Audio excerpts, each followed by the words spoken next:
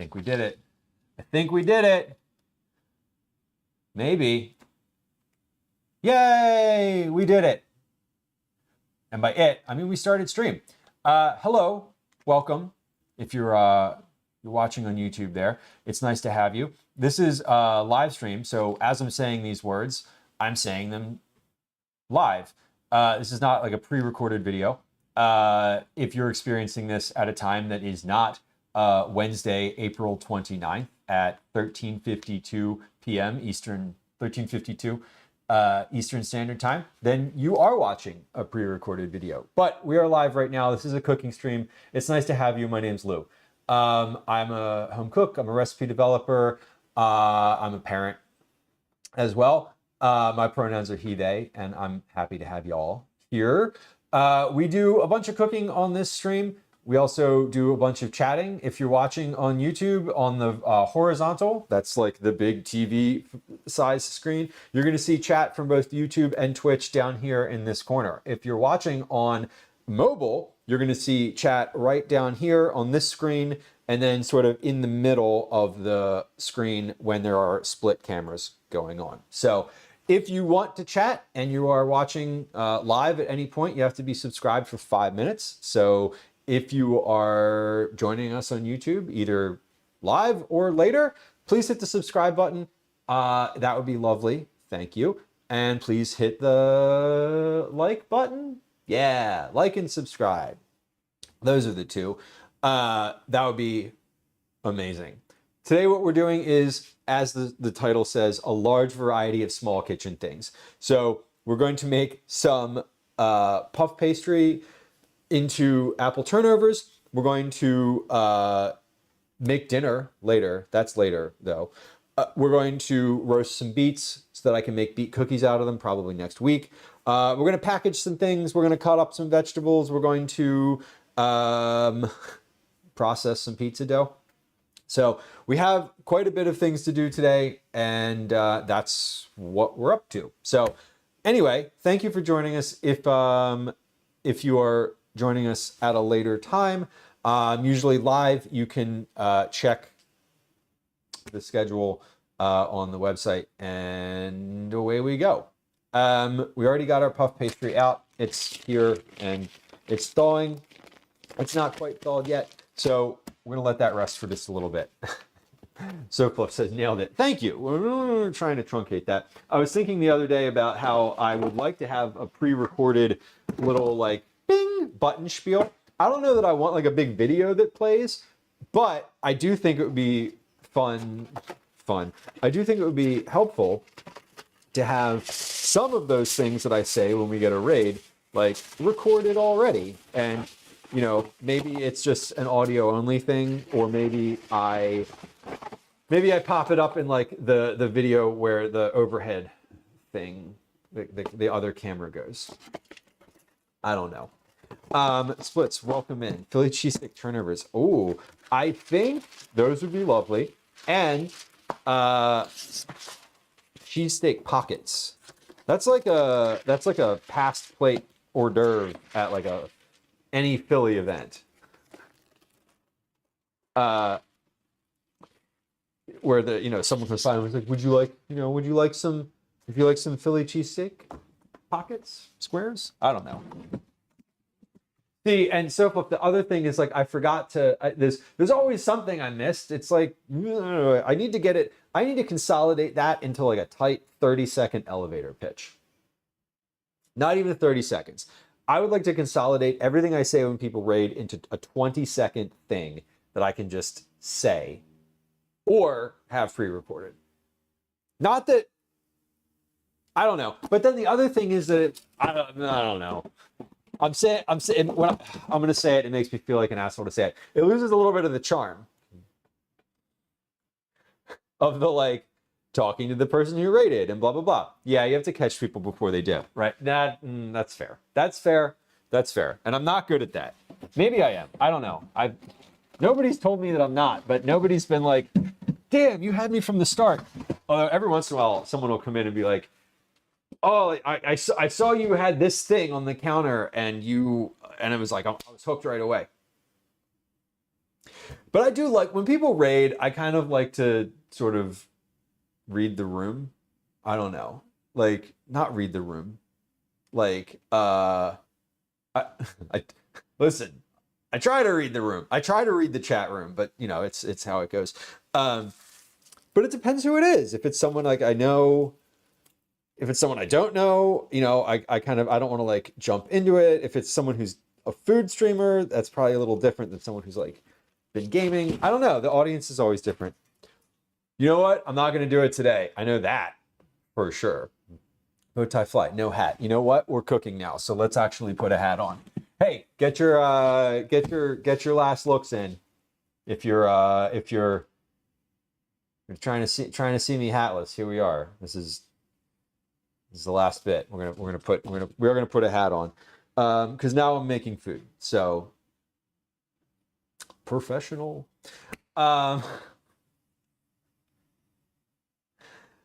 JJ, hello. I'm trying to interpret what the best way to read your name is. If you have a particular way that you like to be referred to in chat and you feel comfortable letting me know, that would be amazing. Otherwise, I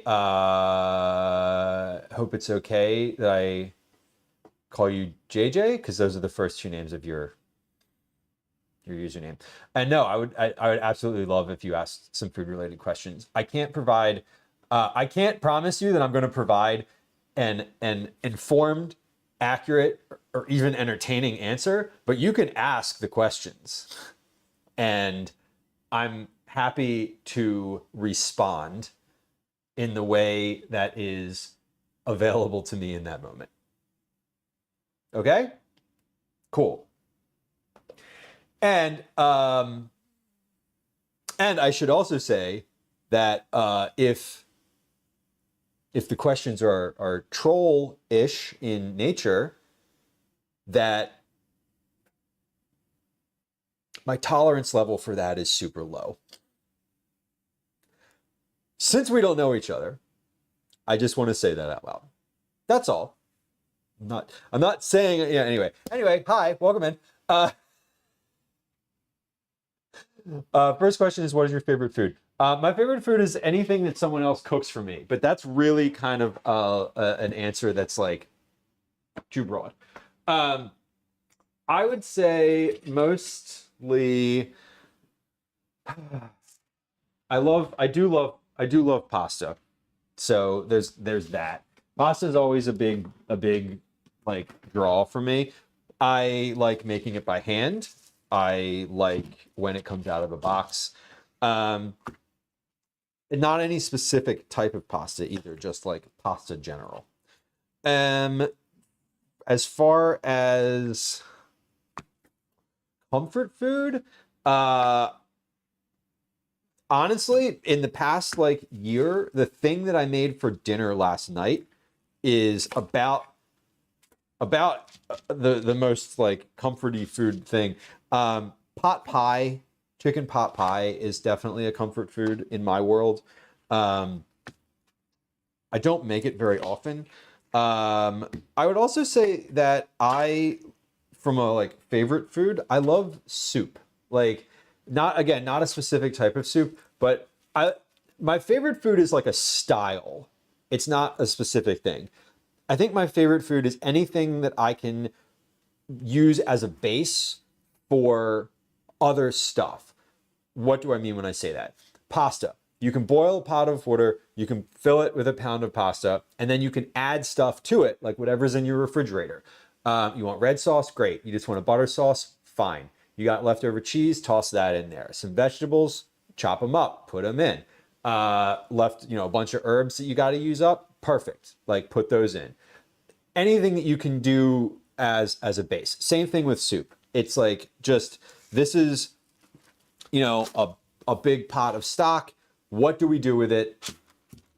What are we putting in here?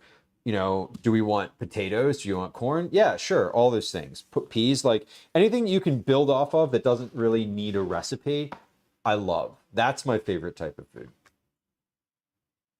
My least favorite type of food is the thing that is like is a super specific recipe that then you have to like nail perfectly in order for it to be perfect. Those are annoying, and we don't love those. Okay, so what we're doing today is not anything super fussy and annoying because, as previously stated, I don't love that. What would I have for my last meal? Oh my God. If money was no object, what would I have for my last meal? Ooh. Probably hamburger and fries, honestly. Probably just a bunch of like fast food greasy shit. Cause that is the type of thing that's satisfying in the moment, and I don't need to worry about it. I don't need to worry about it afterward. Or, and this is going to be quite the divergence from what I just said, an enormous salad with all of like my favorite vegetables in it.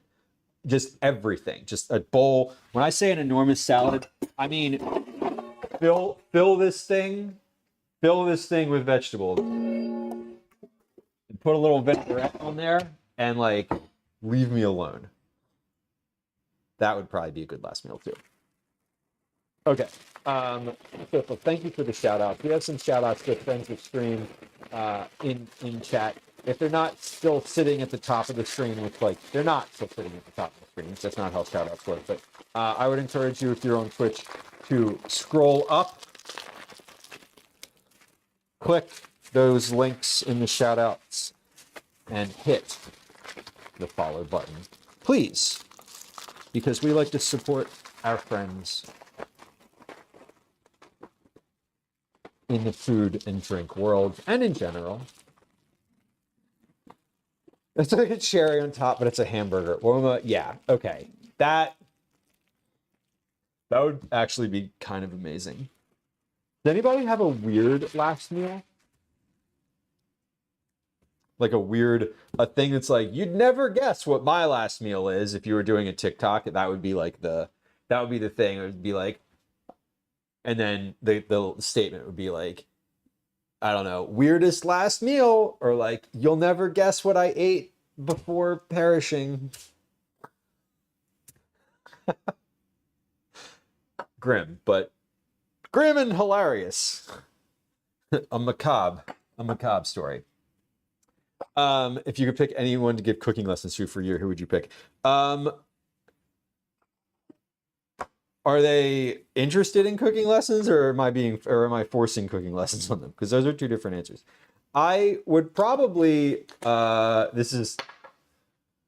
would probably want to give cooking lessons to my kid. If he was like willing to do it. That's the thing.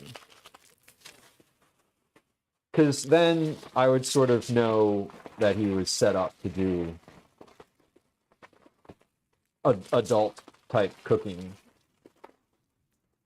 And I don't know, and that would be kind of nice, because then we'd get to like spend time together. Is that like that's my answer. Like, that's my honest answer, is like, if it was like, hey, you're gonna give cooking lessons for a year, I would be like, hey, come here, like, let's do this together. That would be fun. But otherwise, I think nobody's specific, because I don't really give a shit about celebrities or sports or any. I don't give a shit about people in like the public space, like the sphere. Like, I care about them, and I don't want them to like. I don't want harm to come to them. I don't wish ill will. Generally speaking, but like, I don't care. There's not like a celebrity where I'm like, ooh, let me give cooking lessons to Steve from Blue's Clues, like the literal the only celebrity I can think of right now. Because they're not relevant to me in my life. So I'd rather just I'd love to give cooking lessons to, like, I don't know, a group of like teenagers or something who were just like trying to figure out how to life. You know what I mean? Just like people who would use it and care. That would be fun. Would I want Steve to give me cooking lessons? No, not really. I mean, does he want to? I don't know. Does Steve even cook? Would Steve from Blue's Clues play me in a movie? I don't know. The other celebrity, there is a celebrity that I've gotten, and trying to remember who it is. I've been told I look like Paul Rudd by multiple different people, different times. I don't understand. Like, I don't know that I get that or see it, but so Fluff, you definitely do have to have cheese in the salad, though. That is an accurate statement. Cheddar, please, shredded. Okay, so beets are in the oven. Done. Puff pastry is out to thaw. Done. Let's cut the apples. No. Let's shape. Oh, hold on. This is thawed. This is thawed, and it's starting to hit the point where I'm like, okay, maybe let's not. Or like, okay, maybe we gotta like use that now. I think what I want to do before I do the puff pastry, because the beets are in the oven, we're gonna set a timer for the beets. Let's do that now. We're gonna set a count up timer because they're gonna be in there or they're not. I'm not like, I don't know how long they're gonna take. One of them's gonna take less time than the others. That's why I wrap them separately. What I want to do now, though, is shape this pizza dough, because that's going to be relatively easy to do.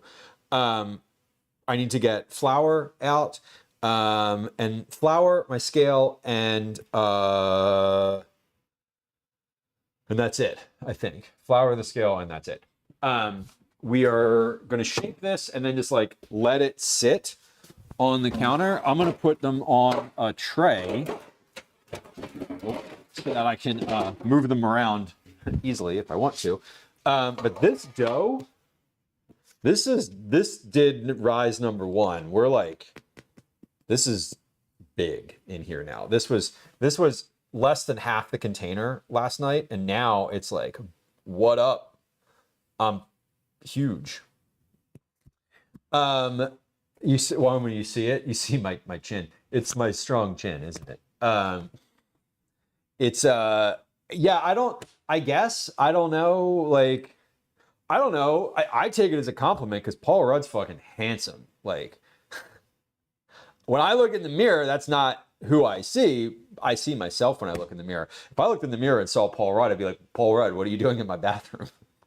That's weird. Also, hi. Non sequitur. Yes.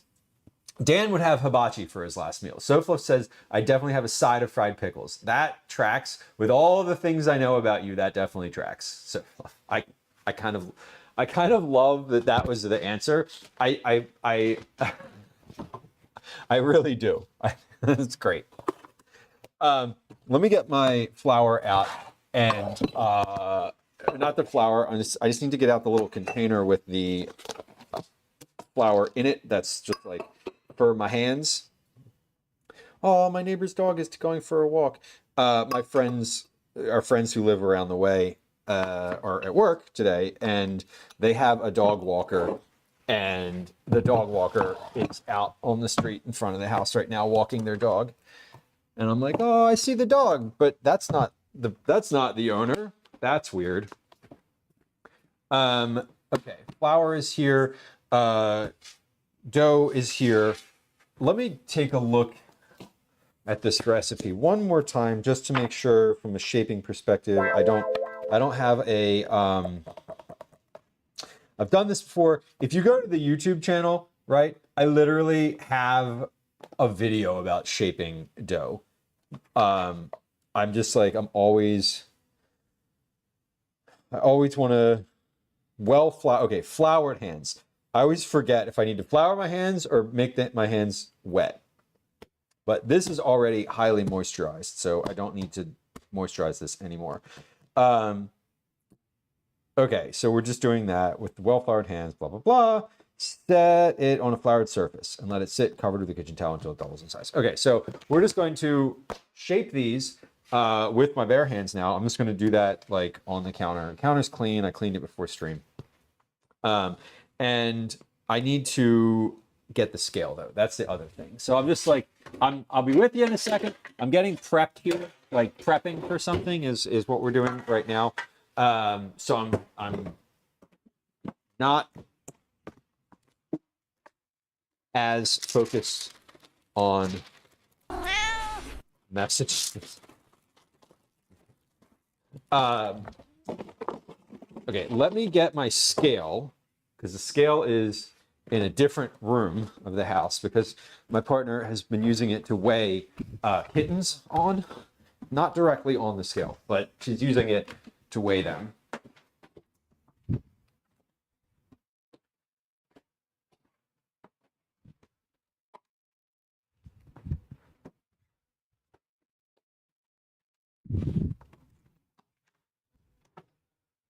Okay, I stopped talking for a second because I was going in the kitten room and they're in there and they're all asleep. So I'm like, let me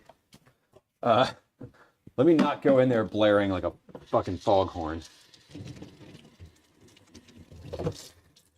Okay.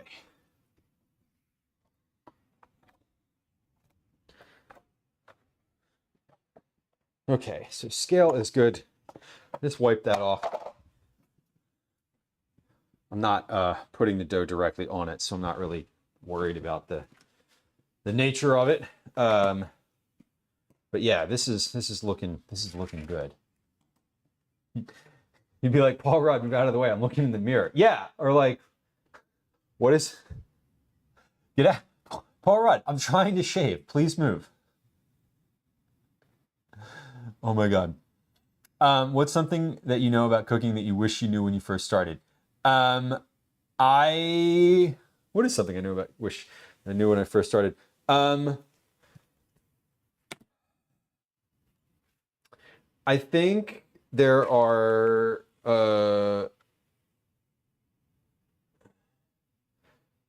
don't know, that like following a recipe is not the most important thing about learning how to cook. That's it. Just being, I think that getting stuck on following recipes is not important. And I would say that I think that's more around the what's something I wish people understood more about cooking, less around the what I wish I knew when I first started. What I wish I knew when I first started was that asparagus is fucking delicious. Like, that's kind of what I wish. Moon Dice, welcome. Hello. What do I think about adding pineapple to soup? Yeah, great. Pineapple would be great in soup. It's in curry. Like, it's in lots of other soup-like foods. I think adding pineapple to anything is fine as long as you enjoy it. Like, don't listen to whatever other people say about it. I put pineapple in pizza. I love it, and you're allowed to not like it, and I think that's fine. We have this pizza dough here. This looks really, really great. It is huge, and I don't have a weight for this, but I need to cut it into 4. So here's what we're going to do. We're going to dump it out on this. We're going to put this tray and this piece of parchment on the scale. I'm going to flour the tray and the parchment. So we're just getting all of the weight on here that's not the dough.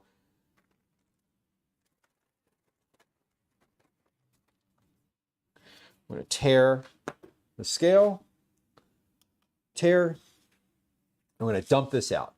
We're going to take the weight of this dough and divide it by 4, because that's how many pizza balls we're making. So when I say dump it out, I mean we're going to coax it out of here, because it is absolutely a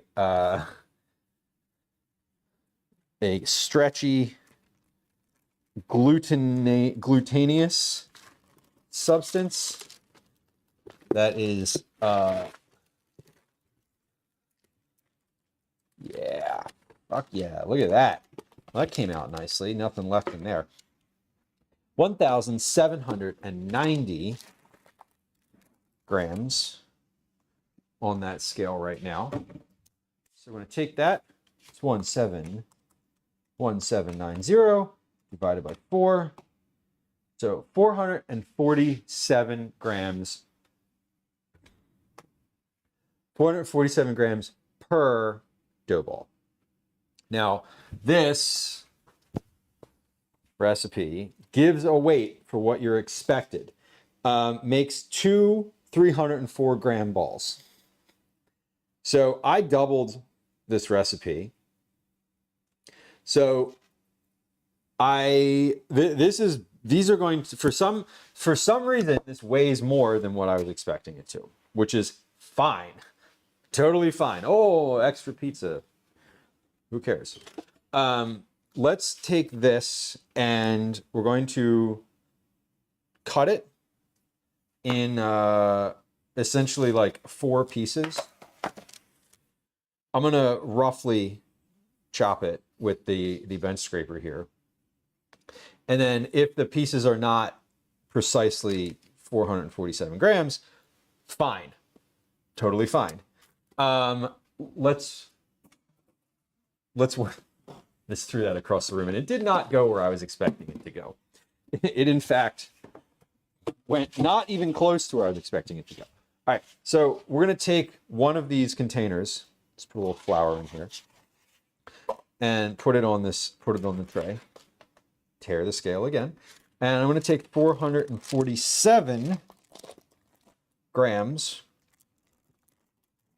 worth of dough here, and maybe we'll see. I don't know. We're going to try to get as close to 447 as possible, and we're going to shape this.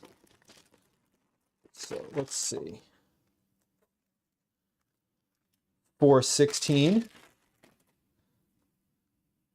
470, 455. 445. Okay, 445, pretty close, but I like to be precise. 452. Fuck. Okay. Stupid. All right, Lou, let it go. Whatever it is, it's fine. 449. Perfect. Love to see it. Let's do all 4 of these at the same time, or not all 4 at the same time. But we're gonna do.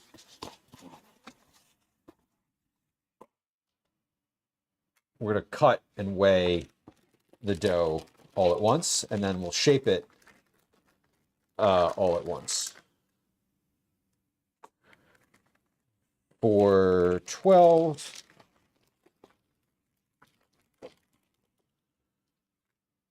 439.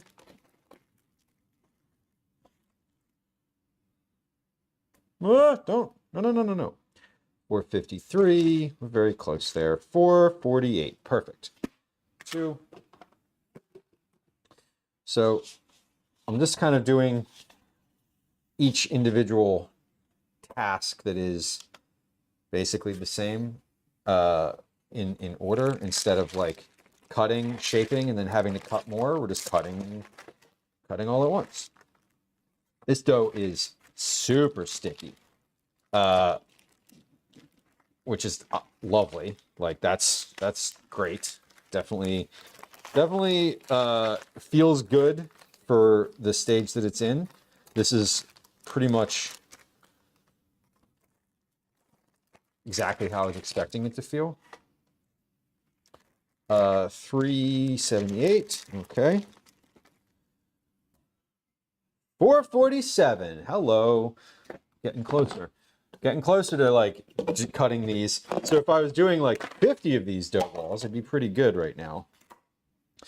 It'd be almost to the point where I could like get the exact amount off without multiple little teeny cuts to get additional pieces. Okay, so if my calculations are correct, this dough that's remaining on here, which is not coming off of this portion of the paper very easily because there was like one little bit that wasn't floured that it's now kind of decided that it wants to stick to, which is also fine. I'll get it off. I'm gonna pull the whole ball off and pop it in here. Wait, did I tear this scale? I did. No. Yes. Okay. I did, but I just did it again for the lulz. Okay. 419. Perfect. We got about 20 grams worth of dough left on here. So my measurements were pretty good. 433. Yeah, one of these can be slightly smaller, and that's okay. If I can't get the rest of this off here. 437. Yeah.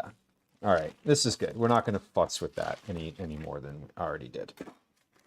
All right. So the dough balls are all weighed out. They are good. So now we go to step 2, which is shaping. So I have 4 dough balls that are not going to fit on this tray, which is annoying, but fine. So with well-floured hands, which we have, or we're about to have, let me get some of this dough that's on my hands off. I'm just scraping it. I have my compost bucket down here. So I'm not scraping this onto the floor. We don't live in a medieval times here. I have a compost bucket down here. So FYI. Anyway, this is a pretty straightforward process to shape these. I'm just going to do this over the counter because then I'll just wipe the counter off. I don't need to like involve more trays and such in here. So, all right, so we're taking these balls and we're getting them from like this shapeless mass, sort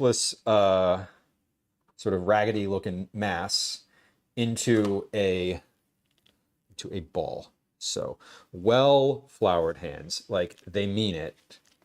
And we're taking this and basically we're folding it in on itself and sealing it, giving it a little twist, folding it in and sealing it, giving it a little twist, folding it in, twist, flour my hands again, because now I'm into the middle part of it.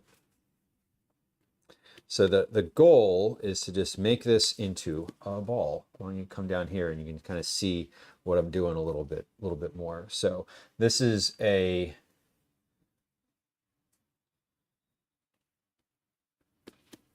process. So we're shaping. So I'm kind of putting a little dent in the middle, folding it in on itself, then folding these other pieces in. And then we're squeezing that little bit that we just joined, squeezing it together just a little bit, not too tight, and we're giving it a twist. So it has like a little twisted up bottom. And then we're just doing that again and again and again until what we have left over is a smooth ball of dough. The camera doesn't even want to focus on that. So that is a pizza dough ball. Let me give this one another couple turns, actually. This is a ball. We're ready to rest this. Now I could make this pizza today. And we'll let this rest for about 3 to 4 hours. It's going to double in size. But I am making these tomorrow. So what we're going to do is I'm making these sort of towards the earlier part of the stream today so that they have time to sit out on the counter and rest in the air. So this is going to get about twice as big as it is currently. It will probably end up filling this whole container, which is great. But see, we're taking them from this into this. Flour is the difference. Flour and just shaping it. So I'm just now that I've got like a big layer of flour out on the counter, I'm just going to dump it out on the counter because that's pretty easy. Okay, so this is how they go from raw, like a large batch of dough. And if you were doing this in a pizza place, you know, you would you'd have like a giant mixer bucket of dough, and that would be fun. Would you shape them with olive oil? I don't think so. I don't, because they're there's so I know where I think I know where your head is at, Oruma. Like with focaccia dough,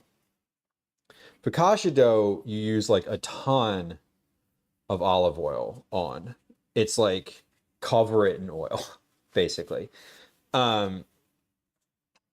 If they're super, yeah, if they're super sticky, but I don't want to introduce more moisture into these if I can help it.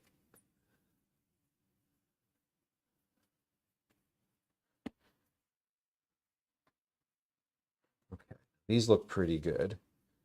At least that's my understanding. Now, let me like take one giant step back into self-realization and say that I don't really know, like, I don't know all that much here. Like, I'm following this recipe. I've been following the same recipe. I'm sort of like figuring it out. All these like little bits. Like today was the first time where I was like, okay, do I turn it into balls today, or do I wait until tomorrow and do this tomorrow and then just let it rest tomorrow?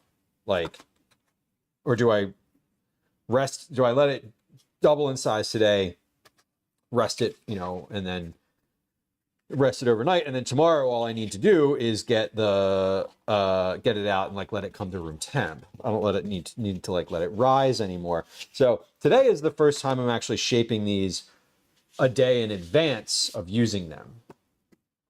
I was says I've only made pizza like 100 times in the past year. Well, see, there is the person to ask for advice. Yeah, I like making it. I think it's fun, but I don't, it's not like a super common thing for me, which is why I basically do the same thing every time. Cause I'm like, okay, I know that this process works for me, so I'm going to follow this process. I'm using a different flour than I have before. It's just a different brand. It's not the same. It's still a 00 flour, but it's not the same brand that I've been using. Wanting to do pop-ups, that's fun. That's kind of cool. I loved, one of the things that I enjoyed about the COVID era of food was the couple neighbors that I had who were like professional chefs, and some who weren't actually. But the ones that were professional are still currently professional chefs who have like a platform to market on. Were doing like pizza pop-ups out of their house. And there was definitely a couple that like we went to several times, and you're just like, text when you're there.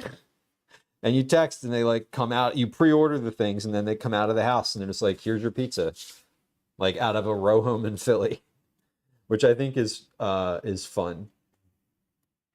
Marianne, welcome in. Happy Wednesday. Yeah, we're doing okay here. I'm sure there are pizzas that like you want a lot of olive oil on. There's like specific recipes that call for that. I don't know if I would trust myself to make like a judgment call around like whether or not I want to use oil on like these particular versions. Okay, but this all is coming together nicely. Most NYC style dough is like 2 to 3% olive oil. Okay.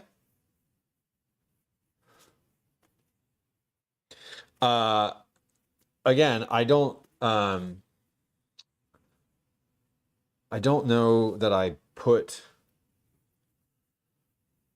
olive oil on this. I know that I use it on focaccia dough. Obviously everyone's used a wiped on olive oil. I mean, I've always just put them in a floured container because they're like, I'm flouring them as part of the process. Sometimes they stick when I take them out. So I honestly never considered using olive oil. Should I? I would literally, like, if I've never considered it, and I've never like observed enough of someone else doing it. Wash one out. I'll just get another one. They fall right out. And that's honestly, that's the problem with using the flour, is that if they're too wet, or if the flour gets absorbed too much, they will stick. And then I'm sort of like shaking the dough out, trying not to break it. Interesting. All right. Listen, I am going to make an adjustment here. And you said try one. I'm just going to do it for all of them, because that's the type of thing that that makes sense to me, right? Like, because that solves the problem that I have with the process that I do. And I am not like beholden to this process necessarily. I'm sort of, I've already, how do I put it? I've already sort of gone back and forth on whether or not to even shape these today. So, you know, the worst thing that'll happen is they have a little bit of olive oil on the outside when I don't really want them to. I was thinking of oil with the like focaccia scenario, where you have a whole big like container and you cover the dough in oil. That, when we were talking about olive oil a minute ago, I was like, would I like cover these in olive oil the same way I do a focaccia? I didn't think the container,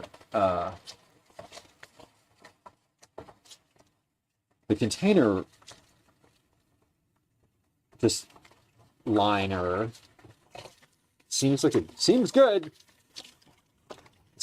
and definitely solves the problem that I have with these pizzas, with this dough. So Topla says, today I'm discovering just how far I can walk away from the car without my Bluetooth disconnecting. That's fun.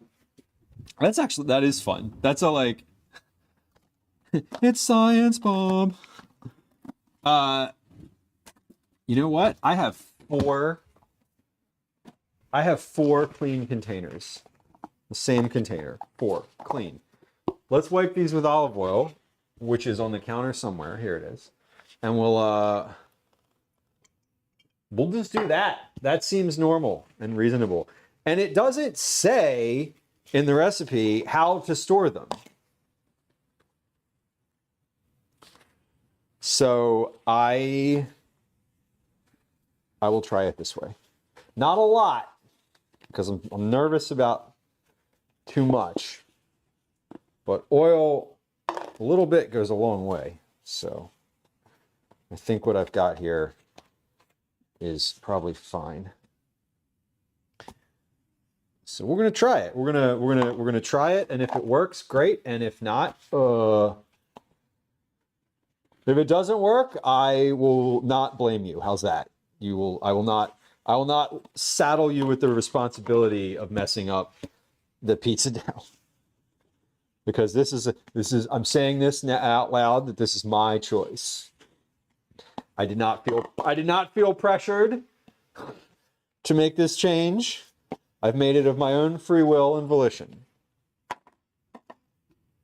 And if it doesn't work, that is on me. Except the part where I ban Avo from stream. I'm just kidding. I won't actually do that. I wouldn't do that. That seems like an unreasonable reaction. Okay, so greased containers. 1, 2, 3, 4. Perfect. 15 meters, that's long. That's a ways. That is quite the distance. Killer Creek, did I say hi to you? I said it in my head when I saw your name. I don't actually think that I voiced a verbal hello, though. So allow me to do that. Hello and welcome. All right. These are... Now we got a lot of flour going on here, so that's fun. Let me wash my hands. Then we're going to wipe the counter. Then we're gonna dust the counter. Then we're gonna wipe the counter. Then we're gonna move on to the next step. And won't that be lovely? I heard it. I heard it in my head. Aura says, mine usually gives out once I get to the front door. I don't know how far mine goes. When I'm in the house, it usually craps out pretty quickly because the interference from walls and such. Okay, we have a tray. Let's get a tray for these. Now, they didn't all fit on that other tray, so we're going to put them on this tray instead. Okay. Well, I'm realizing that I'm the one who's weird here with regard to the flowering. And weird is not even the right term. The process is like, okay, it doesn't say how to store them. It says, so here's what it says. Once the salt is incorporated, so you put it in a plastic container. The original, you mix all the stuff together, you put it in a plastic container. No, it says nothing about the container. Once the salt is incorporated, cover the bowl with plastic wrap and put it in the fridge for 24 hours. Great. It says, after you have a smooth dough ball, set it on a floured surface and let it sit covered with a kitchen towel until it doubles in size. So this recipe assumes that you are going to shape those balls, put them down on a floured surface, and then 4 hours later, you're going to shape them into dough. So I think when I read set them on a floured surface, like I usually do that. If I'm making them the same day, I will put them on a towel with a bunch of flour, or I'll put them on a sheet pan. So I just kind of extrapolated that into, okay, well, if I'm not setting them on a floured surface now, I should set them on a floured surface I should flour the inside of the thing. That was where that's where my calculation happened. Again, I've never shaped them a day ahead of time. Let me set a timer for 3 hours here, just so I have a baseline on how long those have been resting and rising. Okay, we have a countertop all cleared. I'm gonna wipe this off now, because it may look clean, but it is still covered with a very thin dusting of flour.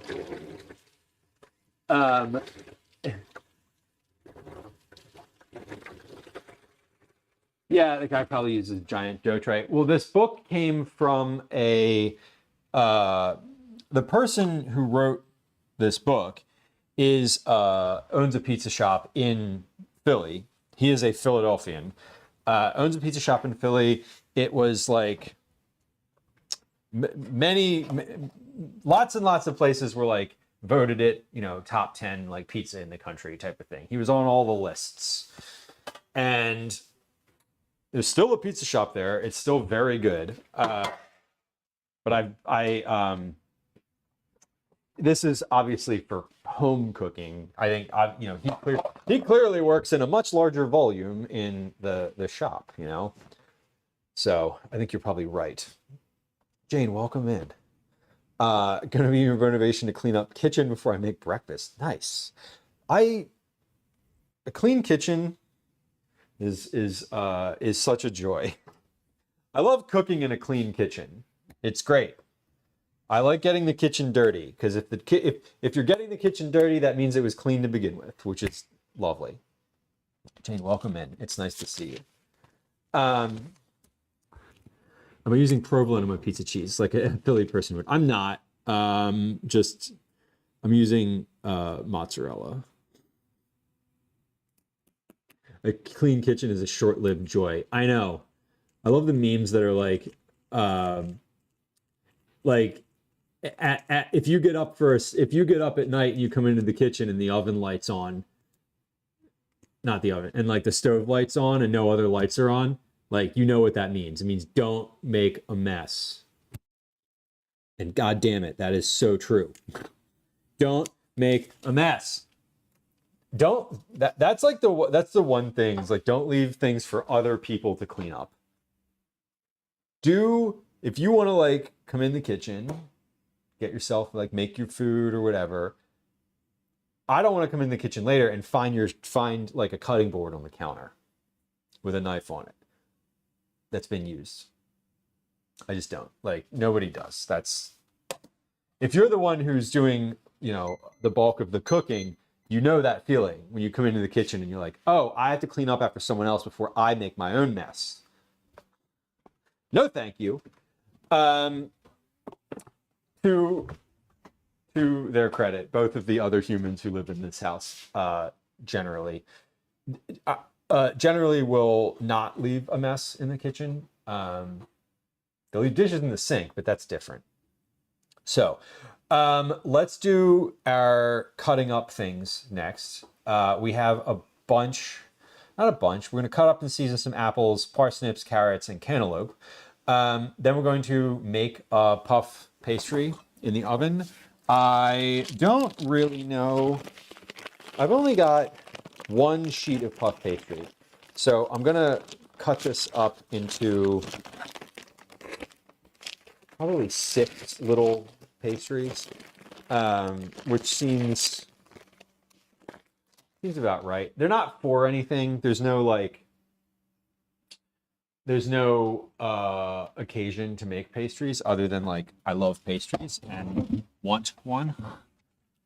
So I'm gonna cut up some apples here, cut up and season some apples. I think what we'll do is knowing that I only have one puff pastry sheet, I think we're gonna do like some square pastries, and I'm going to put like apple slices, just like lay them kind of flat. So we're gonna slice we're gonna do some slicing, apple slices, and we'll just make them pretty thin. So I might need like 1.5 apples. That's all. Jane says a clean kitchen makes cooking so much easier when you don't have to worry about putting your elbow in a sticky patch of something. Yeah. Yes. I don't care if the dishes are in this, or if there's like dishes in the sink. I do. Let me walk that one back, as they say. I don't love dishes in the sink throughout the day. Fine. Dishes in the sink when I come downstairs in the morning. No. Like, absolutely not. I'm the type of person that I will be like most days. Now, this is like a 95% of the time. There's always the 5% of the time where I'm just like, I don't care. It looks awful over there. I'm going to bed, which happens. But that's definitely the exception. I'm generally like, okay, like dishes that are there at night, I'm going to do. And then when I get up in the morning, I put them away. Like, That's the first thing I do the first thing I do when I get up in the morning. I get Calvin situated if he needs anything for breakfast. So occasionally he'll ask me to make something and I'll make that, eggs or whatever, something simple. I start my coffee in this little pot on the stove here, and then I put the dishes away. Dishwasher and dish rack. That's what I do. It's like the first thing. It's every day. And so for me, when I get up, like, I do not want dirty dishes in the sink, because I don't want to do dishes in the morning and then have them be wet and sitting there during the day. That's annoying, because I'm going to create dishes at breakfast. Like, I don't need to then, I don't know. I don't need those dishes to be added on top of other stuff. I'm not going to complain about it anymore. It's okay. Finally, the kitchen is clean. I can make something. Exactly. All my pots are where they're supposed to be. All the pans are where they're supposed to be. Everything's where it's supposed to be. What a good feeling, right? Albert says I leave myself a lot of stuff to clean up. You know what's funny? Yeah. We do, whoever's doing bedtime with Calvin, the other in our house, usually the other person does the dishes that evening. So like last night it was my turn to do bedtime. So I was like, he was saying goodnight and Gwen was like, I don't want to do all the dishes. She's like, I hate doing dishes on stream days. Which, fair, totally fair. That's also why I try to make an effort to do some of the dishes during stream any day, for her benefit and for mine. So yes. Killer Cree, these tomatoes look good. I hope so. They are from Canada. I got them yesterday at Reading Terminal Market. They were, they looked great. I was like, I will buy those. The reason that I bought them was because I was going to make, because I was interested in doing tomato mayonnaise sandwiches with Calvin because he likes them. I'm going to use, I might cut them up for dinner tonight. I might not. I'm considering whether I want to, or if I want to have a tomato mayo sandwich. I might cut one of them up for dinner and then have a tomato mayo sandwich as a snack later tonight. A snack sandwich. I came downstairs after putting Calvin to bed and like opened the fridge, and Grom was like, what are you doing? Are you still eating? And I was like, yeah, I'm having like ninesies, like, haven't you heard of second dinner? Like, what do you mean? I'm eating the pastries that I bought yesterday. Yeesh. My husband put the dishes in the dishwasher for me and I still have to unload it. I do appreciate Gwen often runs the dishwasher. Not even like, if it's not full, she'll still run it, which like is totally fine. I like just run the dishwasher like every day. I think that that's sort of a, like, at the end of the night, if there's dishes in the dishwasher, run the dishwasher. Because chances are there's something in there that I'm going to use the next day. A snack sandwich. Yeah, like a snack, like it's just a sandwich at the end of the night. A little something from the fridge. One of the, I will tell this story. I will tell this story now. Content is about to be shared. Please be advised. When Gwen's parents come to visit,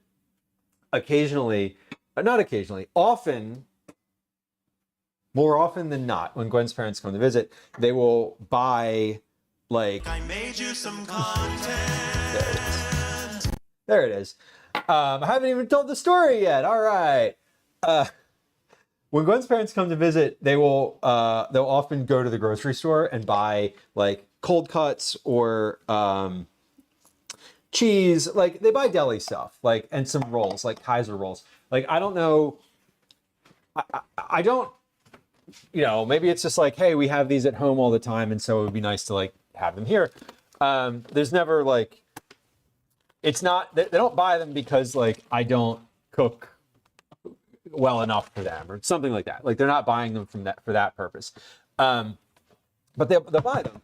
And to me, it's always kind of funny because like we never end up eating all of them. Like they never get eaten, right? They're just always, there's always leftovers, no matter what.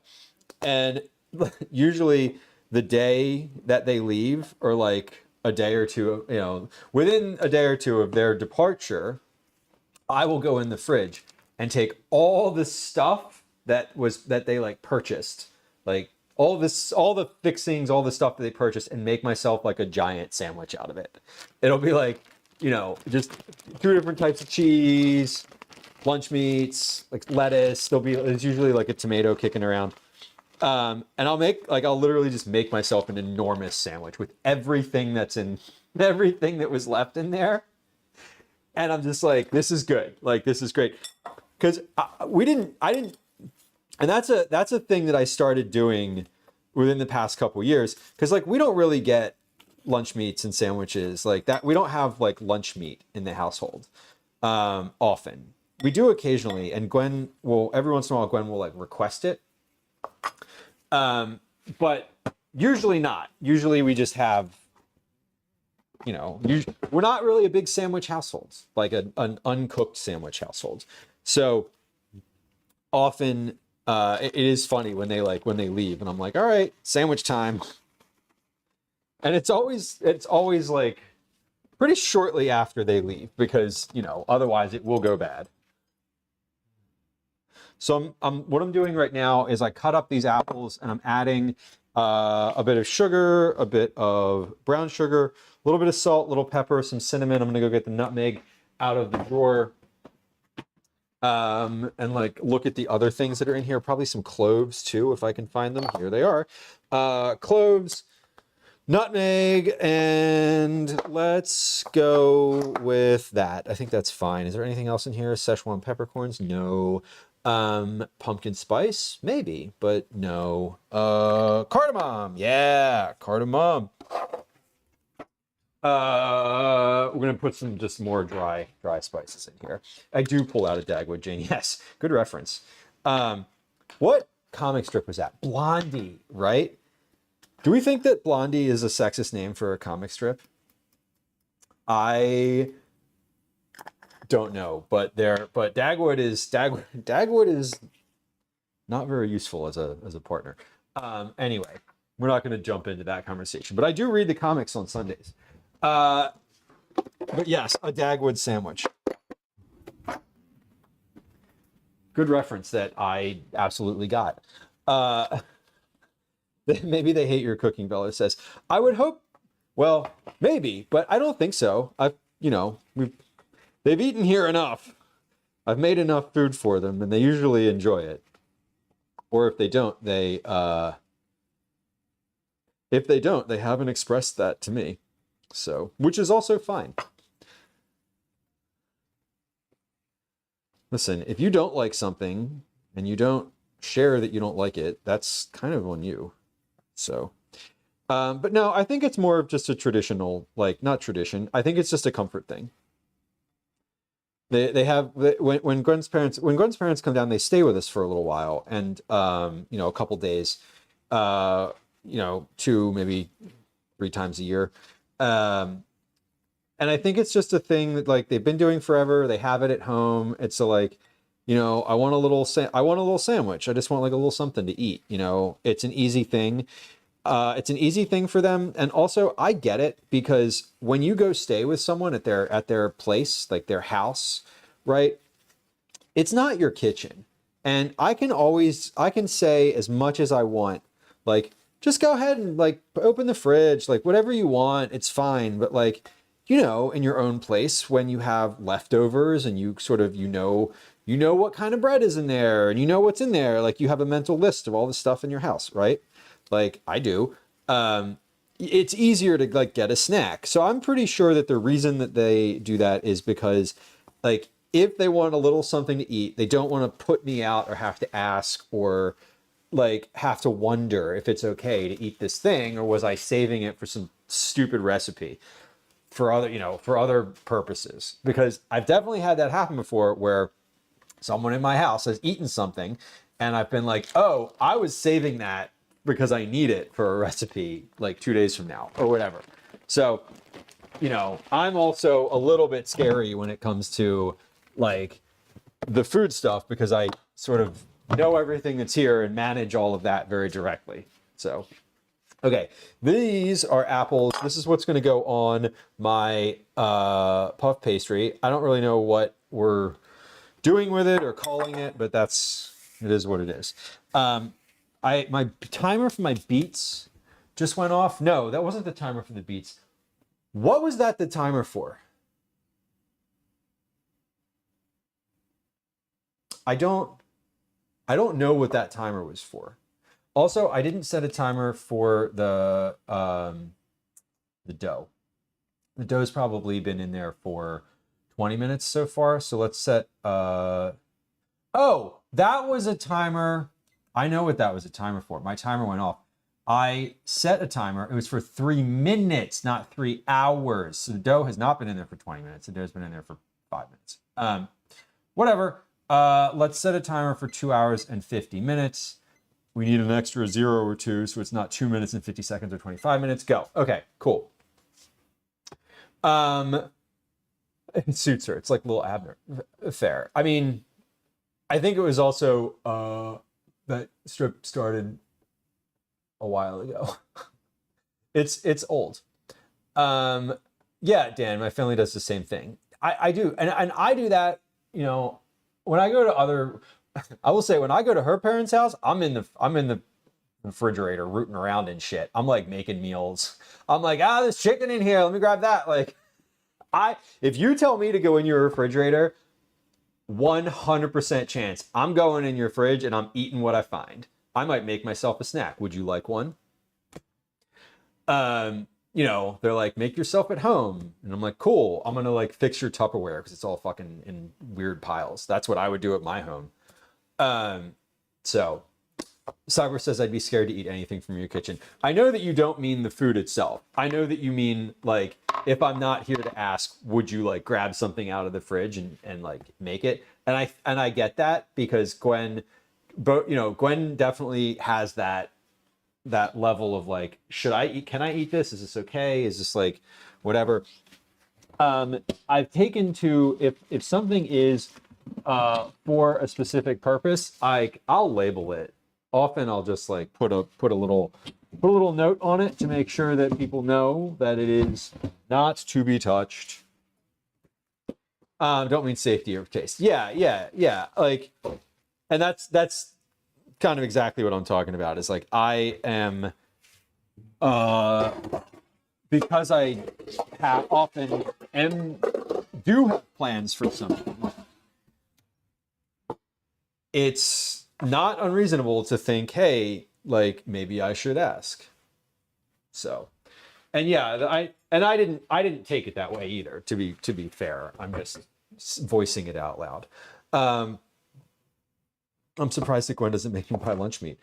I mean, yeah, listen, when we were all sick in the house and I was like buying groceries one day, not one day, there was a day where Gwen like sent me a shared note, like Apple note, and was like, here's a bunch of groceries that I would like in the house.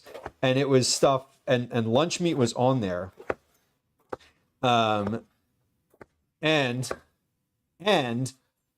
I just tossed that lunch meat out because it went bad. Not all of it, but some of it. Like just yesterday, I was cleaning out the fridge like I do probably twice a week, and was like, oh, this lunch meat is no longer any good. So I definitely I try to stock things, but there's certain stuff where like it goes in cycles, you know, where like sometimes you want this thing and then other times you don't. So I don't generally like keep it in stock because I know that, you know, there was a day or two where she like wanted lunch meat and then asked for it and I got it. And then like 2 weeks later, didn't want it anymore. But I don't really eat it because I don't usually eat lunch. So there's that. Honestly, y'all, I forgot it was in there, or else I would have eaten it like a week ago. And I think she probably forgot it was in there too, because we don't usually have it. So I'm chopping up some vegetables for dinner right now. I'm just kind of rough chopping these. There's no size or pattern needed here. It's okay if some of them are a little bit thicker, a little bit thinner, whatever. Cutting up a parsnip right now, and then we're going to cut up some carrots because these are two root vegetables that take about the same amount of time to cook, roughly the same texture. Oh shit, I should be saving the fuck, I should have been saving this. Okay, it's fine. I'm just thinking of the pieces of parsnip here for my compost bin. I want to save those. We have a cat incoming. I will pick you up we will have a cat on stream in a moment here. We currently have a cat at my feet. He is decided to be around. He wants attention. You see his little face right here? Here he is. I don't know if you can see him on the counter. But we have a little cat face. Oh, he's off my shorts. We can't do that. Okay. Buddy, you can't go up there. Okay, hold on. We have a very insistent cat who really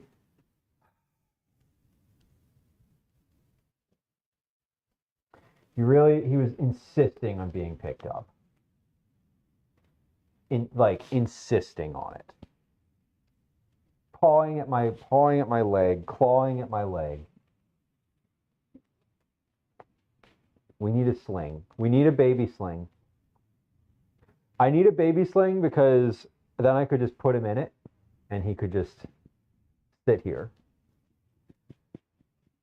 Of course he's lurking. You know, he's not really like a begging type of cat.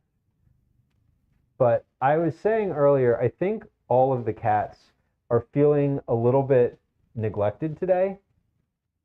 Not actually neglected.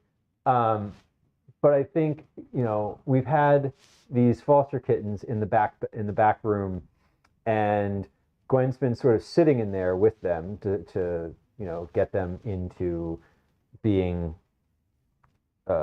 acclimated to people. And at the same time, we have not allowed our cats into that room because these are like foster kittens right off the street. Who knows what they have? They haven't been fully examined or vaccinated yet. So I think our cats are feeling a little bit neglected because they have been on me. They've been coming at me for attention, and they're usually just hanging out with Gwen. Look at this baby, though. Isn't he sweet? This is Ash. Yeah, you are a sweetheart. I know. He wants me to kiss his paws. I will. I will, baby. I'll always kiss your paws. Mm-hmm. You're a good boy. You're a good boy. I know. Hey. Hi. Go scratch your belly. Yeah. Okay. I do think we need to get down now, though, bud, because we are very much in the middle of cutting up food, okay? Calvin's going to be home within an hour. Mom's probably going to be home soon too. I know. Everybody wants you to sit with you. Everybody's going to want you to sit with them.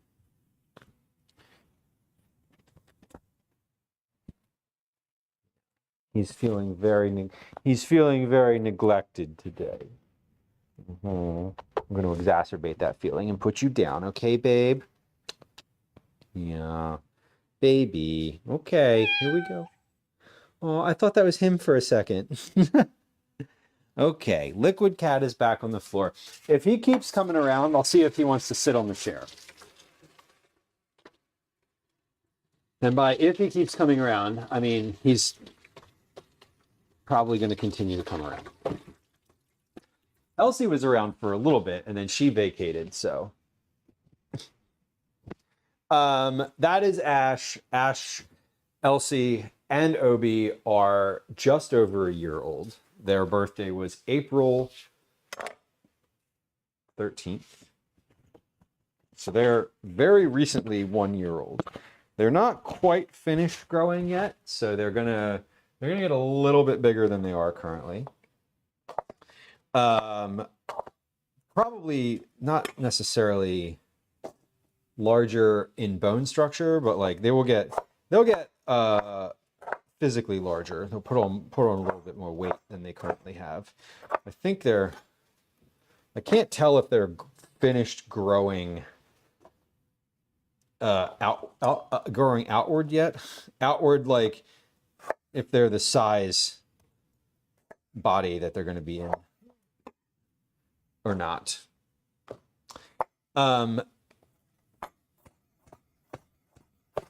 Yeah, but they're just a year old, just 1 year old at this point. Oh, that is the container for the apples. I don't want to put the parsnip chunks in the apples, although apples and parsnips are good together. Okay, so I'm just cutting. I'm going to cut all the parsnips up because I'm not using them for anything else. One, when you cook them, they get a little smaller. They shrink. They lose moisture, so they shrink. Which is 2.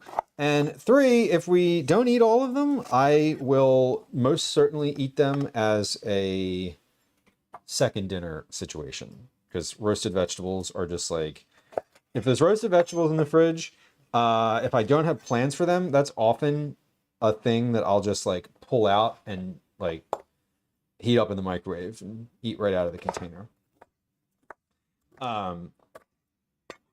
I try when I snack at night, when I come downstairs and I'm like, oh man, I'm really hungry. You know, what should I eat? I try to eat like leftovers as much as possible before like dipping into snacks. Often that means that I'll eat the leftovers and something chocolatey or something like that. It doesn't mean that the leftovers replace the other thing. Okay, so we're cutting this parsnip. We've got 2 relatively large parsnips, and I'm going to fill out the rest of this, not the whole bowl, but I'm going to fill out the rest of the vegetable portion of our meal here with carrots. I'm letting these apples soak a little bit before putting them in, or before like making this pastry. I'm also letting the beets kind of have just as much time as possible in the oven. The beets have been in there for an hour now. So they may be finished, but probably not. The smaller one might be finished, but the 2 larger ones in the other packet are definitely not. The oven's at 375 because I just turned it on and I didn't adjust the temperature, so it could be that they need a little bit more time, but we'll see. We'll figure it out in a few minutes here when I go to check them, because that's next on the agenda once I'm finished with the parsnips and carrots, because I just want to know, I want to sort of know what my timing is for my pastries. We have a cat. He's back. Ash Boo Boo, can I put you on your chair? Would you like to sit on your big chair and just hang out with us?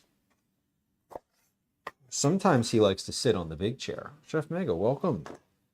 Happy Wednesday. Welcome in. Good to see you. Let's get the big chair and see if Ash will sit on it. Oh, Elsie's on the big chair. Well, good thing we have another big chair. We have multiple big chairs because it is a bar style countertop. Okay. Maybe. Come here. Come here, baby. Sit. Stay here. Come here. Hey, here we are. Look, you can just hang out right there. You can be as close to me as right there. And won't that be nice? Yeah, just stay right there. Why don't you sleep a little bit? Hmm? This means we can't use the refrigerator. Yes, it does. Which is its own kind of annoying, honestly. Because I would like to pop that puff pastry back in the refrigerator right now because it's a little soft. But we'll just finish this real quick. And he seems to be like enjoying. I don't know if he's enjoying the company or the visuals or what, but like, I don't actually really care which of those things he's sticking around for.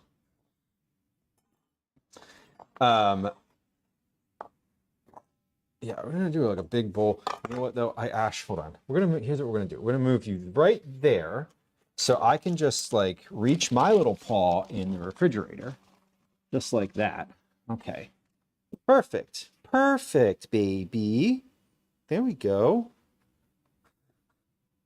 He seems to be happy. Great. Great. I didn't realize that Elsie has been sleep. She is completely asleep on the other side of the counter in the other chair that's over there.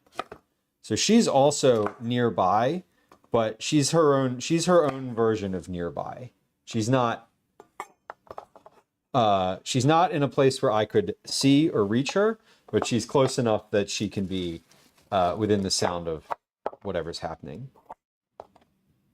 And who knows where Obi is? He's off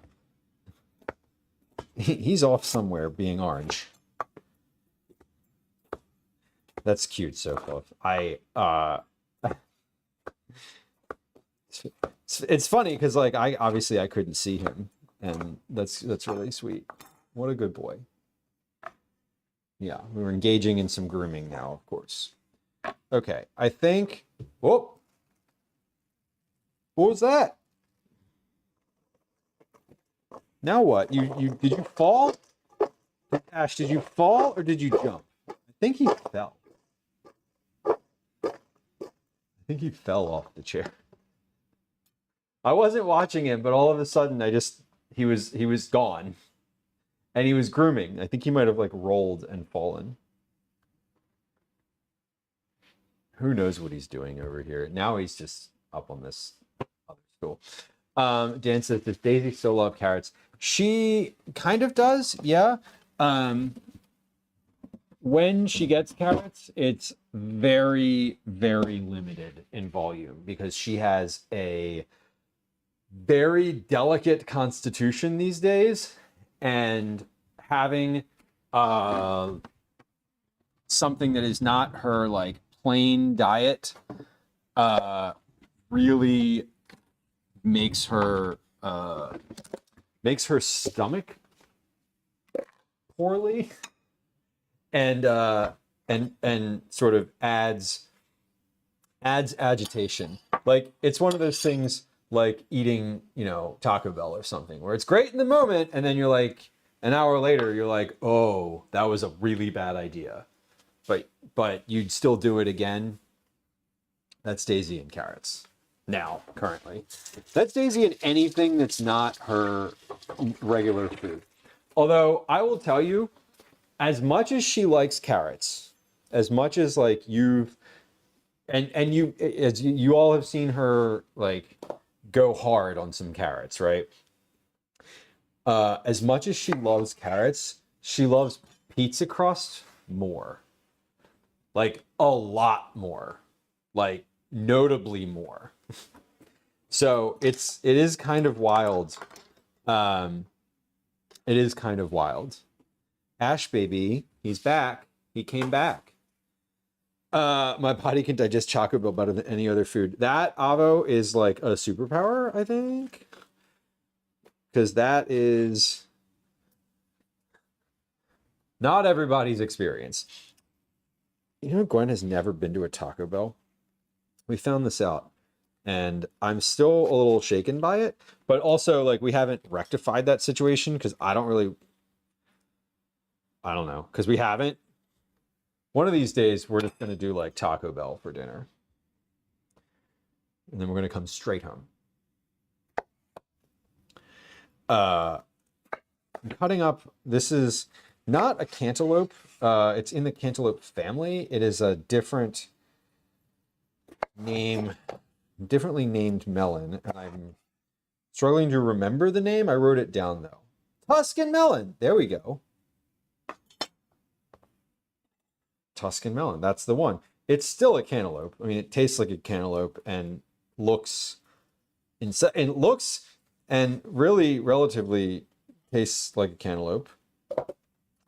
Calvin likes these, and I saw them at Reading Terminal yesterday when I was there, so I got one. Now I'm gonna cut it up, and we'll see if he wants to eat it when he gets home. He should be home in about 30 minutes or so, unless he decides to stop somewhere else on the way, which he might. I don't know. Softer and juicier. I do love these, and importantly, they were $1 cheaper than the ones that were cantaloupes. So I was like, interesting, and thank you for the deal. I was like, really? Like, these are less expensive than cantaloupes? Okay, I'll take that. Which I kind of love. When y'all shop, here's a question. When y'all go grocery shopping, do you look at the label of what's the better question? Do you look at the label when you shop? Obviously. Do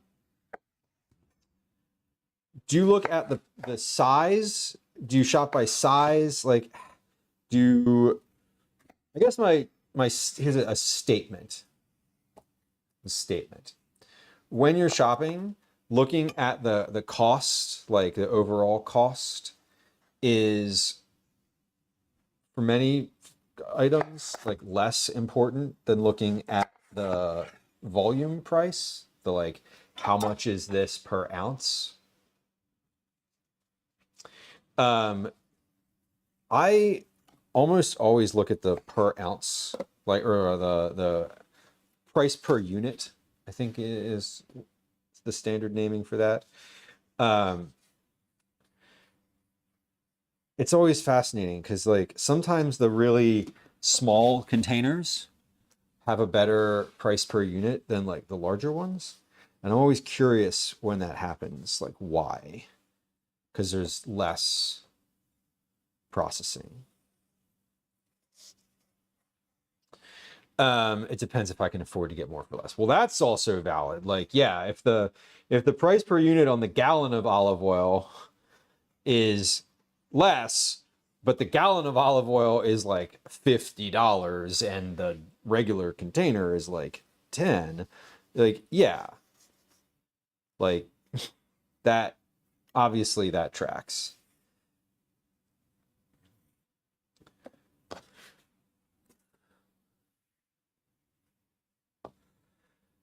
Yeah, sometimes I can't justify getting more just to get it cheaper. Right, and you also have to think about, like, am I going to use this thing?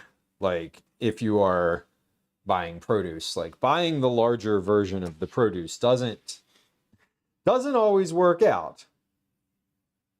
You know, I don't need 4 quarts of strawberries. They're not going to go, I'm not going to be able to finish those. If I get like the large pack, like the family pack of berries, for example, like you gotta, that's a, like, I'm gonna have to make something out of those. I'm never gonna eat all of those. It's not even possible. They're never gonna get eaten in this house either. That's for sure.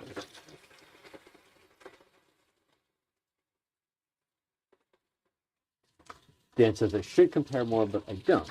Which is, you know, I think if you're sort of buying for yourself and, you know, maybe not doing as much sort of like price comparison and meal planning and all that stuff, like that makes total sense too. You know, you're also probably using less of the thing, so ultimately you're also not going to be spending quite as much as if you were feeding several people. We have another cat. We have an LC is up here. She's curious about the pizzas now. She's decided that she wants to investigate the pizzas and the cantaloupe. Here she is.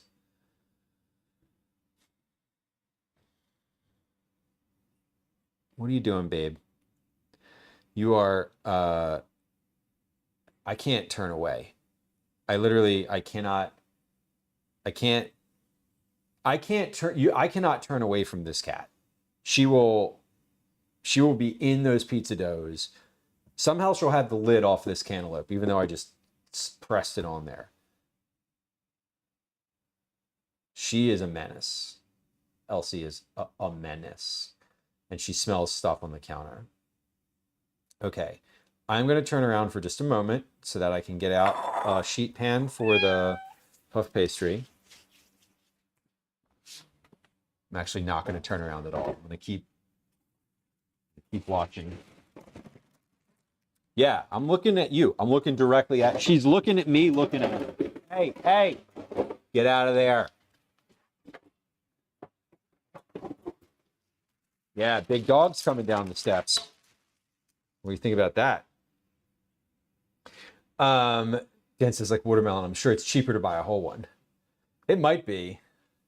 I don't generally buy the pre-cut one because I personally will eat a whole watermelon myself. So yeah, you also have to know what your own capacity is. You know what I mean? 100%. I will eat cut up fruit. Berries are sort of a mix.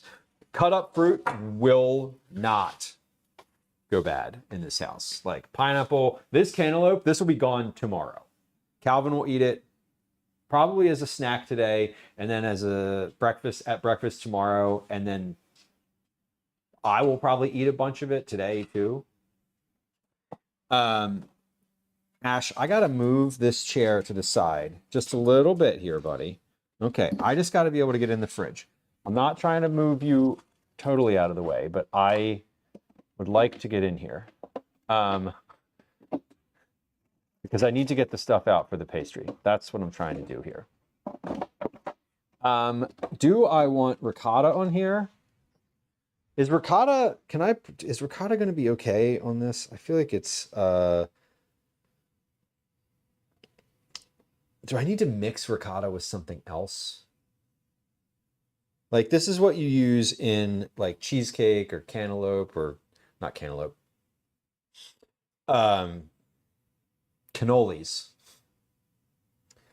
I think I'm just gonna put this on the pastry with like, you know what? I'm gonna mix the ricotta with a little bit of honey. I'm gonna whip the ricotta with some honey, whipped ricotta, apples, puff pastry. That's it. That's what we're doing. I have yogurt in here, but I don't think that would work very well. I have, we made that carrot cake recently, and I have a little bit of the cream cheese frosting left over. Maybe I can whip a little bit of this cream cheese frosting with this ricotta and a little bit of honey. And then we'll put that underneath the apple. I think that's what I'm going to do. I keep moving this pastry in and out of the fridge. I think it's actually like just about perfect right now. Because it's been sort of in and out, and I'm like, this is fine. Did the carrot cake turn out good? Dan asked. Yes, it did. It was delicious.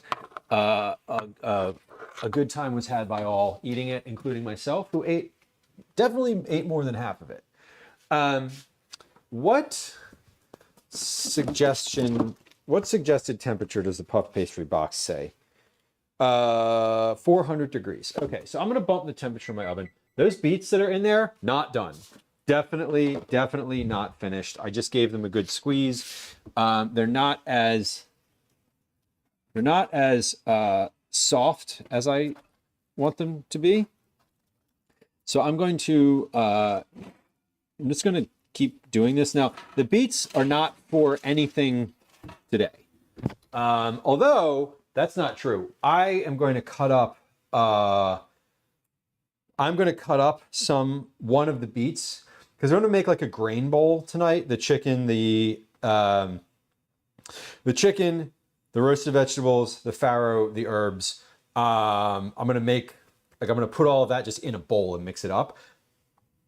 I'll cut up one of those beets in there into like chunks when it's roasted, completely roasted, and toss that in as well, which would be really good. Miss Panks, welcome. If I am not saying your name correctly, please correct me. I'm very open to you telling me that I'm not saying it correct. But you said if you beat an egg into it, it will ferment. That's a great idea. Let's do it. Because that is definitely the knock that I have on these types of like ad hoc spreads, is that they're loose. They're like too loose. So an egg is a great idea. We're just going to do it. We're taking suggestions from chat today. We're taking pizza dough suggestions. We're taking ricotta suggestions. Tatsu, hello. Welcome in. Good to see you. I hope today has been a good one. We're just doing some little kitchen projects today. Nothing wild. We're in the middle of a couple things. I have beets in the oven right now. I have already processed my pizza dough. So that is just sitting on the counter. It's got about another 2 hours or so until it is going to go back in the refrigerator. So that is that's done. We have beets roasting in the oven. I've cut up vegetables for dinner. So these just can go on the other side of the counter here, because those are, as I mentioned just now, for dinner. I am currently getting together some pastry. Now this is just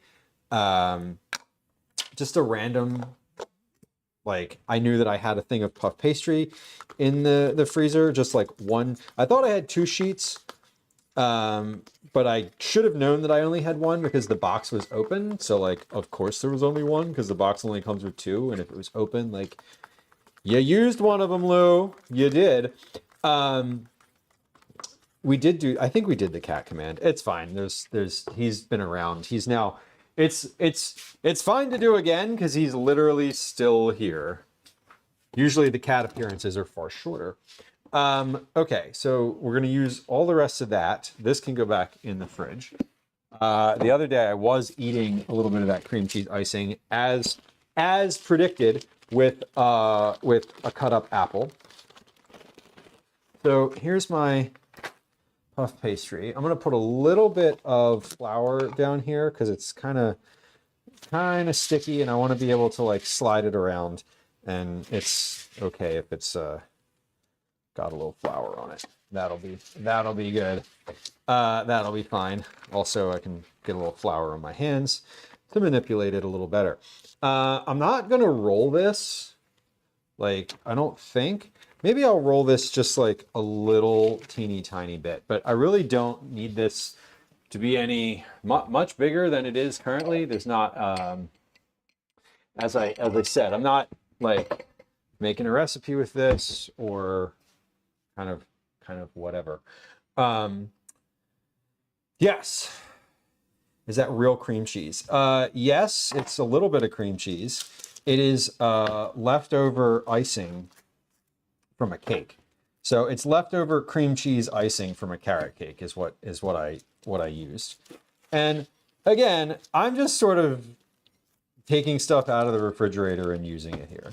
That's not, we're not trying to be precise or even like that's going to turn out great. If it doesn't turn out, then we've learned, and if it does, then we'll eat it. And that's how I'm approaching it. So we're just going to take a pizza cutter and cut these into 6 little pieces. I'm going to spread those out here. I'm not doing anything with these. I'm not going to like turn the edges up. I might. We'll see. We'll see once I get this kind of the stuff on here. We'll see if I feel like doing anything more than just letting them be flat. Probably not, though, honestly. That's how it is. So I'm going to take a little bit of this and spread it on. Not a ton, just a little bit. And if I don't use all of it, like obviously that's okay. We're using it for something. That was the goal.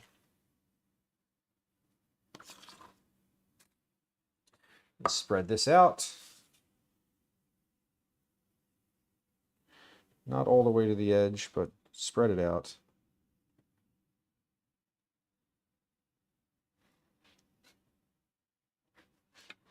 So these are just because I had a sheet of puff pastry and a bunch of apples. Dr. Hex Mikey says, the motto in my house is if it doesn't taste good, we can always get Taco Bell. Right. Taco Bell has now come up.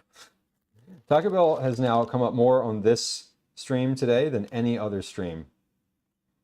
I brought it up earlier, to be fair. I'm not accusing anyone else. I was the one who named and shamed Taco Bell for causing intestinal distress.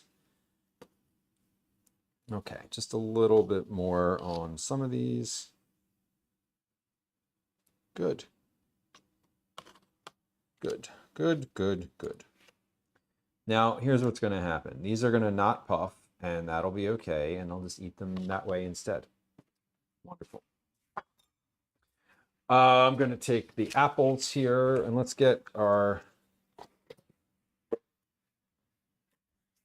I'm going to get some gloves on here, because otherwise my hands are going to get like sticky and messy, and I'd rather not do that. I'm going to just put these apple slices on here. They're mostly green. There's a few reds in here.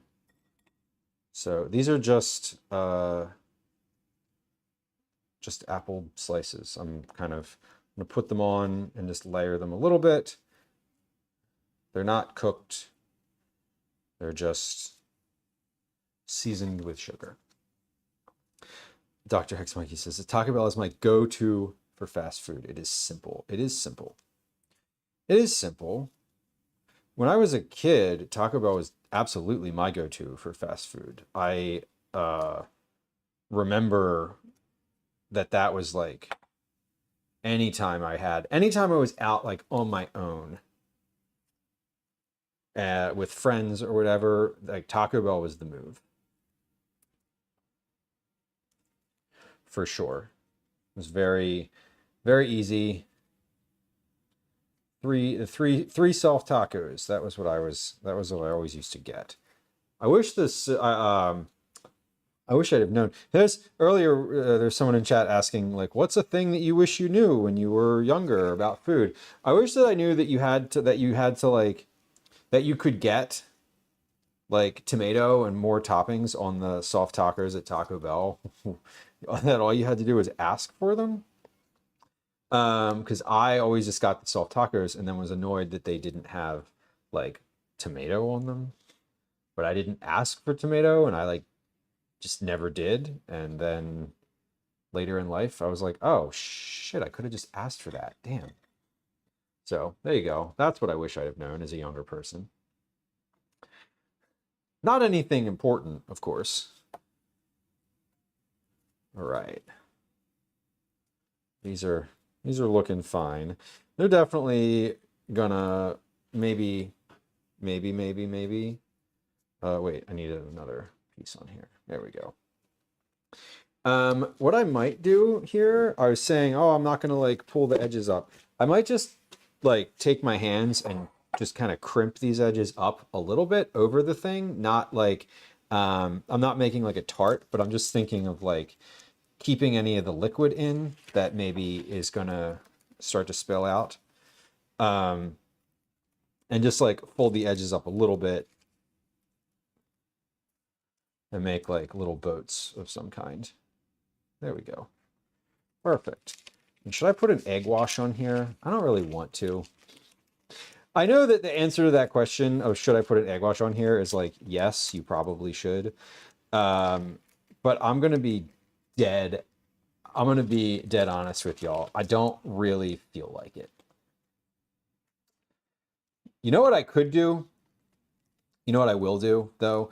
I will put a bit of a milk wash on the outside because I don't really feel like cracking and whipping an egg, but I am open to putting a little bit of milk in a small cup and doing that.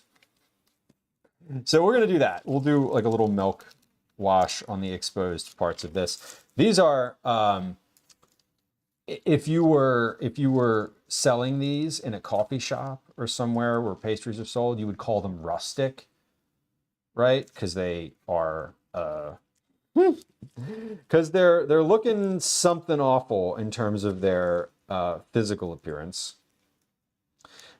shape, etc. But they're otherwise, I'm assuming they'll taste good. Just milk. Egg just gets washed in my wasted. That's true. And I'm like, I'm only making a few of these. So if I crack an egg, it's not going to, I'm definitely not using all of it. They're rustic. Oh yeah, they're rustic, all right. Rustic in the sense where you'd be like, shit, that's a fixer-upper. I'm actually going to use some of this half and half. I'm going to sniff it first to make sure it's good. Just a little half and half in here. This is lactose-free half and half, so I hope the lactose in it is not a thing that I hope the lactose is not the thing that's actually creating the browning here. And if it is, well, shit. 9, welcome back. Thank you for bringing friends through. I appreciate it, and it's good to see you again. We are almost about to put some rustic apple tarts in the oven. Thank you for the shout out. We love it. We love a good shout out to a fellow food and drink streamer. 9 of 12 is a friend of the stream and also does cooking on their stream. So if you enjoy cooking and good company, there's a shout out in chat, and I, as a human speaking out loud, would appreciate it if you go follow them. Albert says lactose free doesn't mean it has the lactose actually removed. What? So do you mean they're just like hiding it? You should call it hidden lactose. I get that because Gwen occasionally has distress from dairy products, and Not all the time, it's not like super consistent. At least in my understanding, it's not super consistent, but you know, why poke the bear, right? All right, these here rustic tarts, take a look at these, because this is the last time they're going to be recognizable as anything that might be good.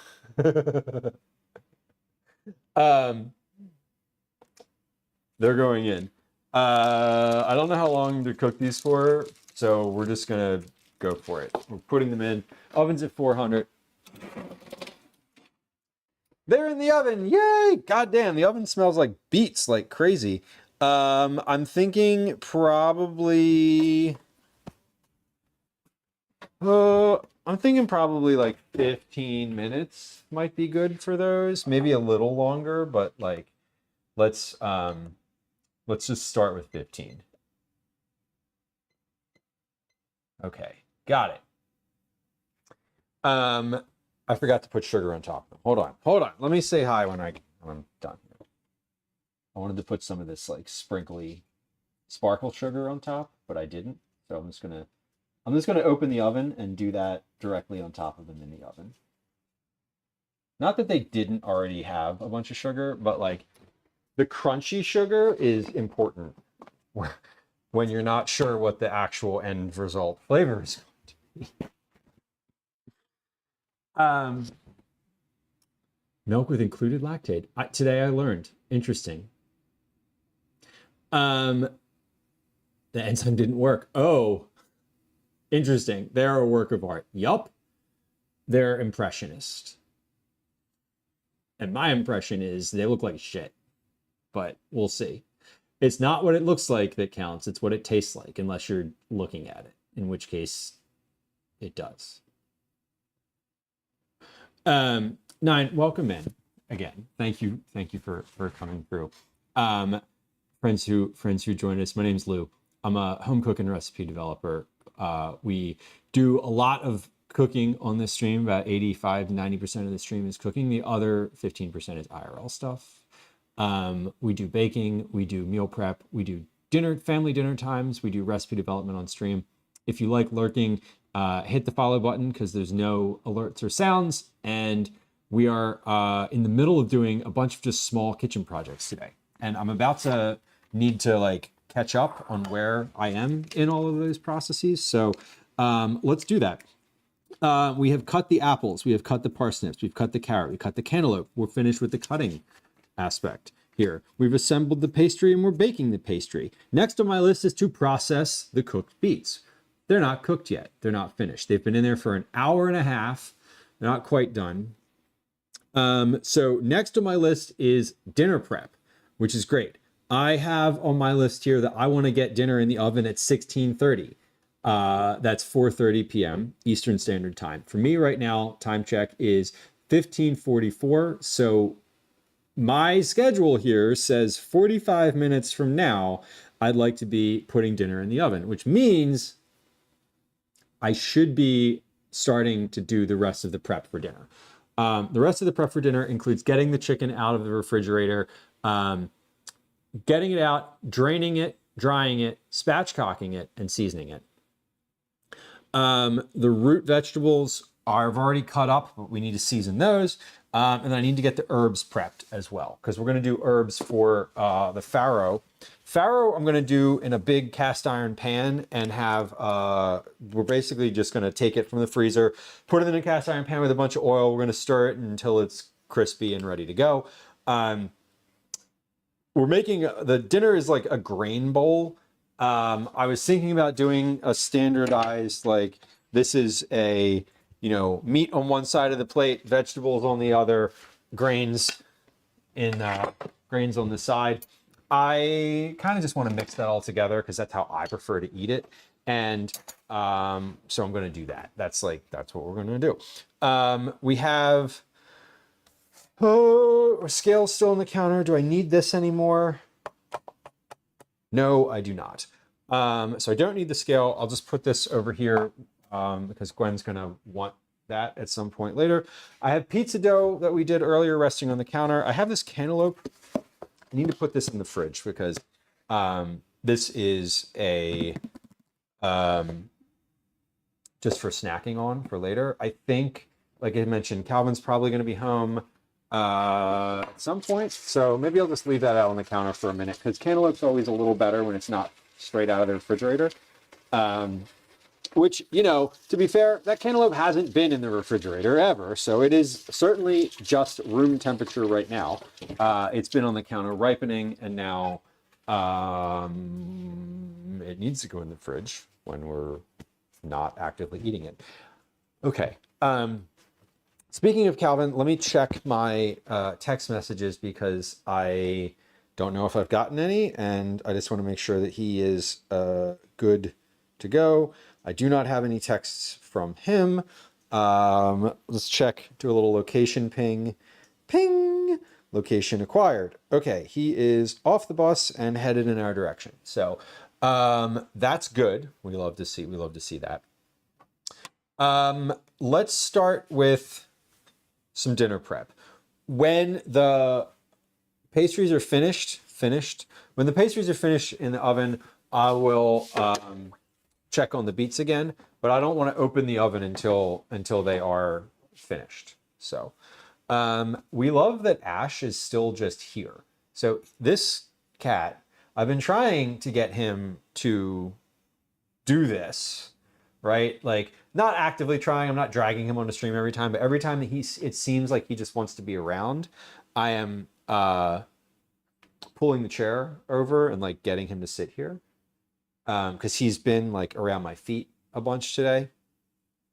And it seems, oh, he's been perceived. Okay, we don't need to change. This looks good. We're good right where you are, baby. We're good right where you are. We don't need to get any closer, Ash. Like, you don't need to, let me rephrase that. You don't need to get any closer to me. However, comma, we can get a little closer to you without you knowing. There he is. Look at him being so good. Look at that fucking face. Look at him. He's being so good over here. What a baby. What a baby. He loves it. He loves the chair. Ashy boo. Good job. Yeah. Sleepy. Dinner prep. Okay. Let's start with the chicken, because that is the most involved. Actually, no. We're going to start with the herbs. And yeah, we're going to start with the herbs, because the herbs are the only thing I really need to cut up. 1. 2, my cutting board is right over there and is ready to go. 3, when I get the chicken out, I'm going to have to clean the counter afterward. So let's do the thing where I don't need to clean the counter first, before I do the thing where I do need to clean the counter.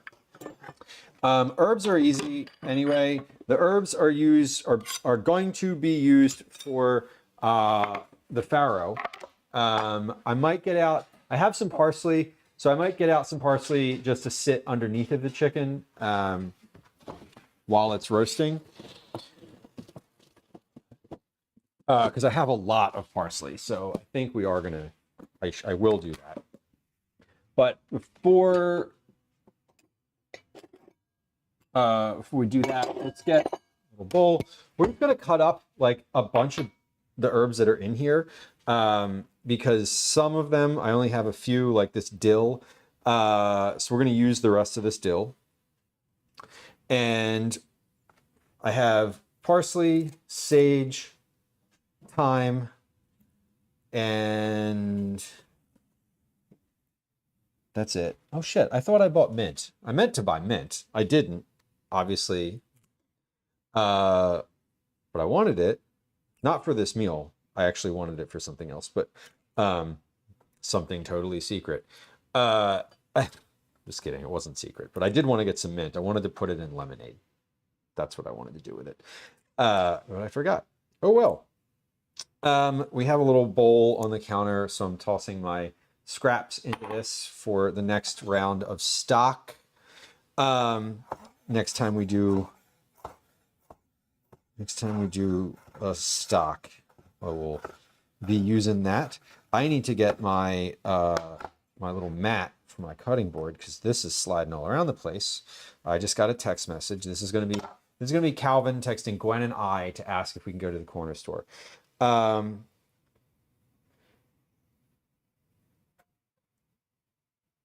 Probably not.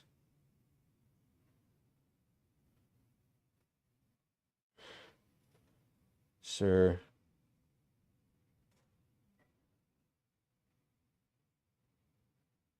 Okay.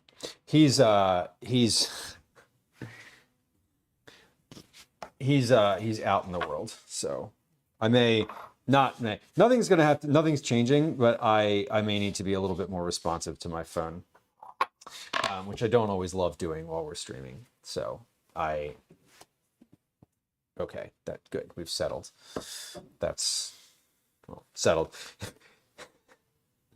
He's asking questions. Now he's going to ask something else. What else does he need? Okay, cool. We're good. Carol on YouTube, welcome in. Happy Wednesday.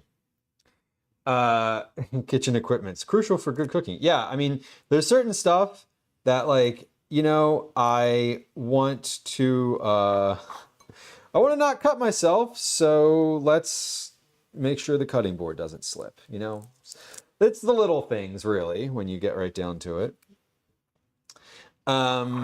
Just putting some time in here. So all of this, again, is just going to go in with the farro. Once the farro has been cooked, it's already cooked. Like, let me backpedal there. The farro is completely cooked, but once it's been reheated and fried a little bit on the stove, I'll toss these herbs in. The herbs aren't getting cooked, but the herbs will kind of they'll soften while with the heat from the farro, and they'll be really nice. But we're doing thyme. We did dill. We're gonna cut up just a little bit of sage. A little sage goes a long way. That's good advice if you ever need it. It is in fact sage advice. That's a free dad joke. You can have that one. So we're not going to cut up too much, but I did get the sage for this meal, so we are going to use it. I'll put some thyme and thyme. I'll put a little of each of these herbs underneath of the chicken as well, because excuse me, Daddy. Sorry. Because I have a lot of Daddy. Sorry. Yeah. Daddy. Sorry. Daddy. Sorry. Daddy. Sorry. Daddy. Daddy. Sorry. I'm sorry. Daddy. Bye. I know you like that dad joke. I was proud of that one. I was proud of it. That was just off the top, not pre-planned. Ah, what you want, kid? He's texting us about free couches.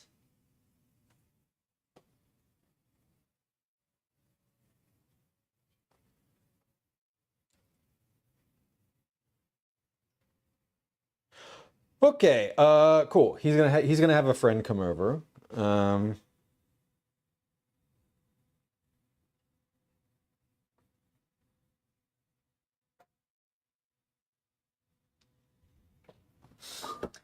I just told him I cut up some cantaloupe for him. I bet he's gonna be real excited about that. He would not be excited about that. He probably rolled his eyes and moved along with life.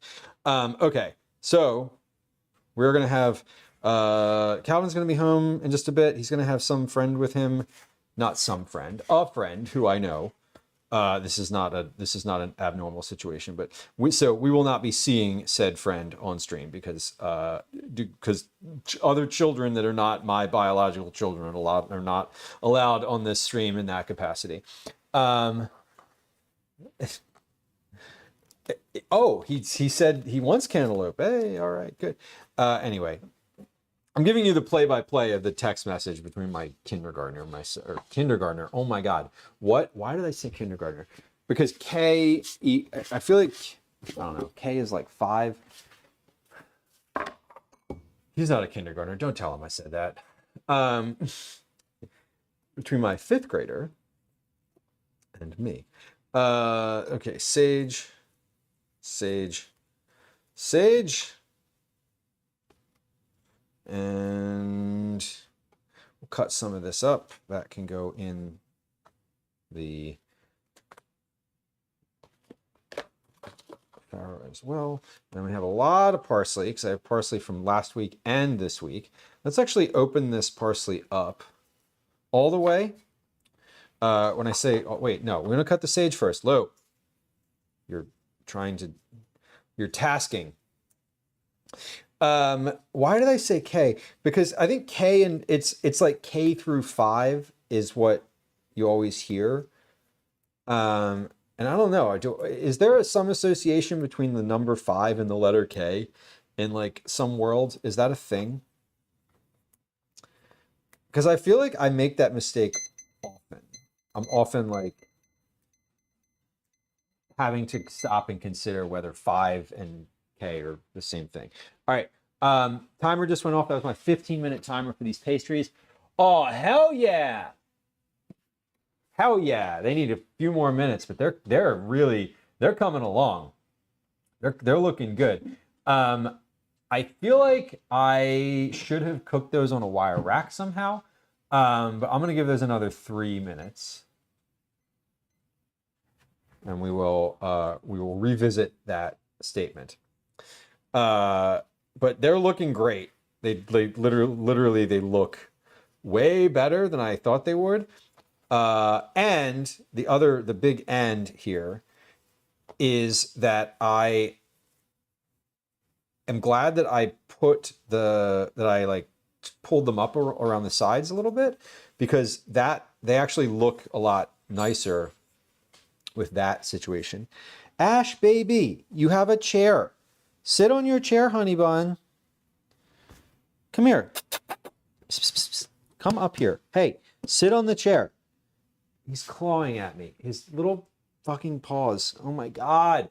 He wants me to hold him. Come up here. Babe. This cat. His cat has very sharp claws right now. Oh my God. They grow up so fast. They do grow up so fast. Yes. I hope he's coming home soon, because Daisy needs to go outside. And I would like him to let her out. Sophia says, I just found a super rusty wrench under my deck. Should I hide it again and tell my son to dig there? Yes. Oh, yeah. If you can... Ow! Ow, ow, ow, ow! Fuck! Ash! So I didn't cut myself. I know that might have been... Ash's claws are fucking sharp. But, okay, hold on. Sit here. Sit. I'm about to clip your claws on stream. Damn. He got his hooks in there. Ouch. Oh my God. Carol on YouTube says, my dad used the cutting board to chop some turmeric sticks, and now the board is forever dark yellow. Yeah. Oh yeah. I know that feeling. Most of the time, I remember, but that is how I roll with the beets, with the like, I use the red plastic cutting board for the beets almost always for that exact reason. You need to get your dad one of these. Brooke says that's exactly what Pepper does. Bites and digs her teeth and toe beans into my ankles. Ash is like beyond needing attention today. He's in the like desperate for affection levels of life, which like we've been there, right? Like we've all been there. Calvin's home, thank God. Daisy needs to go outside like real bad. She keeps asking. But yeah, he's just like he's feeling very desperate at the moment. now Calvin's home, he's gone. Did you notice he just left? All the cats are migrating down to the basement. There goes Obi. There goes Elsie. Actually, Ash went upstairs inexplicably. All right, this is good. This is ready for my farrow. This is ready for going under the chicken. This is going in the freezer. I'm going to put that in the freezer right now because I am finished with all. Can you let Daisy out, Callie? Yeah. Also, hi. Hello. What is that? That's from, you know what that is. Yeah, I know. I've seen it. Is that like, is that specific one like new though? It's not new. Can you let Daisy out? Yeah. Okay, thank you. Yes, ma'am. That's cool. that's why she's barking, because she really needs to go out. How you doing? Good. Yeah? Almost finished. That is pizza dough. So it's not sourdough pizza dough. It's just regular, it's just like a regular floured pizza dough. But yeah, your mom does does she still bake breads regularly? I didn't know if that was just a COVID thing or if that was like No. continued. We still have sourdough sometimes. Did you already Okay. stream? Did I what? Still stream already? Oh yeah, it's been sitting there the whole time. Well, I didn't know if you like. Yeah, no, it's yes, it's been there. Would y'all like some cantaloupe? It's cut up already. Sure. Okay. Do you want me to cut it up into farther chunks, or do you want it like this? I would prefer Cal. that. I'll take it like that. Yeah, I'll have it like that. Okay. Smalls are fine with me. Okay, cool. Let me give you a little container for that then.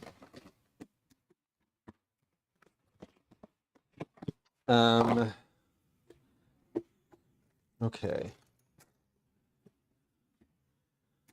Here's a couple. You want how many pieces of this do you think you want? I'll take 3 to start. 3 to start. You got it. Cal, how many slices of this do you want? Yeah. Okay. Good influence. It's it's a cantaloupe. It's a Tuscan cantaloupe, so it's a cantaloupe. You wouldn't, if I told you it was a cantaloupe and gave you no farther info, you wouldn't know the difference.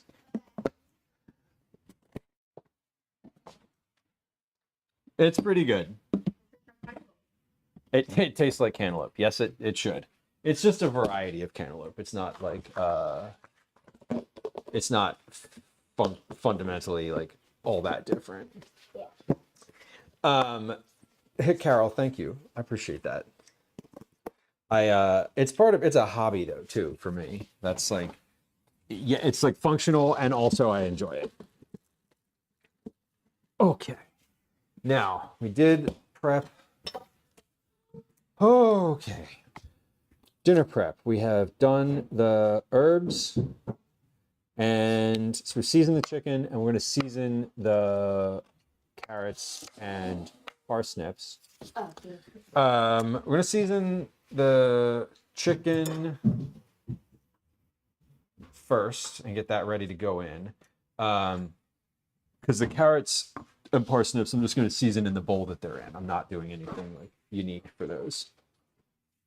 Actually, I'm going to use the same cutting board for the chicken because I can. There we go. All right. What do you think? I made a couple things today. We did that pizza dough. I cut up that cantaloupe. I made these apple turnovers or apple. This? What's the right word? From that. That's just the leftover. That's what I thought. Yeah, that's the little pieces of apple. Would y'all like to see these apple turnovers? Here they Yes, are. please. Here they are. Ooh. So these Those hot, look good. hot. These turned out really well. Here they are. They're on the screen right now if you want to see them. These turned out. I'm happy with those. We're gonna let these cool for a few minutes here before taking them off of that tray. I think I'm also going to take them off of there and put them on like a wire rack. That way they don't get soggy on the bottom. Dinner is a grain bowl with chicken and carrots, parsnips, beet, and raw tomato. Chicken and raw tomato on grains. What carrots? Farro is the grain. Sorry, I said grain bowl and then I didn't say a grain. You're correct. Okay. I'm getting roasted IRL here. This is not great. Okay.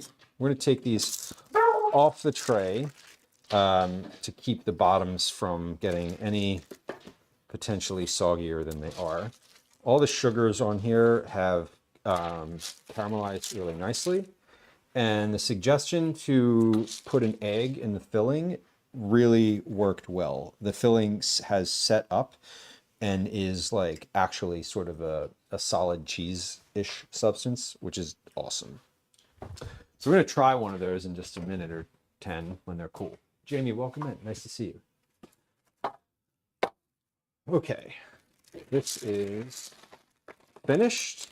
And then we're gonna do the chicken on the same tray, because I just used parchment paper on there. And why not? And why not, right? Remember catching them, Daisy?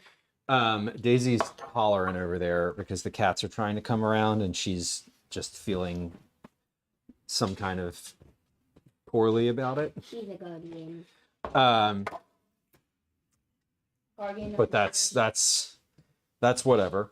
Okay, we have. Let me move this out of the way just for a moment. I mean, I'm gonna need it, but I don't want to put it right on there. What is this?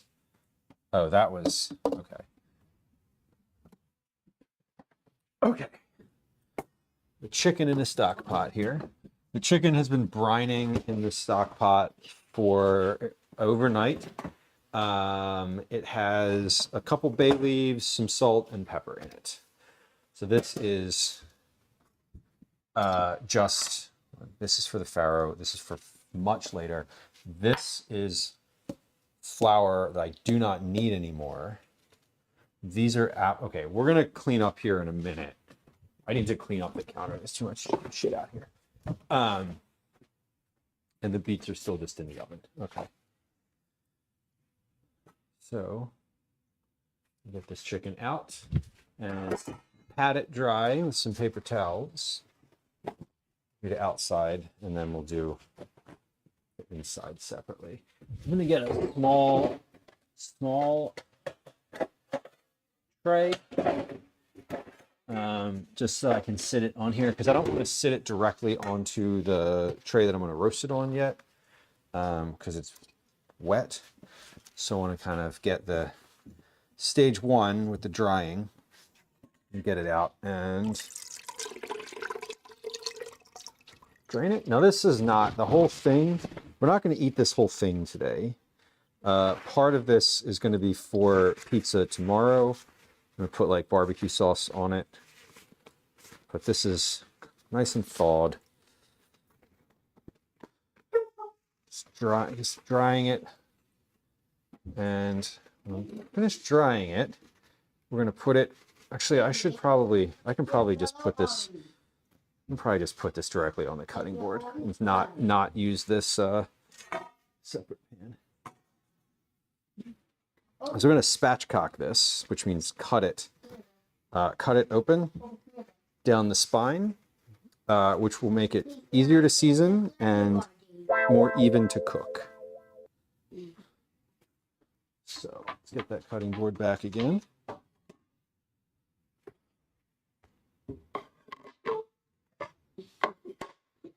What? And With where's the these things. spine? There it is. Okay.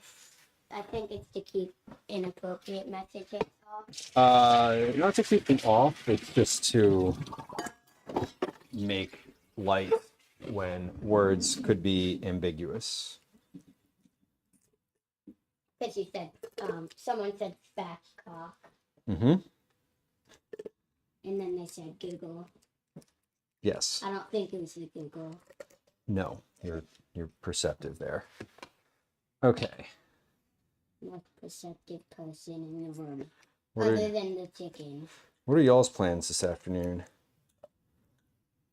Being here. Our plans are to have plans. Yeah, My plans are being here. My plans are not having plans. fair enough. Did you see the playground? Really, the ground, yeah. Yeah. All I saw was the black part of Yeah. it. Okay.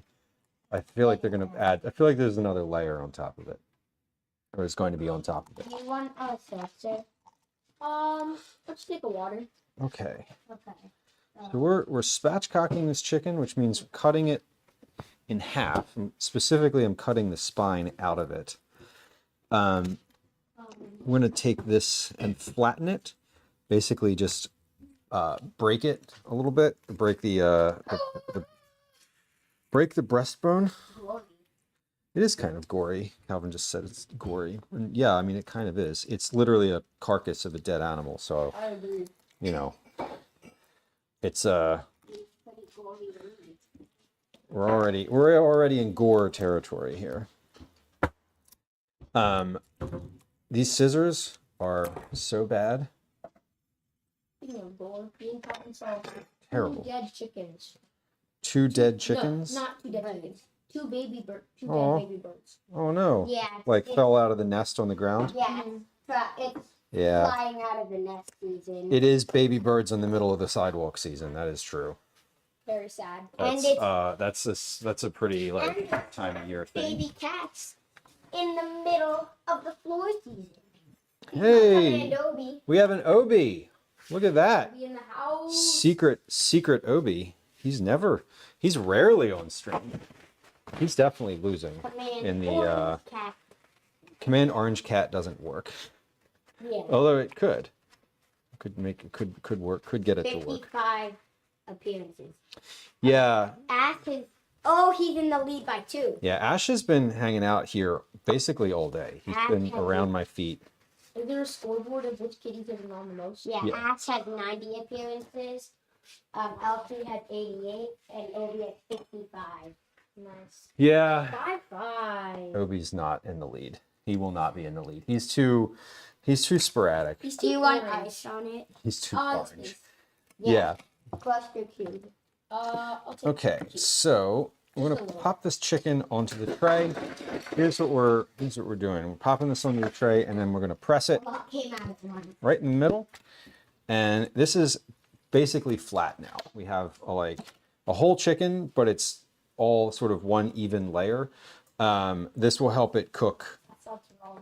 This will help it cook a lot It's not more bad. evenly. The chicken. Let's do a couple things here. I am going to add the spine, the uncooked spine here, to the. Yeah, a lot came out at once. That didn't work. I'm gonna wash my hands first.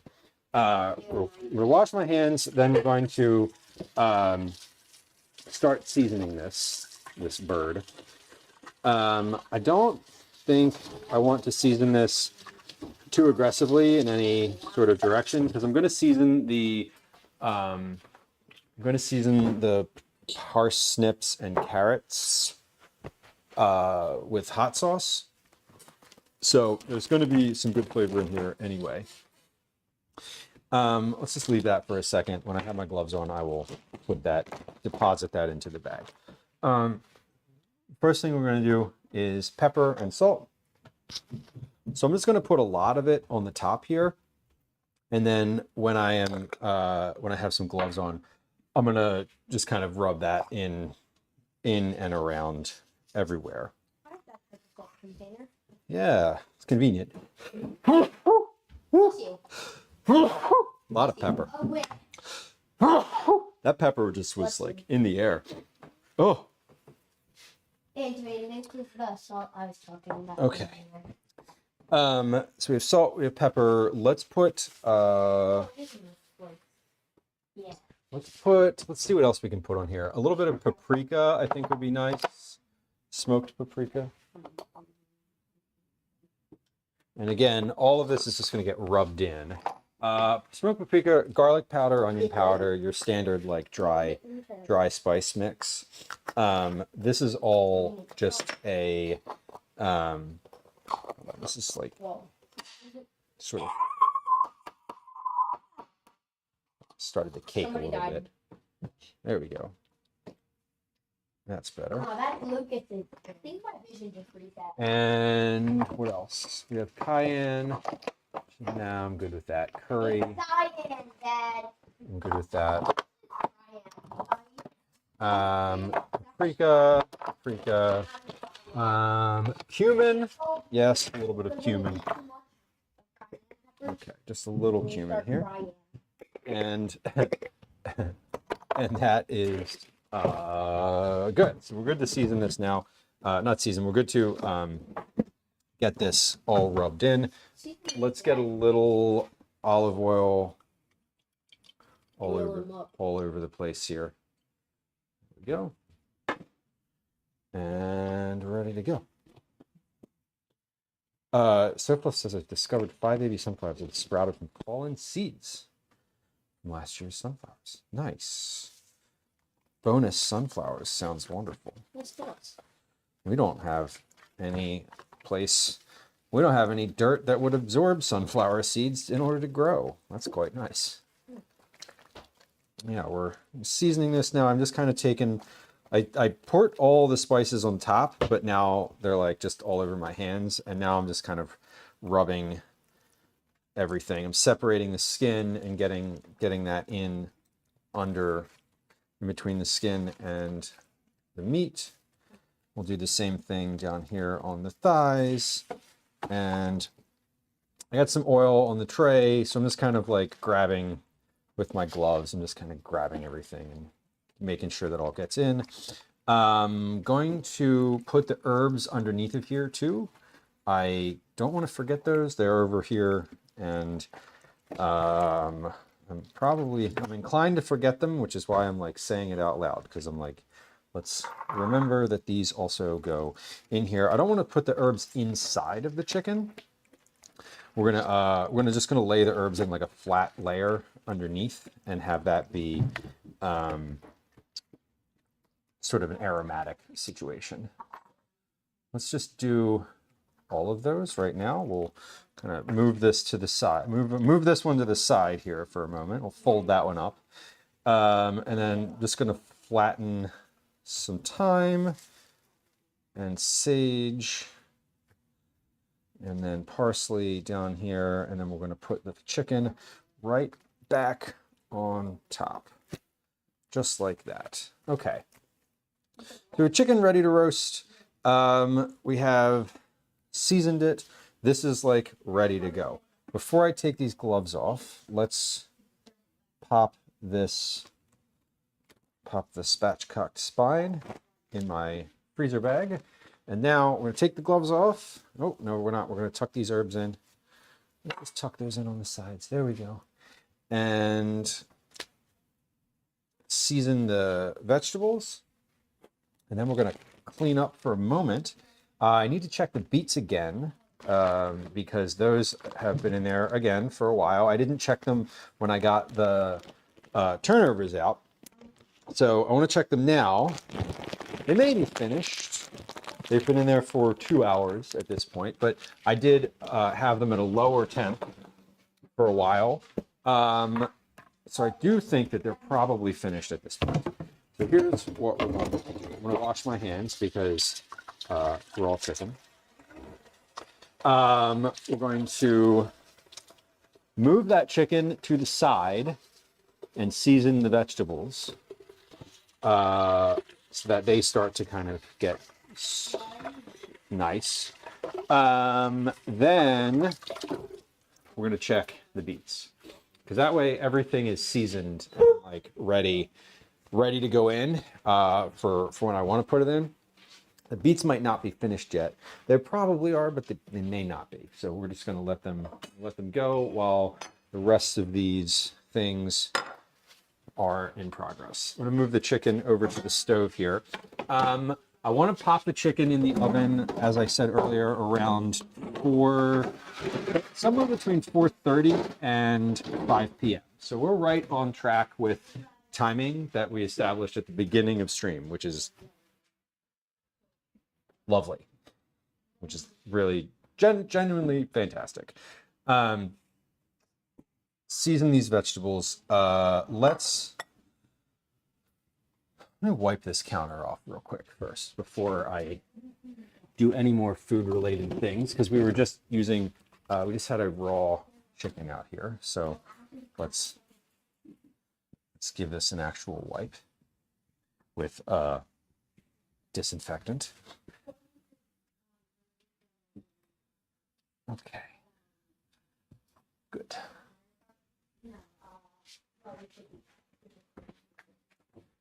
And I'm gonna rinse my hands off again because I just got disinfectant on them. Right. Okay. I'm gonna season these vegetables now. The vegetables I want to season with olive oil, salt, pepper, and I want to put a little bit of hot sauce on here. I'm not sure which hot sauce yet. Probably maybe a couple different kinds. But I love a roasted like carrot and parsnip hot sauce situation. I remember the first time I had carrot with hot sauce like this was my buddy Jesse made it at a trip that we went on. And I was like, wow, that's really good. Maybe we'll do some sriracha because that's a little stickier than Cholula. We're just going to kind of inundate these with hot sauce and get them nice and mixed up. Kelly, welcome in. Kelly, it's good to see you. Hello, hello. Random game person, welcome in. Hello. There may be an ad. I don't always, I do this every time. Friends who are hanging out on this stream who are not in potentially an advertisement. I would love it if you would go follow Kelly Cakes. Kelly is a friend of the stream, one of these folks that I first encountered on Twitch a long time ago, back when I was like, what is food and drink? What is this category? Now been streaming for 4 years in that category. So I know very well what it is right now, but I didn't then. And Kelly was one of the first folks that I encountered in like the first week of being on Twitch at all. And I would say that it was one of the things that, that watching her stream made me be like, you know what? This can be a good environment. Like, this is a good environment here. This is a lovely sort of community that Kelly has. And I distinctly remember that. And I am thankful that you've brought some of those folks here today. I really appreciate you. I guess all that is to say is if you are hanging out here, you will love following Kelly. I don't know what you're up to on stream these days, what your like focus, if it's changed at all, but I do know that Kelly is, I've seen Kelly in her home kitchen. I've seen her in professional kitchens. She's a lovely human. Please go follow. So, Darlene, hello, welcome in. Royal, welcome in. Hello. I'm glad that y'all are here though. Let's talk about admin notes. An admin note here. Follows are silent, so if you hit the follow button, nothing happens. You do end up following the channel, which is the intent. But when I say nothing happens, what I mean is that there's no alerts or sounds, there's no chat messages. I won't be like, hello, where are you from? Blah, blah, blah. Because that gives me anxiety when a streamer does that for me, so I don't like to do that to other people. So if you hit the follow button, it's totally, completely, 100% anonymous. Thank you for following if you are. If you want attention though, from me, I'm happy to give that to you. That is a whole level of the stream that we enjoy. My name's Lou. I am a home cook. I'm a recipe developer. I am a parent also. We live in Philadelphia, so I'm a city boy. My pronouns are he, they. I'm happy that you're here. We do a lot of cooking on stream. It is the whole point of the stream most of the time. We do some IRL stuff as well. We do a lot of vegetable forward family meals, which we're doing right now. We do a lot of meal prep. I do recipe development on stream for work purposes. So if you want to get into like the nuance of things and how that all works and watch me look at all these little rulers, we can do that as well. We do IRL stuff, as I said, out in the city. We're a very chatty community. I love talking with people. The whole function and purpose of the stream was that I had company while I was making dinner for my family. It's evolved from there, but that's where we're at now. We're here. Right now we're here. But again, we're a very chatty group, food, life, whatever. I love talking about parenting. Sorry, I don't talk about sports, but because I don't watch, I neither watch nor care about sports. So if that's your thing, I'm sorry. Anyway, we're generally very kind of weird, and that's that. We're also live on YouTube if you prefer watching there. There's a link to that in chat. Okay, those are all the admin notes I have. Also, welcome. Thank you for coming through. If you need ideas, we do love talking about food. I love sort of talking about batting around ideas and like, here's what I'm thinking, like, here's what I'm working on. I do a lot of recipes live, like I work on them live and sort of fiddle with them and get a little like in the weeds. So it can also be kind of boring. I'm not going to lie. But it's more around the conversation. Why does this has hot sauce on it? Okay. Here's what we're doing today. We made some apple turnovers. These are just like a random thing. I didn't really like, there's no recipe, but like they're rustic. They're rustic apple tarts. We made those. We cut up a bunch of vegetables. I worked on some pizza dough, which has been resting. It has about another hour and a half or so of resting that needs to happen. And then it's going to go back in the refrigerator. So this is what that looks like. There it is. Random game person. Thank you. I appreciate it. You know, I haven't said, excuse me, Royal's Toxic Troll Committee here now. Listen, we love it. We do love a troll. I have a pretty hard line sometimes with people when like they come in and they're not creative about it.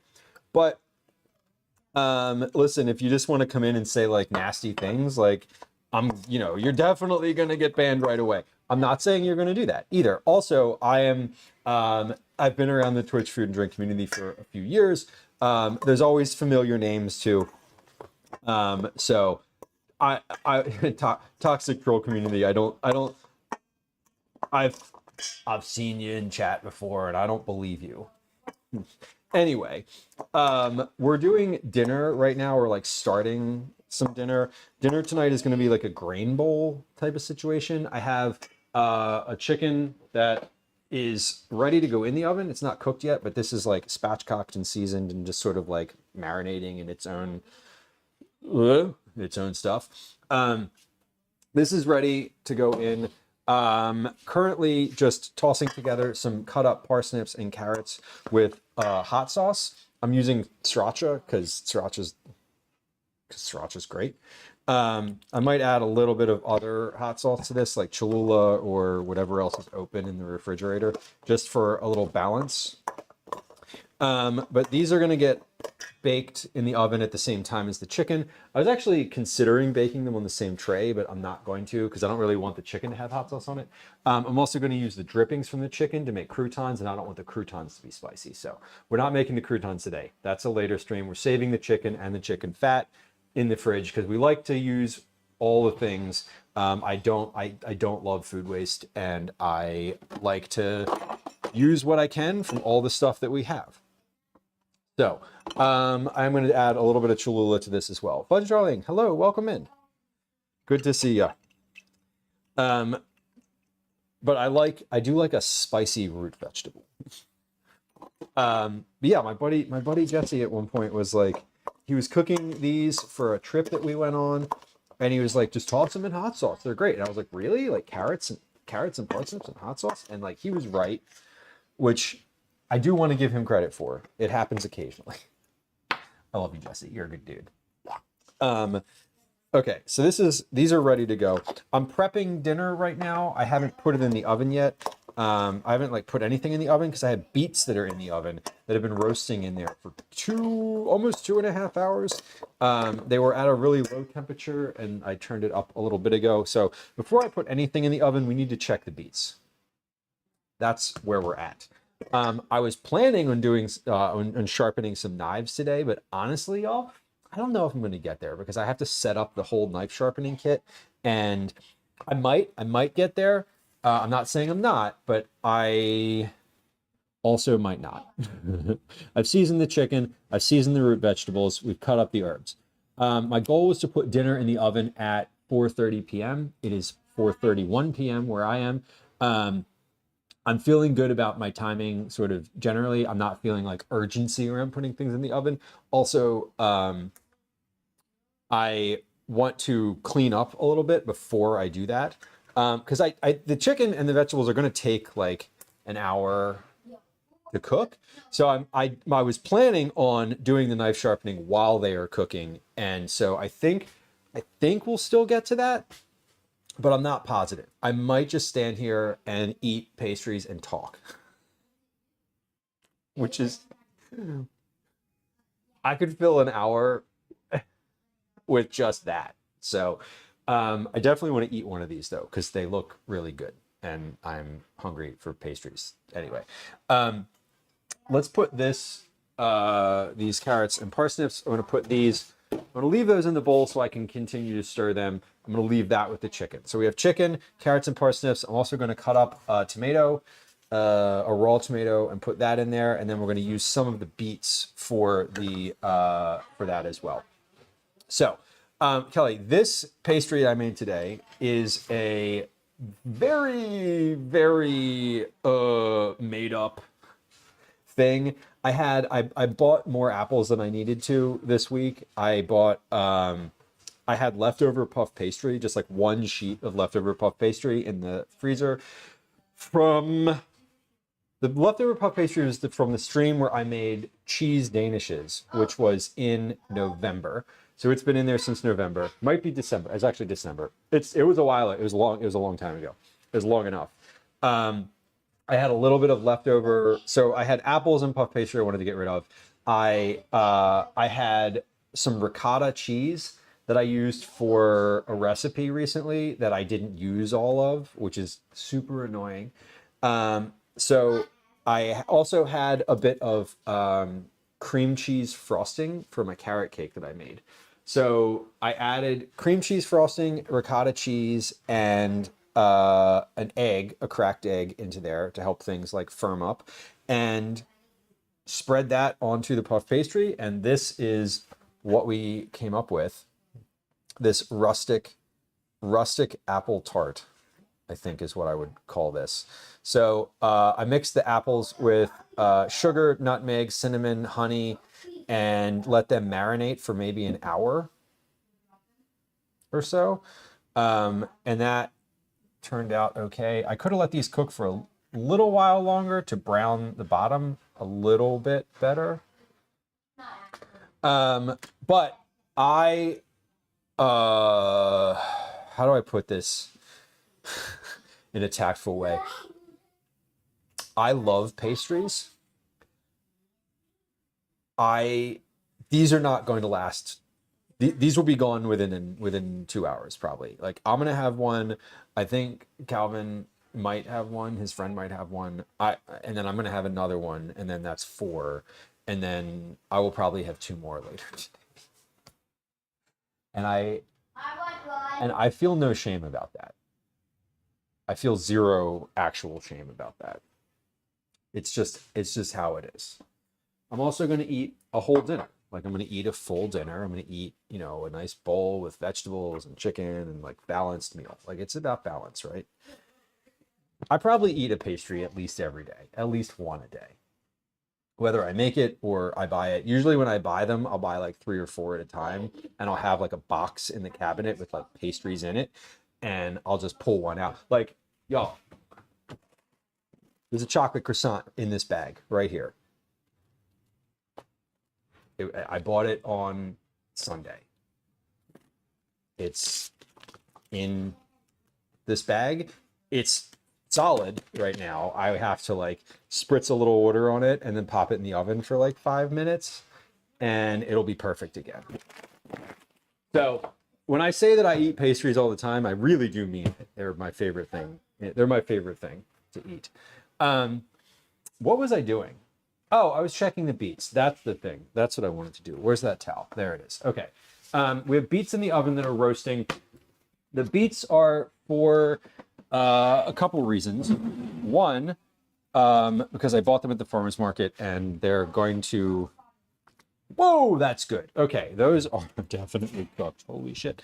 Okay, these, yeah, those are done. We're good. Those are actually probably overcooked, which is totally okay. They're roasted. They're going to be a little bit bitter. They're when you overcook beets, when you roast them, they start to get bitter again. Like they bloom into being really sweet and sugary, and then if you cook them farther, they get a little bit bitter. So we're going to try... we're going to open this. We're going to unpackage these and let them steam. Then we're going to skin them. And I'm going to cut one of them up for our grain bowl tonight. The other ones are going to be used for a recipe development that I'm working on.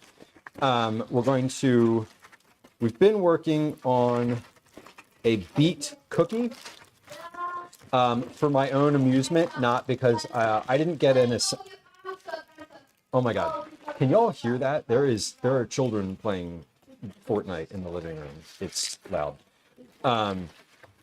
Okay, but these look good. We're just gonna like let this sit out on the counter here. But I'm working on a recipe for beet cookies. That is, I've done 3. The next version will be version 4, and I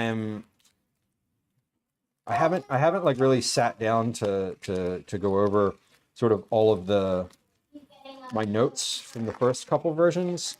And I want to confer with one of my friends who is a baker and Sopa, thank you, who is a professional like patisserie type person, and ask about some process changes that I might want to make. So these beets are wonderful looking. This is a crime scene down here. Look at that. These are hot. These are hot. These are extremely hot. Oh, we got an Obi. There he is. Yeah. These just came out of the oven. So we're gonna give those a few minutes to like cool. I am gonna put these in a separate tray here because they are they're gonna stain everything if I don't do that. Like eventually all of this is just gonna get onto the counter and we're gonna have a red... Phew, that was stupid and also very hot. Okay, so I just grabbed that beet with my bare hand after saying how hot it is. Okay, let me rinse my hands off here for a moment. And the oven is still on, so we're gonna leave the oven on. It's good. So we can make dinner out of that. I think here's what just leave these I'll be able to start processing in like 10, 15 minutes. So I think we will leave those sit there. All right. I'm buzzing around because I'm like cleaning up the counter a little bit here. We have containers from snacks earlier. Salt, I do not need any more. Pepper, I don't need any more. No, I do, but I'm going to use them for the farro, and that's going to go over here. The olive oil, I'm going to use for the farro as well. Okay, here's what I'm going to do. I think I'm going to put the chicken in the oven, and the vegetables in the oven, because the other thing with the chicken and the vegetables is once they're cooked, they can just stay warm, and that'll be fine.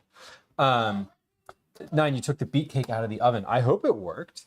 I am very curious. I love beets. In general, I love beets as a savory thing, but also they do get super sweet when you have when you roast them. So like I imagine in a cake they would be great. Did you grate them in, or did you puree them? Like in what format did the beets enter the cake situation?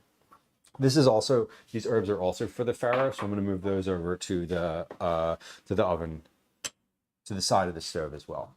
Okay, I'm super curious about the beer cake too, Fudge Darling says. I mean, you know, it's different audience, but yes, maybe the same audience. I'm amazed that you got beets that are a decent size. Yes. The golf ball size beets are awful. I hate the grocery store for that reason. I got these from the farmer's market this past weekend. They looked great. The greens on them were really hurt. So I did not save the greens because I didn't want to use the stems. I just composted those. Usually when the beets are from the farmer's market, they're I use the stems, I use the greens, I kind of save everything. Nine says I use a carrot cake recipe that has pineapple, grated roasted beets, and sub for the carrots. That's smart. I like that. Fascinating. Okay. Yeah, I mean they have sort of the same same density and the same texture when they're grated. So I can imagine that's pretty good. I hope it turns out. I am genuinely curious how it turns out because I think that sounds quite nice. Yeah, the farmers market. The stuff at the market is always like a tier above the grocery store. Like 100% of the time, always like that. At least that's been my experience. Now, the diversity of stuff at the farmers market is a lot less because you know they're not supplying. The supply chain is very different. But like, for example, my market, the one that I go to regularly, they do have some things like bananas, that they buy separately because it's just like people will come and buy all the produce, but then they'll want like bananas and bananas. What do they have? They have bananas and oranges are the two things that they have regularly that obviously don't grow here. Everything else they grow on the farm or they source it from somewhere in the county nearby, which is super, super nice to know. Nine says the roasted beets have been frozen. When I grated, they didn't give off a bunch of liquid. Yes. Yeah. I mean, and also if they're frozen, they're not spraying beet juice everywhere. That's the problem when you're using beets is the spray. The spray gets everywhere, which when I process these, I need to process them like this. Because I don't care if this thing gets dirty. This is like a literal house jacket. Like I do not care about the stains on this jacket. It doesn't even have any buttons anymore. Like literally, this jacket doesn't have buttons on it. They've all fallen off, and I don't care. All right, so let's put dinner in the oven because that means that it will be finished. And if it gets finished and we're not ready, which I don't think we will be, that's fine because we'll just put it in this crock over here that I got out at the beginning of the stream, and it'll be okay. It'll be okay. We'll just keep it warm. All right, so I'm gonna roast these carrots and parsnips directly on the tray because I want them to get a little bit of like browning. Specifically, I want the hot sauce to get a little bit like caramelized, and that happens quite easily when they're just directly onto the metal tray. So we're going to spread these into a single layer and pop these in the oven. Now the oven is at 400. I'm cooking the chicken. I'm going to drop the oven down to 375 because the oven's been hot. It's been on for a while. It's the chicken will roast at 375. It'll take about an hour or so. So here we are with our not roasted. These are the carrots, parsnips, hot sauce, salt, pepper, olive oil. These are looking great, and hopefully they turn out really well. And if they don't, at least they'll be spicy, and you won't really be able to tell. Okay, let's do. So I'm sort of like we're sort of clearing the counter, so I can check off the big one, which was dinner in at the very beginning of stream, like 12:45. I said I wanted to put dinner in at about 16:30. It is 16:45, so 15 minutes behind that schedule, but I think we're doing really well. Okay, dinner prep is done. Processing the beets and sharpening some knives are the only things that I have left today. Not the only thing I have left, but oh, I want to cook the farro too. That's the other thing. Cook farro. I keep saying cook the farro. The farro's already cooked. I need to warm up the farro in the pan, in my cast iron pan. So let me actually just get that not started, but let's get that ready to go so that when I want to do that, I have a burner and everything's like set up for it. At some point after setting up for dinner, after setting all this up, after processing the beets, after at some point in the next like 15 minutes, pause. Speaking of timing, clearing my beet timer. Pizza timer is still going, so we don't want to touch that one yet. I'm going to set a timer for 45 minutes for the chicken and the vegetables. That should be fine. If the vegetables cook a little further and they're soft, not a problem. The chicken should be roughly 45 minutes. It'll probably be more than that, but it is, I want to check it and temp it at that point. Okay, good. We have all the timers on that need to be on.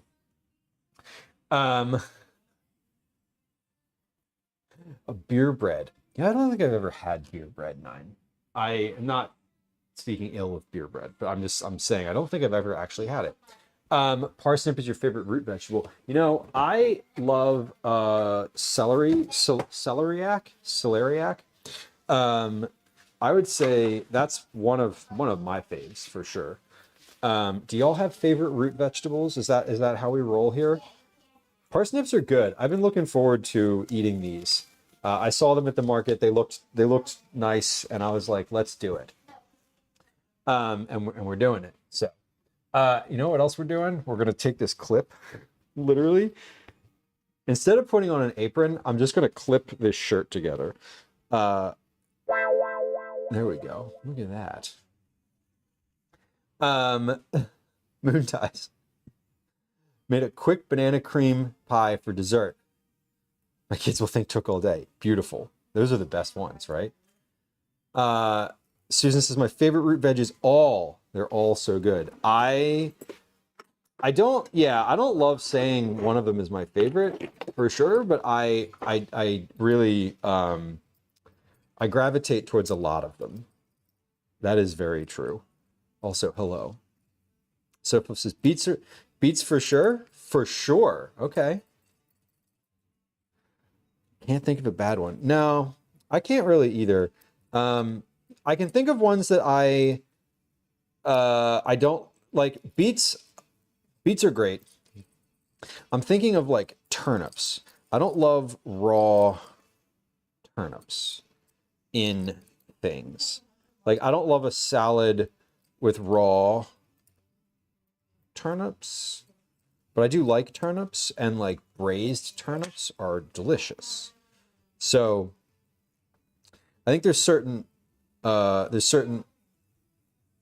ways and preparations that I don't love, but overall, yeah, there's not really a root vegetable that I'm like, nah, I don't want that. Or like I wouldn't eat that. All right, so what we're doing now is peeling these beets. They were in the oven, so the skin is sort of sloughing off nicely in some spots and is sort of sticky in others. So I am just using the Y peeler and kind of coaxing it along. Also, the beets are still pretty hot, so I'm if I really like press into them, they're hot. So, but what we're trying to do is get all the skin off of here. I don't love peeling them before roasting them, and sometimes that's fine to do, but I prefer roasting them just like completely in the skin, because they are they sort of, I feel like it holds in the juice better and makes them stay sweeter when you roast them with the skin on. I don't have any actual evidence for that, or like I cannot actually validate that statement is what actually happens. I just know that I like roasting them with the skin on. And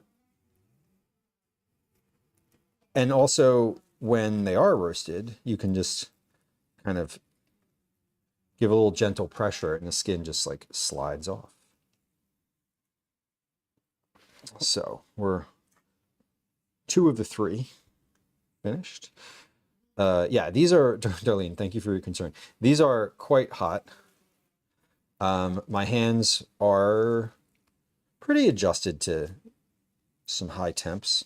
These beets are at the threshold of tolerance for me. If they were like 4 degrees hotter, I would probably not be able to hold these yet. But they're still steaming, like they're still giving off a ton of steam. And the interior of these is certainly hot, but they're just cool enough for me to get the skin off. So we're going to do that. All right, that looks good. Skin is off. Let's get, let me take the skin out of here and just put that in my compost bucket.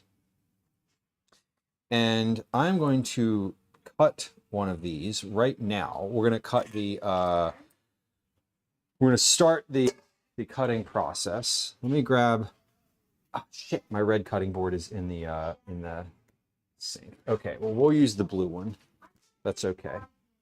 And we're going to use, let's use this knife. Nope. Fuck. Okay, that's fine. This is a serrated knife, but like I'm in it now, so I don't, we're just using this one. It's okay. Robster, welcome. Hello. Happy Wednesday. Happy hump day. Happy April 29th. Happy second to last day of April. It is indeed the second to last day of April. Mercifully, this month has been not great. And not that this month was like, it has been not great for me personally, because the first 2 weeks of this month I was very ill, and that was not great, and I did not want to go back to that. So good riddance to April is my opinion on that month. All right, so I'm just cutting this up. I'm cutting it into sort of big chunks. These are going to be for our dinner tonight. I'm doing like a grain bowl, and so I'm just going to add these like chopped roasted beets to it. What I'm going to do is we're going to take, let's take just one beet. I think 1 beet worth of chop is good. 'Cause I don't want like a ton of beet in the grain bowl. I want it to be balanced. So what we're going to do is take that glove off. I'm going to put these other roasted beets in a container and put a lid on that. And then we're going to I'm going to take the ones that I have cut, and we'll just put those in a little oven-safe dish. And when everything is done and the chicken is roasted and like finished, we'll put we'll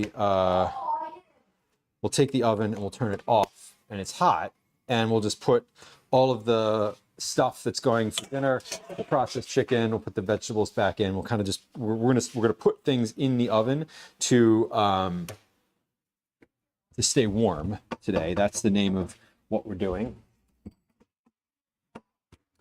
But we have like a little oven-safe crock here. So I'm gonna take that. I'm gonna take these roasted beets, pop them in there. So these are ready to go for dinner. They look nice.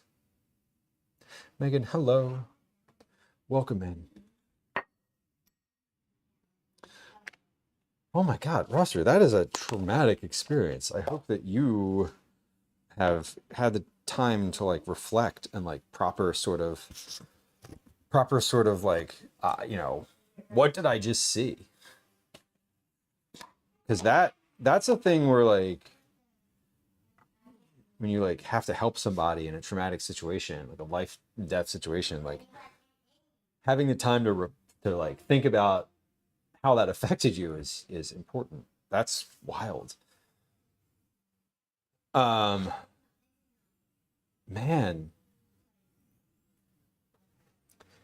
Wow. That is an intense experience. That is an intense experience. Are you like doing something to kind of keep yourself from like spiraling about that? That's wild and scary. Susan, it's this season though. April showers, May flowers. Just expect that the flowers will be here on Friday, right? I'm expecting that. I hope someone gets me flowers. Cake tastes good. It didn't adequately beast the butt pan. Oh no. Oh no. Well, you learned something today, right? Bot, wrong time. Wrong. No. The bot doesn't read the room very well. Sorry. Cake crumbles in a bowl. I mean, put some ice cream on top of that, and that sounds lovely. Cake crumbles are just as good. So I feel like that's still a delicious outcome. As long as the taste is there, again, the formatting is like whatever. All right, we have processed the beets. Oh, packing the quiche. That was the other thing I had on this list. So I made quiche yesterday on stream. I need to pack that. It's in the freezer. It is completely frozen solid. So we're just going to take out the vacuum sealer and put that in the vacuum sealer, or not in the vacuum sealer. We're going to put the quiche in vacuum sealed bags. That's what I wanted to say. In vacuum sealed bags, to get that stored properly. Once we're finished with that, I think that I am going to take a quick break so that I can empty the sink. Because right now I'm finished generating dishes. There's no more dishes that are like, that I'm going to create. The only other dish that I'm going to create is our dishes from dinner, which we're going to eat on, which is not yet. So I think when I'm finished, we're going to take a quick break. We're going to play some words on stream and run a quick ad on Twitch. So like just a heads up that that's happening at some point soon-ish here. And then when we are finished with the ad, I'll come back and we're going to try, I think we're just going to try one of these pastries. I'm going to try one of these pastries and then we'll go from there. I'm wavering on the knife sharpening, y'all, simply because I think that setting the thing up might take longer than I want it to. And once I get into it, I want to be able to get into it and do like an hour and a half of like knife sharpening, so I get, because there's like 4 or 5 knives that need to be sharpened at least. So depending on timing tomorrow, we may do that tomorrow. We may just not get to it. I might just do it on Sunday this weekend and call it a hobby. Call it a thing to do while watching Twitch. Let's get these quiches. Now I don't have a chest freezer anymore. Or I do, but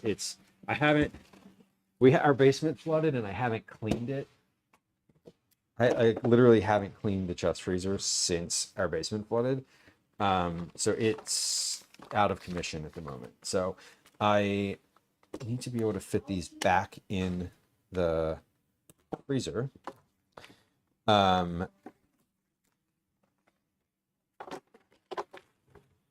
Should be fine. I just need to not make a bunch of stuff that needs to be frozen until I can get myself until I can either clean that freezer out or get the or get insurance money for a new one. Either one of those things is fine. I'd prefer to just clean out the existing one. Because actually I don't know if it is going to be functional anymore. So getting rid of large electronics is like really annoying. So, okay, we've got 2 quiches, exactly the same. Let's seal these.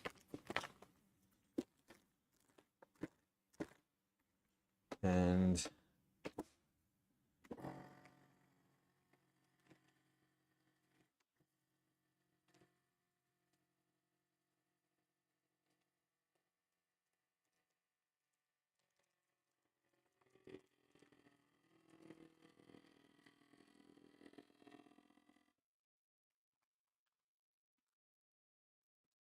oh, Mike, hello. That's a good idea. Facebook Marketplace. That would require me to be on Facebook in any sort of meaningful capacity. I've never looked at Facebook Marketplace. I hear that it's a big thing, that like everyone's on it and like it's sort of the way to go now.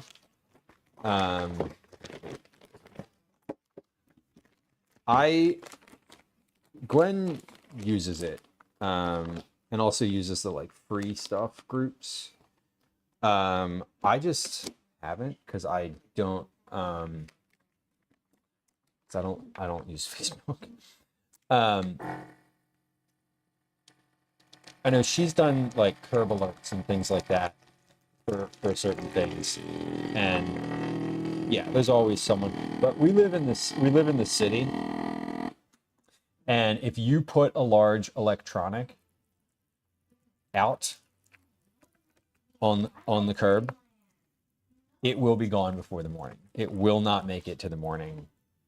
There will be no it will be gone. It'll be gone within like 2 hours on a trash night, like guaranteed. All right, we got quiches in here. These are pretty good. Frozen, vacuum sealed. Look at that. You can see the texture on the top. Frozen vacuum sealed quiches is right back in the freezer. Right. Yeah, if you leave stuff out, it's like easy. I mean, here, you know, I don't know if that's true in like the suburban areas. I feel like suburban areas are more that's more inclined to have like a curb alert, like, hey, I'm putting this thing out. It sort of works. If you want it, come get it. Like, if you put anything metal out in front of my house on a trash night, the trash is it gets picked up by a scrapper or somebody with a giant pickup truck with like giant wooden sides on the bed comes by and like just grabs it. Fridge, bikes, bed frames, anything metal is gone instantly. Jamie, a vacuum sealer. This thing is wonderful. Not sponsored. A vacuum sealer is a lovely, a very, very helpful tool for sure. It's great for stuff like that quiche, because otherwise I will like wrap that so much plastic wrap and aluminum foil, and then I'll tape it up, and it still somehow is not fully sealed. So I got the vacuum sealer for Cookie Club, but it's really like I use it for a lot now. It's one of those things where like once you have it, you're going to use it. You know what I mean? Generally speaking. Okay. We have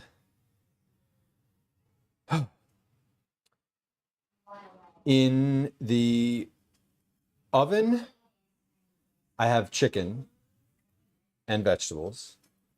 Let's open. I just want to open and kind of here. Yeah, we got sizzling from both trays. The vegetables are like starting to dry, which is nice. That's when they get really good. The hot sauce, like all the liquid kind of comes out and it leaves this like um, sticky result on the end, which is delicious. Vegetables and chicken are in the oven.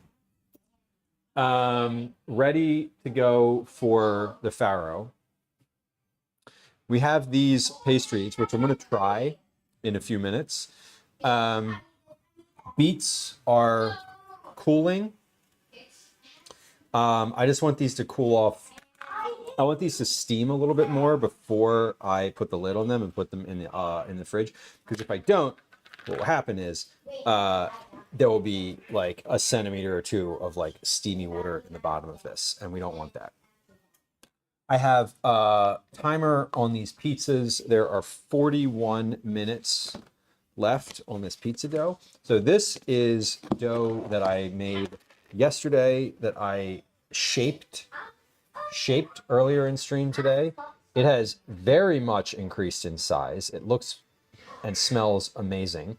So I'm gonna give this another like 40 or so minutes. Then we're gonna put the lids on these and put these back into the fridge so that they are ready for tomorrow. Okay, so let me wipe down this counter before I do anything else. And then we are going to take a quick little break. So just a heads up, in like just a minute here, we're going to be doing a 3-minute ad on Twitch and playing a few games of words on stream while I get my sink together, because the sink is quite a disaster, because I haven't touched it at all during stream today. I have touched it quite a few times. I've put lots of things in it and I've washed my hands. Other than that, it is filled with dirty dishes from a variety of different things. So I'd like to make that a little nicer. Kathy, welcome in. Welcome in. Congrats on your 220th check-in. Turnovers look amazing. Thank you. They were a few random ingredients that I didn't plan ahead of time. I just kind of pulled out of the fridge and was like, I think these will go together. And they did. And after we finish doing some dishes, we're going to try one. So that is coming up. Just a little like FYI. We will be giving a little taste test to these. Okay. Everything's good over here. All right.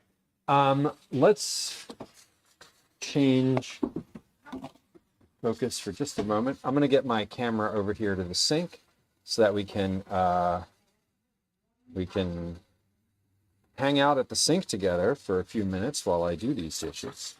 And then I did say this, but we're going to play at least probably 3 to 5 games of Words on Stream.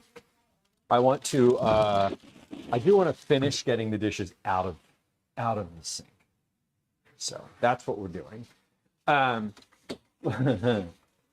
Very real work problems. Oh no. I hope your day gets a little better. I appreciate you. I can appreciate the desire to just be like, you know what? It's gonna go online for a little bit. I'm gonna go online for a little bit because the real world is shitty. And then now sometimes you like go online and you're like, oh, it's shitty here too. Whoops. Anyway, I hope that's not your experience on stream. And if it is, hit the follow button before you leave, I guess. Yeah. Liz, you know I'm happy to have my ear bent over those types of things. my chat be popping. It does happen, and that's okay. I think it happens for all of us on occasion. I don't always vent there, but you know, I know I could if I wanted to. All right, we're gonna do a quick, I say quick, we're gonna do a very specifically timed ad on Twitch. It is 3 minutes long. If you don't like ads and you want to hear what I'm saying during the timing, during the ad, while the ad is playing, you have two options. Really, you have three options. Well, option number one, you can subscribe to the channel. So hit the subscribe button if you're on Twitch. You can either subscribe using a regular subscription process, or you can subscribe using your Amazon Prime. If you don't want to subscribe, and you still want to hear what I'm saying, you can hop over to YouTube. There's a link to that in chat. There's no ads. The ads are platform specific, so they do not run on Twitch. But you can always subscribe if you want to stay on this platform. Anyway, if you are listening to me tell you that I'm going to run an ad and you're like, this guy sucks, I gotta go, like I'm gonna bounce around to a different channel, that's fine and totally understood. Hit the follow button before you leave. I want to tell you that follows are silent. There's no alerts or sounds or any type of like, nothing happens. There's no chat messages, and I'll say hi to you. So like hit the follow button, even if you're lurking and you intend to stay around. It would be great if you would do that. I should tell you two other things about words on stream. That words on stream, playing words on stream counts towards chat messages, and we do have Cookie Club entries based on chat messages. So if you play words, your chat messages go up quicker, a lot quicker. As well, during words, if you're lurking and you're new to stream here, it's a great time to get your first time chat out of the way, because I'm not gonna like scroll back through. If you're just guessing words and it's your first time in the community and you're kind of a lurker and you just want to sort of not be recognized, but like me, you have anxiety about the whole first time chat thing coming through, you can chat during words on stream and not be perceived, generally speaking. Liz, yes, Calvin has one of his friends over. They're in the living room playing Smash Brothers right now. I think they're playing Smash Brothers. I don't.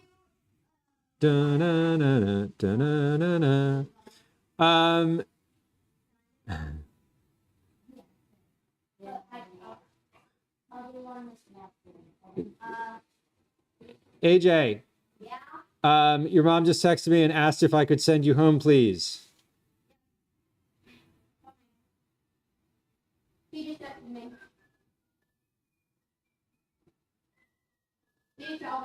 Okay. So Liz, to answer your question is now no. Okay. Anyway, we're going to take a quick little words on stream break here, and run an ad on Twitch, and I'm going to triage the dishes. So that's how it goes.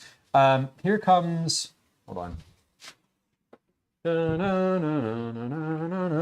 I'm glad your kid likes the cake. That's always important. The seal of approval from the child is critical, I think. Generally speaking, because that means if you like it, that you can make it again. Because like for desserts and stuff, if you're the only one in the house that likes it, it kind of sucks, because then you're like stuck with a whole cake, which isn't really a problem, but like then you're eating it every day. Callie, are you still playing that? Yeah, I'm gonna stop after this round. Okay. How many kills I can get without the other person. Okay, sounds good. Are you doing reading today? Are you like hopping right into that? Yeah, I was gonna do an hour, but since someone came over, I think I'm gonna do 30 minutes, but I wanna try and make up for it on the week. Okay, so maybe tomorrow you can do another 30 because you weren't planning on reading it all tomorrow. Yeah. Possible. Okay, listen, the reason I'm asking is if you're hopping right into that, why don't we try one of these pastries together before you start? Hold on. Not right now. I'm about to do the dishes and do a couple games. So like finish there and then come up to the kitchen, okay? Okay. All right. I should have just been running the ad during that time. All right. Anyway, here comes a game of words on stream. Here comes a 3-minute ad on Twitch. We will be, whoa, what's that camera angle? Oh, there we go. Okay, we'll be back here in just a moment, and I'll be right on screen to do the dishes. Reminder: if followers are silent, get your first time chat in and hit the subscribe button if you want, or go to YouTube to listen to what I have to say. All right, we'll BRB. And what I have to say is not very important because I don't have anything planned. So, just like FYI. If you're like, hey, you're not actually saying anything different than what you say during the regular stream. Why did I sub to this shit? Well, that's not a me problem, honestly. It just is what it is. Okay, but we're gonna try to get as much of this as possible, sort of triage, because the sink is filled. Now it's got some big stuff in it, and a lot of this goes into the dishwasher. So we're gonna get our stuff in here. Did you turn that off, Cal? Yeah. Okay. All right. Yeah, I'm running an ad, and we're doing. I think I'm running an ad. Am I running an ad? Shit. Am I? I didn't hit the run ad button. Sorry. Here comes a 3-minute ad on Twitch. We'll be right back. Hi. Or Welcome it's going to to give another us 6 edition of minutes worth of Commercials I ads. Hate. One of those things is true. But I think I didn't hit the ad button because I didn't see the text. If there's no text there that says anything about ads, then there's no ad running. That text around the little black cutout area of the stream is only there if there's an ad actively running on Twitch. It like disappears at the end of the ad. Me? No. Okay. But we're working through the dishes here.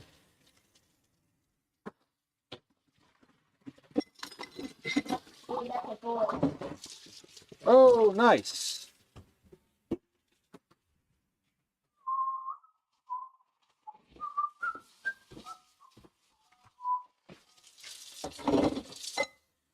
Reverse.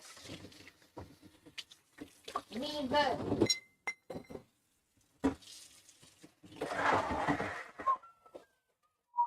God damn, now I have the Smash Brothers song stuck in my head. Oh, terrible.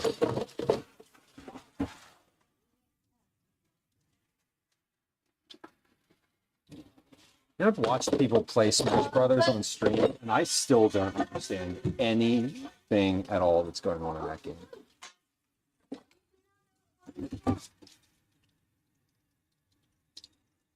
Yeah, so many of Cal, have you texted with Mom at all? Is she, do you know anything about her schedule? Okay, I'm not asking you to, and I don't want you to. If you haven't, I just wondered if you have. That's all.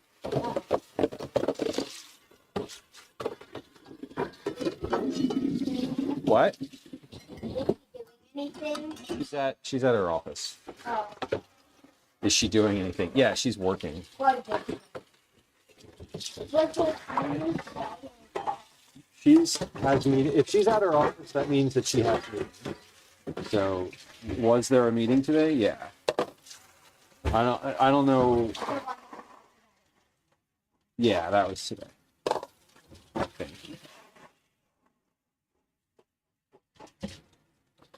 Right. Well, the sink is almost empty. That's good.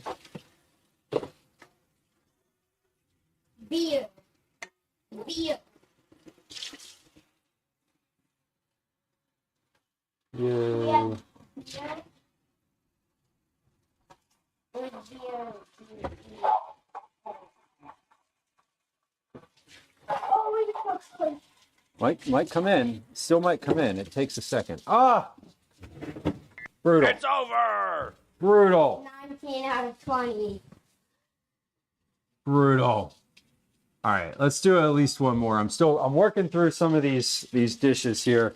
I'm gonna wash a few that can go in the oven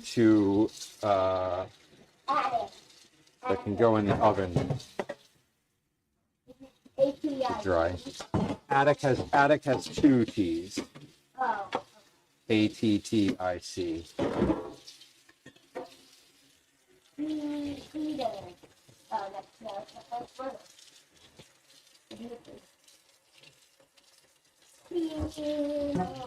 Cal, I don't know if you can be heard on stream. I don't know. My microphone is pointing to me. It's on my shirt. So I'm not even sure. Oh, Sofa says that, you can be heard. Okay, cool. Well, good. Tiara? Like the headwear? Yeah, T-I-A-R-A. That's a good one. Is that how it's spelled? Yeah, it is. There you go. Beer with an R. All right. These dishes are coming along. Very. If all I have left at the end of the stream is a dishpan worth of dishes, that is a success. That's how I see it.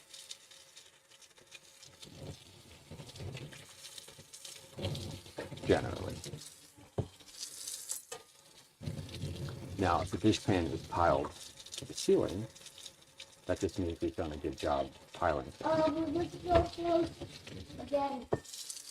Oh my God. Very close, very close. All right, one more game. We can do one more. Go down, Cal. Go down to Chrome on the bottom. Yeah.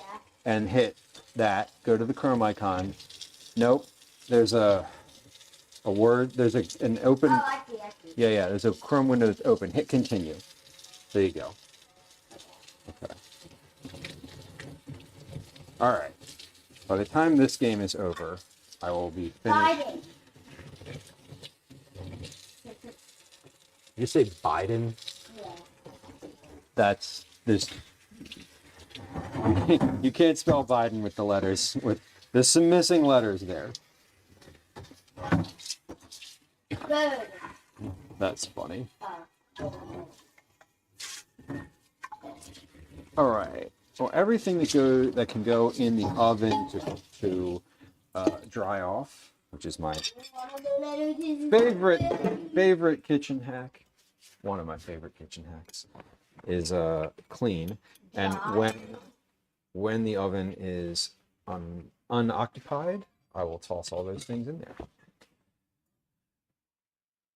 All right, but I think the fake letter is oh, it's already there. Okay. we're doing good. I'm like, I think the fake letter is I, as it's showing up on the screen. I put in bird and it worked, and then someone put in bird and it didn't, and it did not work. Mm-hmm. Good eyes on the fake letter then. Barnyard? No, that's no. I forgot that you can't use the letter twice. No, you can only use the letter twice if there's two of them. It's like you can, but there has to be two. Yeah, but there have to be two. All right. I was asking about Mom Cal because I thought she might be on her way heading home. One more word we got this time. One more word. It's a four-letter word that starts with B. Oh! Hey, we got one. Let's go. Congrats. Hit The board we keep going, right? Sad is no noise. Yeah, Cal knows the rules. If there's a board, we do one more. Go ahead. Hit continue again. Go. Oh, God. What is it? Susquehanna. Susquehanna is not a word. But it's a long word. Yeah. But I guarantee you that Susquehanna is not the word. It's not an available word. That is a lot of letters. Ooh, equinox almost works. If there were two X's, I think. How's equinox spelled? EQUINOX. one X in equinox. Oh, so the mystery letter is a Q. It could. Well, I don't know what the odds of a Q being a mystery letter are, but Someone you're right. try it. Equinox.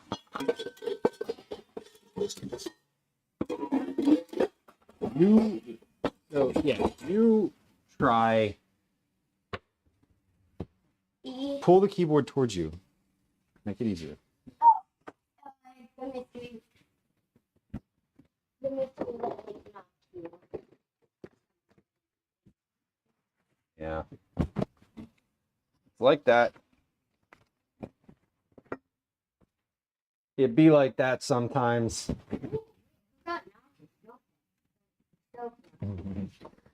Okay, so these dishes are in, and we're just gonna let these soak because they'll be ready to go. Oh wow. Take the wooden thing out. Where's the? Okay. U. The letter is U.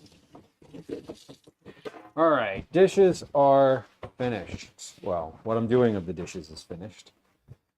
All right, don't continue because we're gonna. Oh, 1 star. Yeah, it happens. You got 6 out of 9. Okay, let me pop in here. Okay, let's come on back over here, y'all. Thank you for participating. Thank you for your patience if you were not participating. I appreciate it. Either way. Okay, but we have Obi, get out of there. I'm going to close the recycling door, and there's a cat crawling inside. Come here, Bud, you got to get out of here. Come here. I'm going to drag you out. I'm dragging you out by your scruff. Come on. There we drag him go. out by the No, I'm just trying to get him out. I'm not like. Not the spot.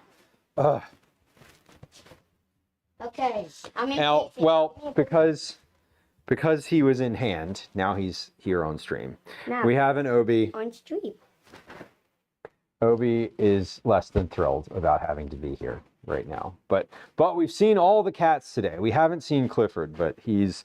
I was asking about Gwen coming home because I figured that she might show him off.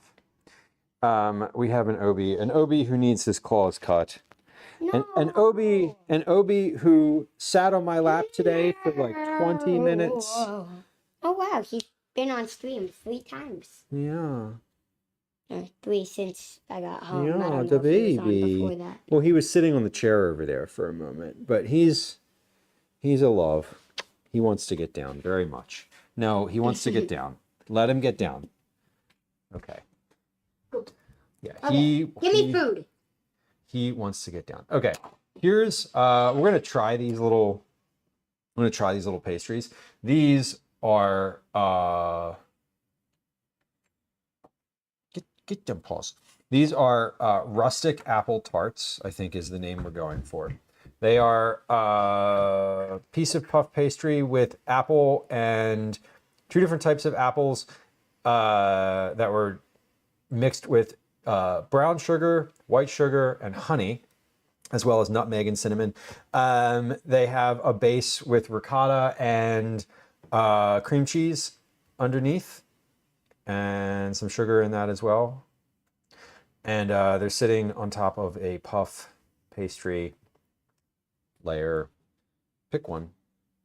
Yes. I'm gonna do a little cross section of this, and we'll see what it looks like. I'm gonna eat it. Yeah, what do you think?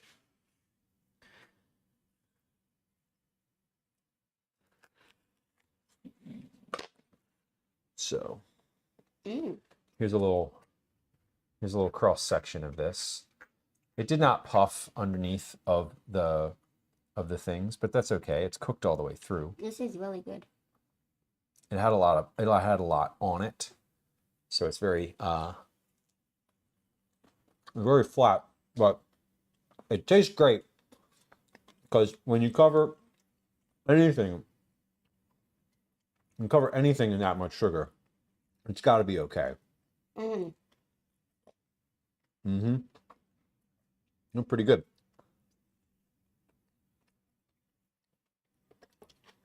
Oh, AJ said he wanted one. And then he left. Did he? Mm-hmm. Oh. Yeah. But that's okay. He'll have something the next time he's here. He got cantaloupe. Not Even one of better. these, though. Hmm. These will be gone. Yeah, if these are still in the house next time he's here, They will not be then that would mean he has to come back like now. in about 5 minutes. Mm-hmm. Yeah. So he turned out great for just being like Hello, little orange cat. sort of spontaneously put together pastries. I'm glad that I flipped the edges up like this. Like, I'm glad that we did the whole, like, pulled those out and sort of folded them over. Because if I hadn't done that, it probably would have spread more and not puffed. The only part of it that really puffed was the side here, where I had pulled them out and like tucked them over. So, not bad. Pretty happy. Okay, that was my 45-minute timer. That's for the chicken and the carrots and parsnips that are in the oven. So I'm gonna get. Can I have another one? Can you have another one? Yeah. What are you gonna trade? Because we're gonna have dinner pretty soon. It's apples on it. It's healthy. Okay. It's healthy because it has apples on it, he says. I mean, I don't disagree that the apples are a good choice when it comes to eating. I do think that like covering them in sugar is, you know, the presentation of these apples is not quite what I would say if you were like, if I was telling you to eat an apple.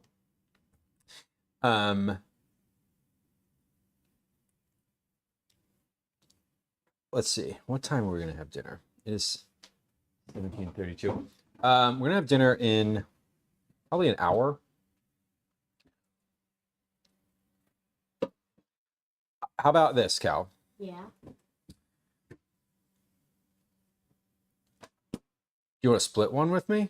Maybe we're gonna have dinner in an Do you want to split one with me? yeah, sure. Okay. You're disappointed about having dinner soon-ish. Yeah. Right. Not a lot of time for an iPad. No, but you did just have a lot of gaming time playing Fortnite with your friend. Right? Which is valuable. Well, it wasn't And Roblox. I know it wasn't Roblox, but like that's still game time with your friend. You had a fun, good time, screen-based activity. I just want here's what I'm considering. I'm considering that we're gonna have dinner probably in about an hour, and that I want you to eat dinner. I don't want you to eat Okay. like Then a lot. Let's Like split it quick so I can okay, get to my reading. pick one to and then, split. This one. This one. Mm. Okay. So I can get to my reading and then Okay. Pick which half you want. media. Okay. Yeah, I want you to have dinner. And I agree. This has apples on it, but still.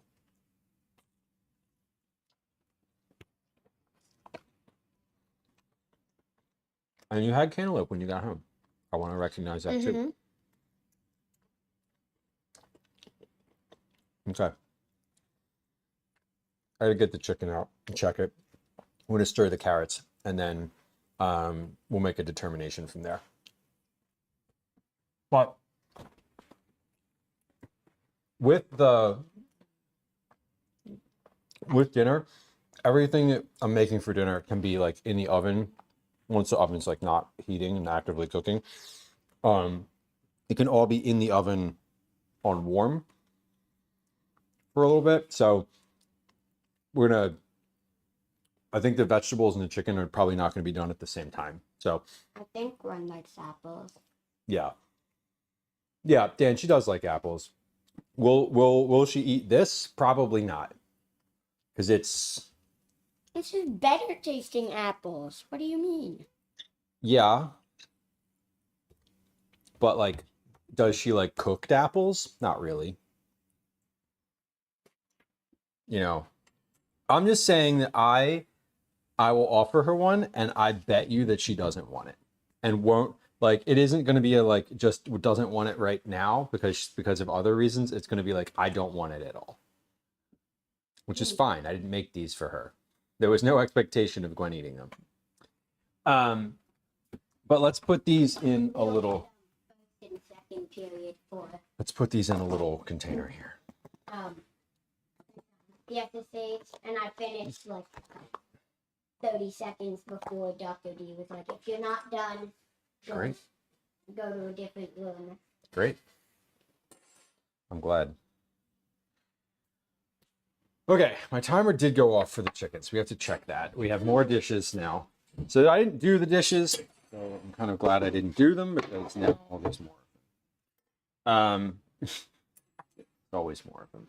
Let's get this chicken out, and we'll take its temperature.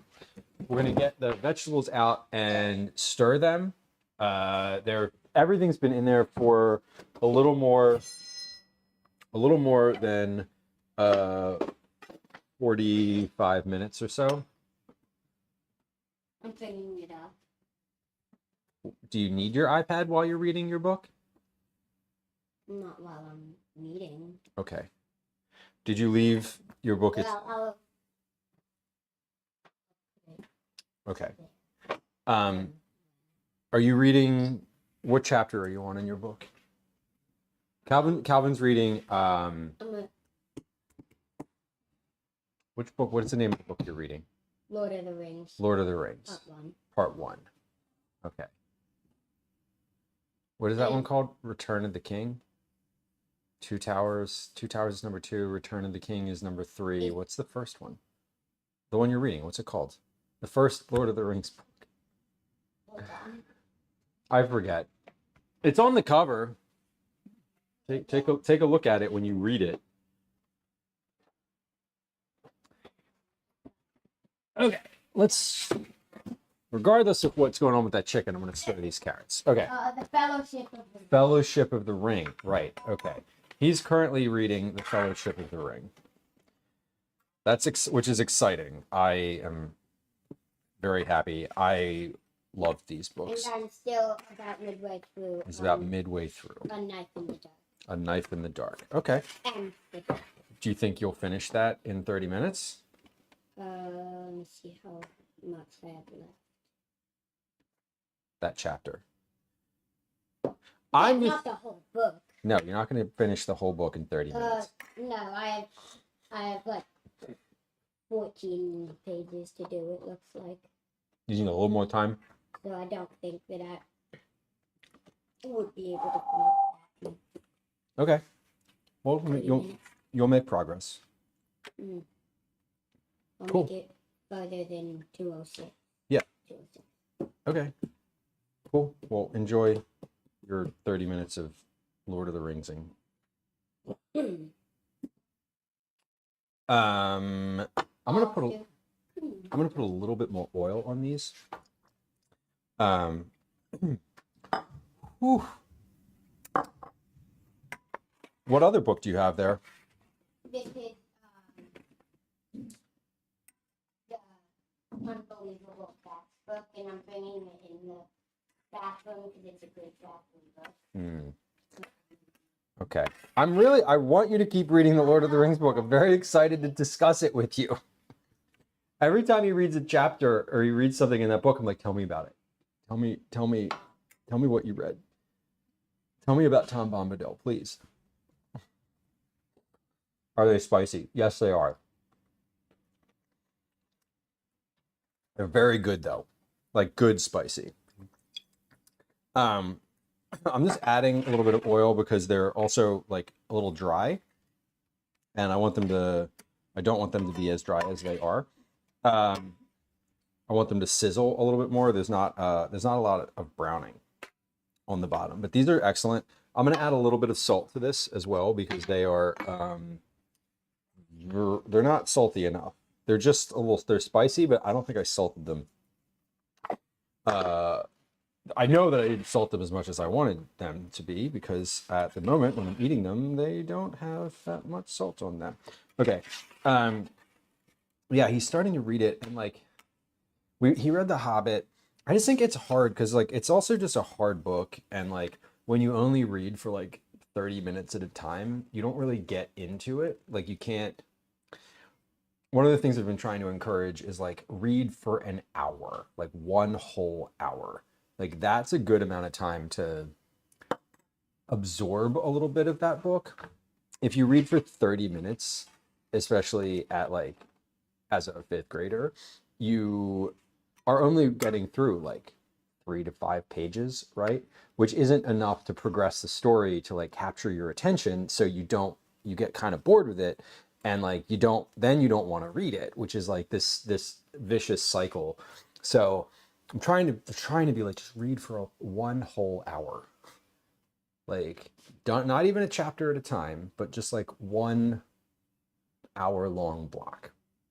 When you pick it up and you're like, I'm going to read for 20 minutes, it's like not enough. It's never enough to really like state to like get into the thing. It's sort of like when you exercise and you're like, if you only run on the treadmill for 5 minutes, like running's always going to suck. Because at like minute 8, you start to tip into like, oh, this feels okay. Let me couch that with the fact that I do not run. I use the treadmill, but I do not run. We don't run. Running is not behavior that is enjoyed by this body. I run for the bus when it is late, or when I am late. Okay, chicken is coming out. We're going to temp this because I don't think it's quite there yet, but it might be. 45 minutes at 375.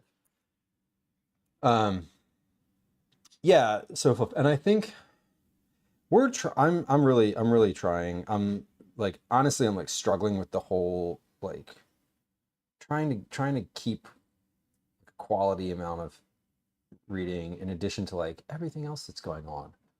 You know, there's a lot happening, and you spend all day in school too, you know. All right, this chicken is done. Oh, Gwen's home. Hello. How are you? Very stressed. Very stressed. She's very stressed. Would you like something? Yeah, give me one of those alcoholic beverages. One of those alcoholic beverages in here? Yeah. Great. I hear that drinking when you're stressed is not a bad thing at all. Which kind do you want? Do you want a high noon or a stateside? Or were you talking about the gin in the freezer? Yeah, whatever. Okay. This cat, Gwen, he's so cute, she says. Yeah, he has been around all day. All the cats are attention starved.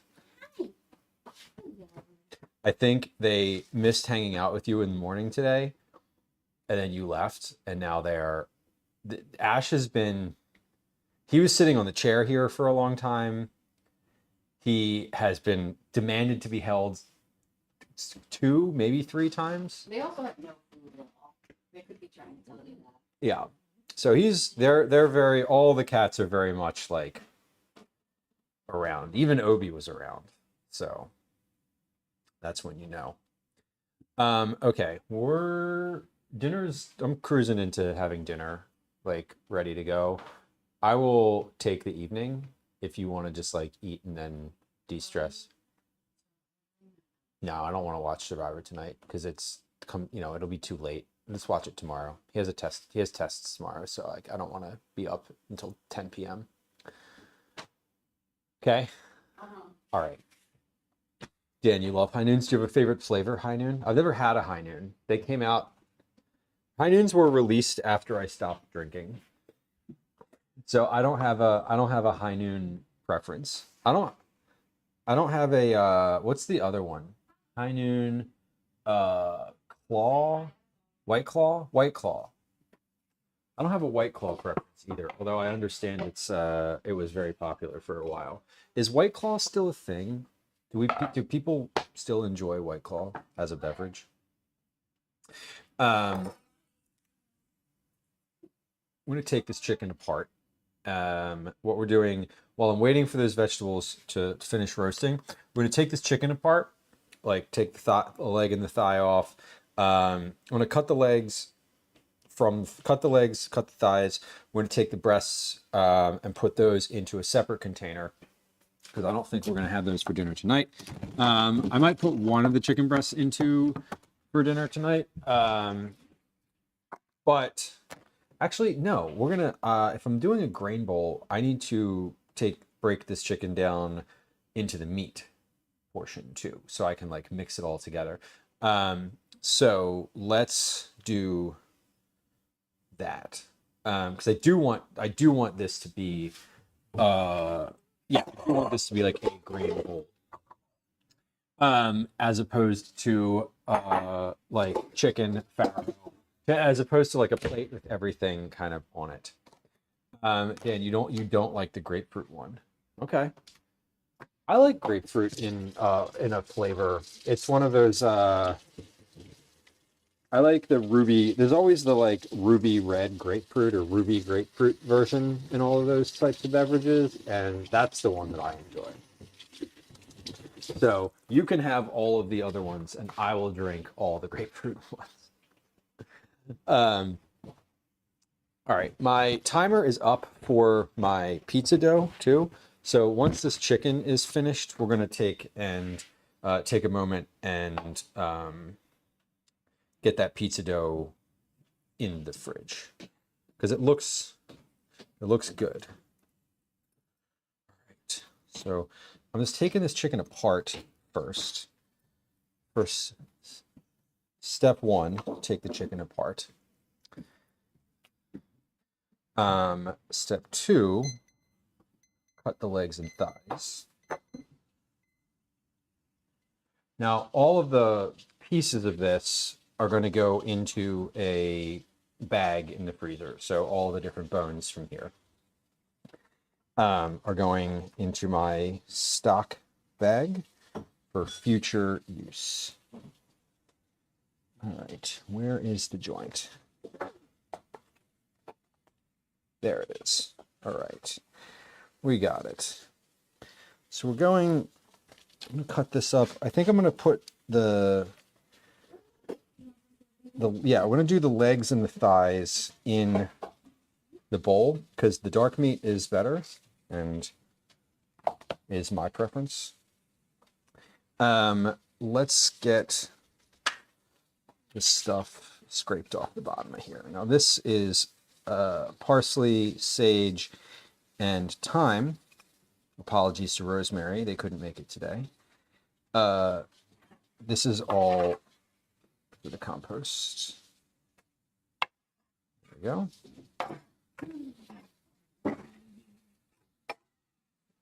Thanks. Look out, Daisy.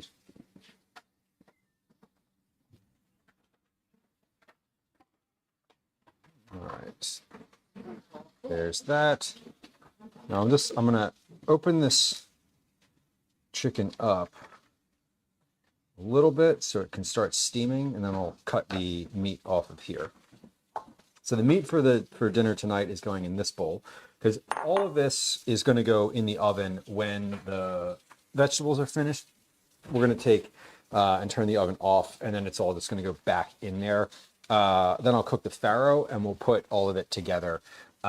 Instead of like one big dish, I'm gonna make like just a scoop of farro, some chicken, some vegetables into the different bowls.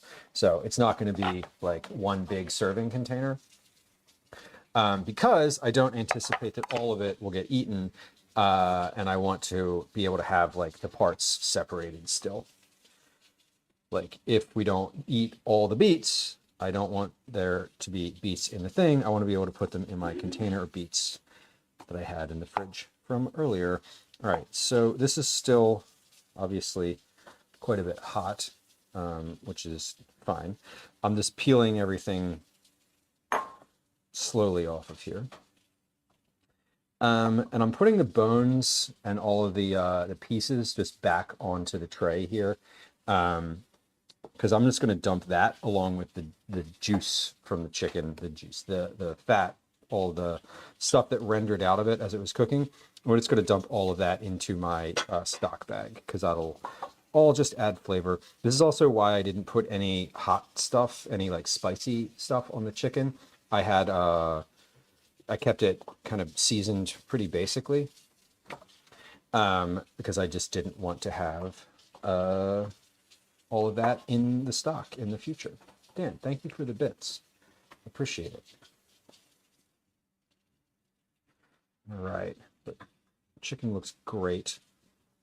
I'll have a whole roasted chicken because you can, it's like several meals worth of chicken. I'm going to use this for dinner tonight, obviously. The other chicken that I'm going to pop in the fridge in a separate container is going to be for our dinner tomorrow night. I'm going to put some barbecue sauce on it and make a barbecue chicken pizza. So this is all good, and there may be a little left over even after that because you don't need a lot of chicken for one pizza. So I'm going to probably end up having, excuse me, even more leftover, which is never really a problem. If nothing else, it just gets eaten like along with something else. Like it doesn't all go into like a recipe or anything like that. I don't have plans for it past the chicken pizza. All right, but once I'm finished with taking the meat off of here, I'm gonna cut this up. I'm gonna dump it back out on the cutting board and just cut it a little bit so it's not as chunky. Right now, I'm just getting the meat off of all the bones. That's the goal. And we're also going to take the drumsticks and wings and get those in here. And then chicken breasts will be for our other container. Okay.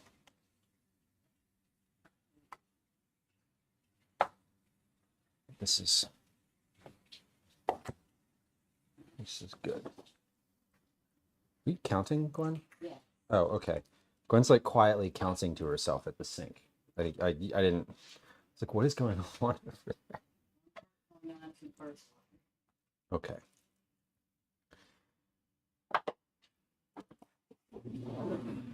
Gwen's making formula for the little ones. Do you think we'll get to see Clifford today? He really wants to come down right now. I thought he was on the step. You see the way you said that, I thought he was on the step. Yeah. Okay. Well, maybe we'll get to see the tiny cat today, in addition to all of the big ones, which we've seen all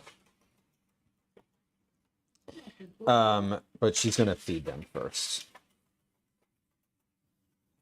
So, not in this moment, but in a moment in the future, we will have a tiny tuxedo. Okay. Well, don't stress about bringing them if they're still a bit timid. I don't want the. We don't need to. Again, we don't need to stress them out. But whatever your preference is, Glenn. Okay, so chicken. I'm getting the chicken breasts cut off now. I'll take some of the meat. He's licking the chicken juice from the gloves in the trash can. Baby. That's what he's doing. A little bit of this breast meat that's like stuck on the bone. I'm gonna toss in here for dinner as well. And that is it. And this is just an entire whole chicken breast. I'm going to leave this exactly like it is. I'm not going to cut this down any further because it doesn't need to be. Not today, so not necessary. All right, let's scrape this off and we'll do the second half. And then we'll be ready to do the farro. I think I didn't put a timer, a countdown timer on the vegetables in the oven. I put a count up timer. So they've been in there for about 10 minutes past the initial 45, so 55. So they're going to be in there for just about an hour total. We'll check those in a moment here. They were fine earlier. I think they would have been edible, but not, they weren't as soft as I wanted them to be yet. So we're just getting kind of the final bit. So I think 10 minutes might have done it. I added some oil to there to help them brown. But I think that's probably I think we'll probably be good when I check on them again. So we're not going to do that until we've finished with all of the chicken processing though, which is almost finished. So I'm just taking all the meat off the bones, breaking everything down here. Right, very good. We've got one little bone piece. Perfect. Okay. The chicken is good. All right, this doesn't have anything on it. This is just a chicken breast.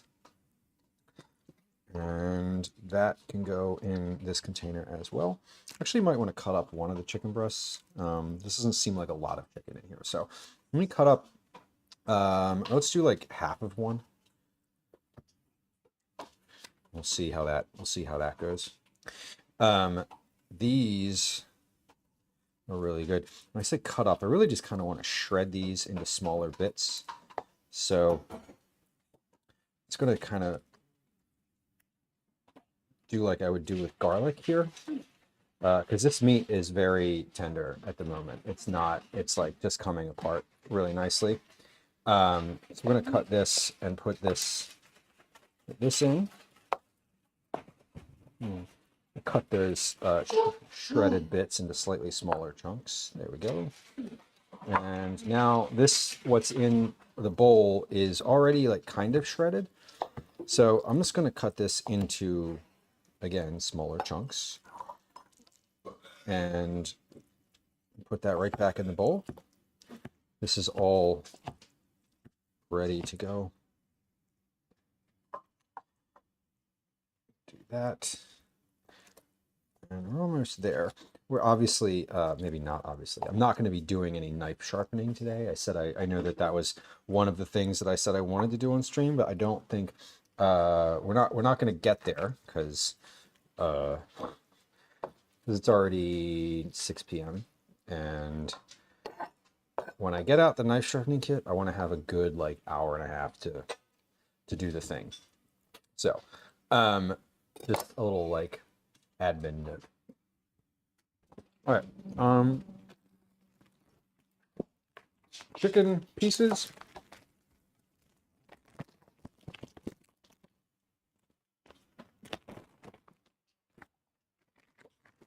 Going in this bag.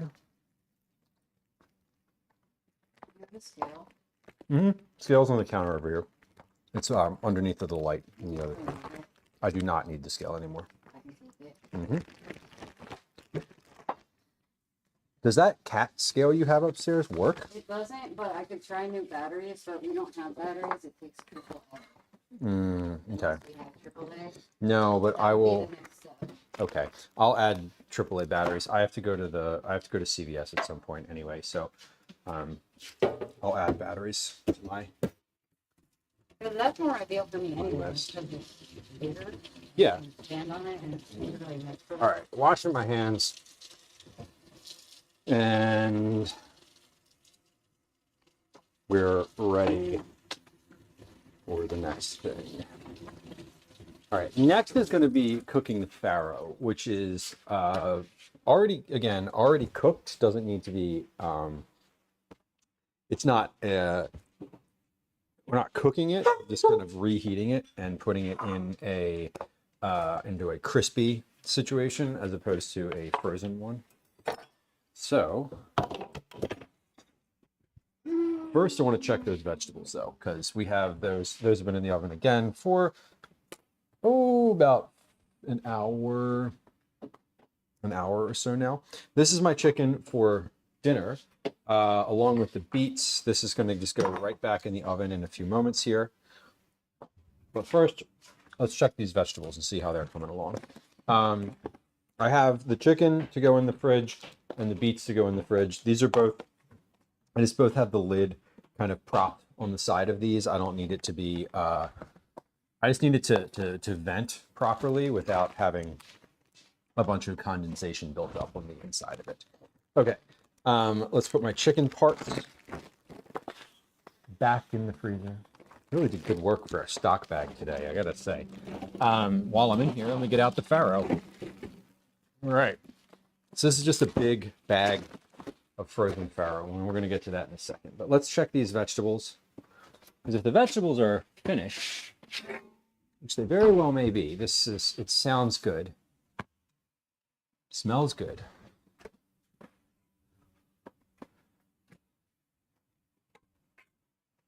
Yeah, now we have some browning on the bottom. I didn't have enough oil on these the first time. They were just like dried out. Now they look quite nice. Everything got really small on this tray too. Like even the biggest chunks are way smaller than they were before. So speaking of biggest chunks, that's what I want to try, because if the biggest chunks are finished and cooked, then we're good and ready to go with these. I don't really want to hold this on the spatula, so let's.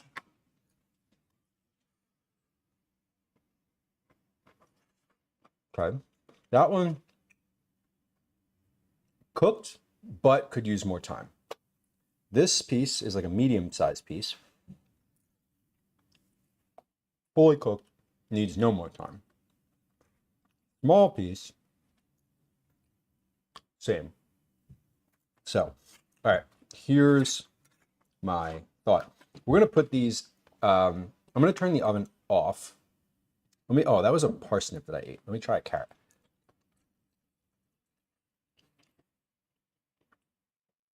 You know, it's only the huge chunks of carrot that are a little bit crisp, a little bit hard still. Everything else is perfect. So I'm going to say these are finished. Because if I overcook everything, that's not good either. So let's put these in a bowl. Put these in a bowl. We're going to turn the oven off. I'm going to let that kind of vent out into the room for a moment. You know, I said I was going to use that crock over there to put everything in. And once again, I didn't. I didn't use that crock, the one behind me, this one. Once again, I have not used this container stream. I said this when I got it out, but I don't think I've ever used that container on stream. Not to bake in, not to store things in. I don't think it's ever gotten used on a stream before, which is notable because I used a lot of stuff on here. Okay. Let's put these in the oven. I'm going to put all of that on a sheet pan so that it's just like I can reach in and just grab the sheet pan instead of the individual items. Not this sheet pan though. This sheet pan is fully covered in olive oil. We don't want that, so let's not. Do I have another sheet pan? Yay, I do. Okay, cool. We have our carrots, our beets, and our chicken ready to go. These are just going to stay in the oven, which again is off, but but it's been on, so they're going to be warm. It's going to be warm for quite a while. I'm going to leave these in the oven. When the farro is finished, we will be just about ready to go. Now is when I want to cook the farro. Finally, we've arrived. Let me put this crock away. No, now is when I want to put these pizza doughs away because they are definitely doubled in size. And I don't want them to overproof. So we want to see the pizza dough. Now is the last chance for that. This is pizza dough for tomorrow. We're making pizzas tomorrow. Oh, right. Look at how beautifully that proofed up. That is a nice looking dough. Is that the same as the other ones? They're all the same. Yeah, this is a nice looking dough. We're gonna pop the lid on here now, like actually seal these and find a spot for these in the fridge. Now tomorrow, we're making pizza. I'll need to get these out of the oven. I'll need to get these out of the oven when they're formed into pizzas and have toppings and are cooked. I'll need to get these out of the refrigerator several hours before, maybe 2 hours before I need them, which is honestly, it's far easier to do that than it is to make them the same day. So I was reluctant a little bit to go forward with the process that we did today, but ultimately I'm feeling pretty good about having done that because it does seem it seems like they proofed, and as long as they don't get too as long as they don't get too dried out.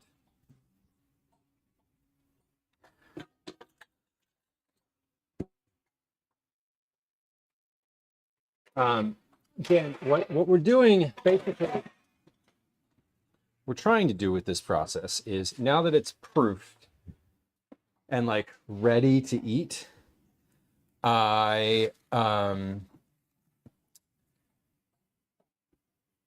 goes back in the fridge. It's not going to, it shouldn't expand too much more than it is now. If it gets too much bigger, it's not going to fit in that container. But putting it in the fridge should be it should help with the flavor. But the proofing sort of has already happened. Now, the recipe says to just go ahead and put it in the refrigerator in its like dough ball form. So I think, we're trying something different today. And I am feeling good about it in this moment. Right now, those dough balls are ready to make pizza with. Like we're ready for shaping. So that's where I'm like, okay. Like I'm a little hesitant because what I don't quite know what will happen when they've gone back into the refrigerator and like gone through another 24 hours. So I think they should be okay. I don't see why they wouldn't be. My biggest concern is that they get dry, that they like dry out too much. But I think they'll be okay. Here's hoping. Farro is what's next. So we're gonna just pop this into a big cast iron pan, our biggest cast iron pan, in fact. I'm going to use a little bit of my bacon grease that I have in here from whenever it was that I made bacon. When was the last time I made bacon? I don't remember. It was with probably for camping prep a couple weeks ago. Kathy, cavatelli and broccoli sounds lovely. I love cavatelli. It's one of my more preferred pastas. It's very thick. Takes the sauce, accepts the sauce really well. Thank you for coming through. Enjoy the rest of your evening. I hope to see you soon. Sue, we'll be live again tomorrow. We're making pizza tomorrow. Okay, so this is pretty good. I'm gonna make, here's how we're gonna measure this. So everyone in my family likes these bowls, for better or worse. These are like, if we're having something in a bowl, like everyone in my family prefers these bowls. They're ramen bowls. They're plastic. I got them 15 years ago. I don't even remember why or where. But what we're gonna do is basically fill each of these bowls. Oh, Dan, does it still weigh the same? Interesting question. I did not weigh them. I could weigh them. I could actually, I could weigh them, but I don't have the clean containers from before to tear the scale with. I don't know what the container itself weighs. I am also curious about that myself.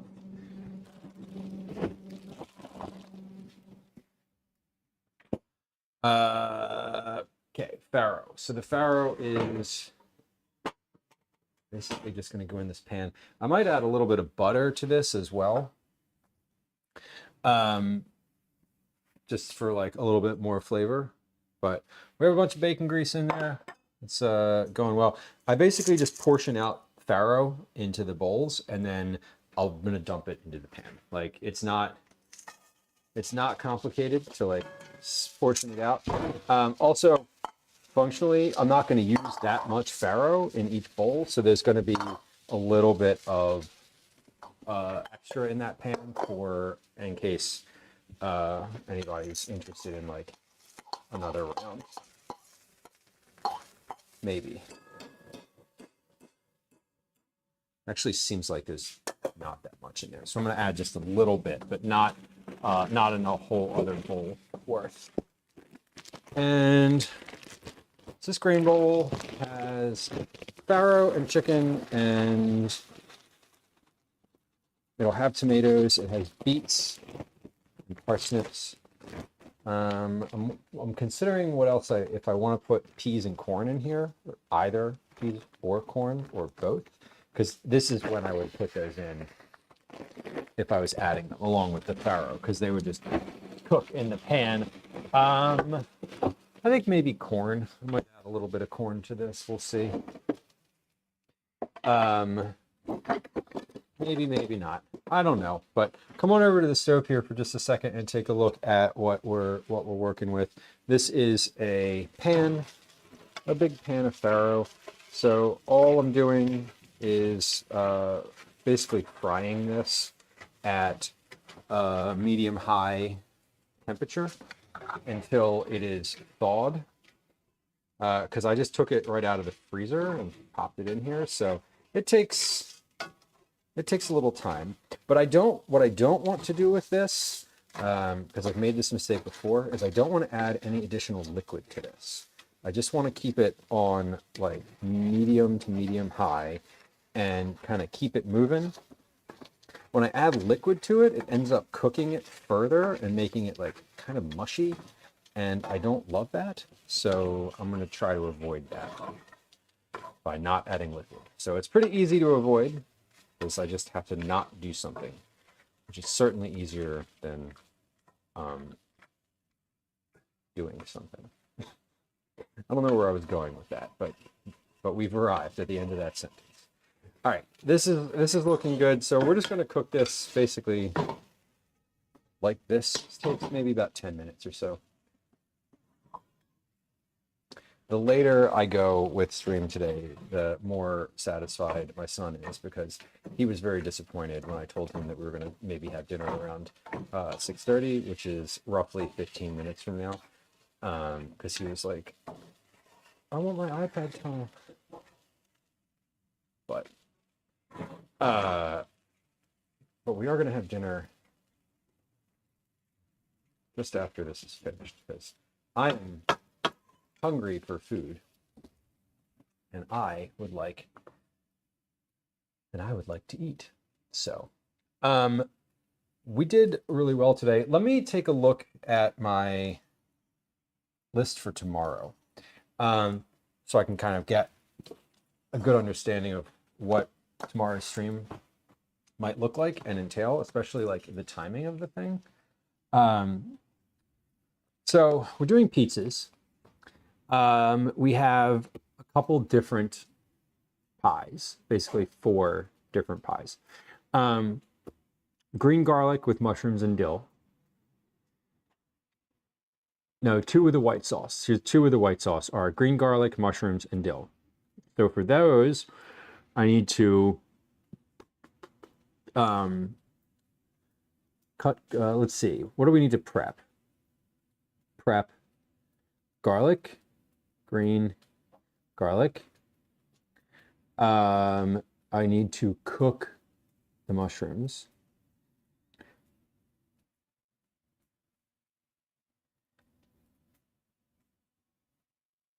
Herbs. So let's look at the herbs at the end. We'll talk about the herbs at the end. The second one that I'm making is corn, sausage, and ramps. Ramps are basically like a leek type of plant that's native to this area. They bloom for like 2 weeks, 3 weeks per year. I got some at the farmer's market. So we need to clean those. Clean ramps because they're very dirty.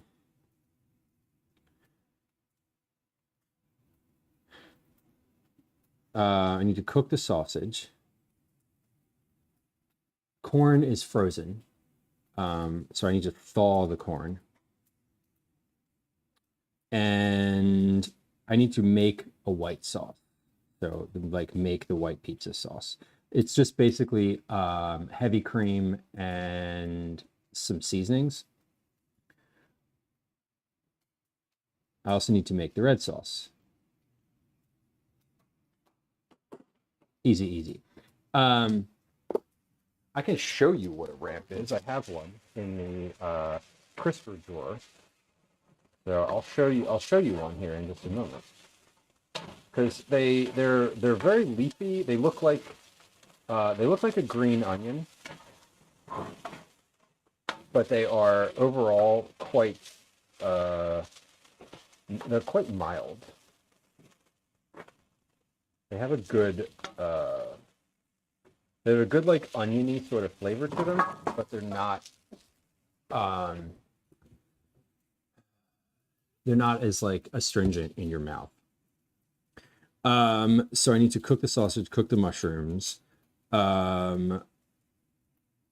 The onion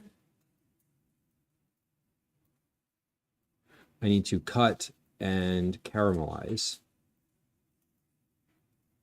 And then the rest of the other one, we're gonna do a chicken barbecue pizza with onion and parsley. And then the other one is going to be just a red sauce with pepperoni. So that one's easy. I need to cook the mushrooms, cook the sausage.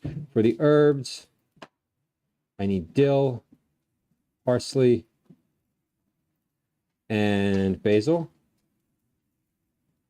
And for the red sauce, and then I need to shred the cheese. Shred the mozzarella. Okay, so a little easier than other pizza streams. I was intentionally trying to make it like less wildly complicated. Now it's fine time. Would y'all like to see a tiny tuxedo cat who's about 4 weeks old and is super cute? You want to see a cat? We have a cat who's about to be available for visual observation. Here's Clifford. Here he is. You got him there? He's very full. He just had 20 milliliters. 20 milliliters? That's 20 grams worth of food. Let's take the pan out of the equation. Hold on. There we go. Look at his belly. Yeah, oh my God. He looks full. He does look full. He's looking all around. He's very curious about what's happening. Yeah, Clifford is a solo cat, but Gwen just 2 days ago picked up two similar aged cats from the shelter, and at some point they will be introduced to each other once we are confident that the other cats do not have like horrific street afflictions. Because we like Clifford how he is, which is to say healthy and not afflicted. Yeah, he's look at this baby. He's so tiny. He's so tiny compared to the other ones. It's kind of wild. Compared to the other ones. Yeah, the three that live here. Oh. Like the 3 adult cats. Yeah, the other 2 are tiny. Yeah. Hi, bud. You looking at me? He's looking at me. Yeah, he's super cute. Little pink toe beans. He's very fancy. Yeah. Doesn't like being hung out in the air like that. No, he likes being secure. And he has lots of people who are interested in adopting him. Mm-hmm.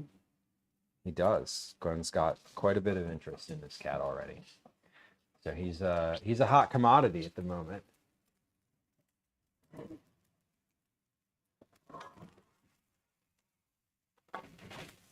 All right. Okay. Sounds good. I will give you a holler when dinner's ready. Okay. Okay. All right.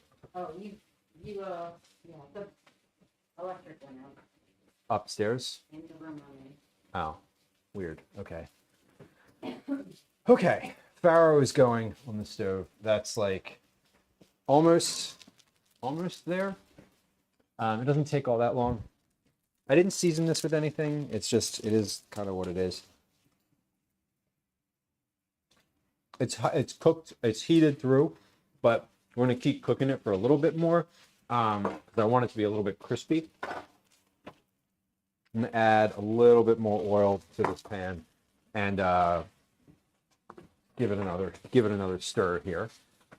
So this is it's a big pan of grains.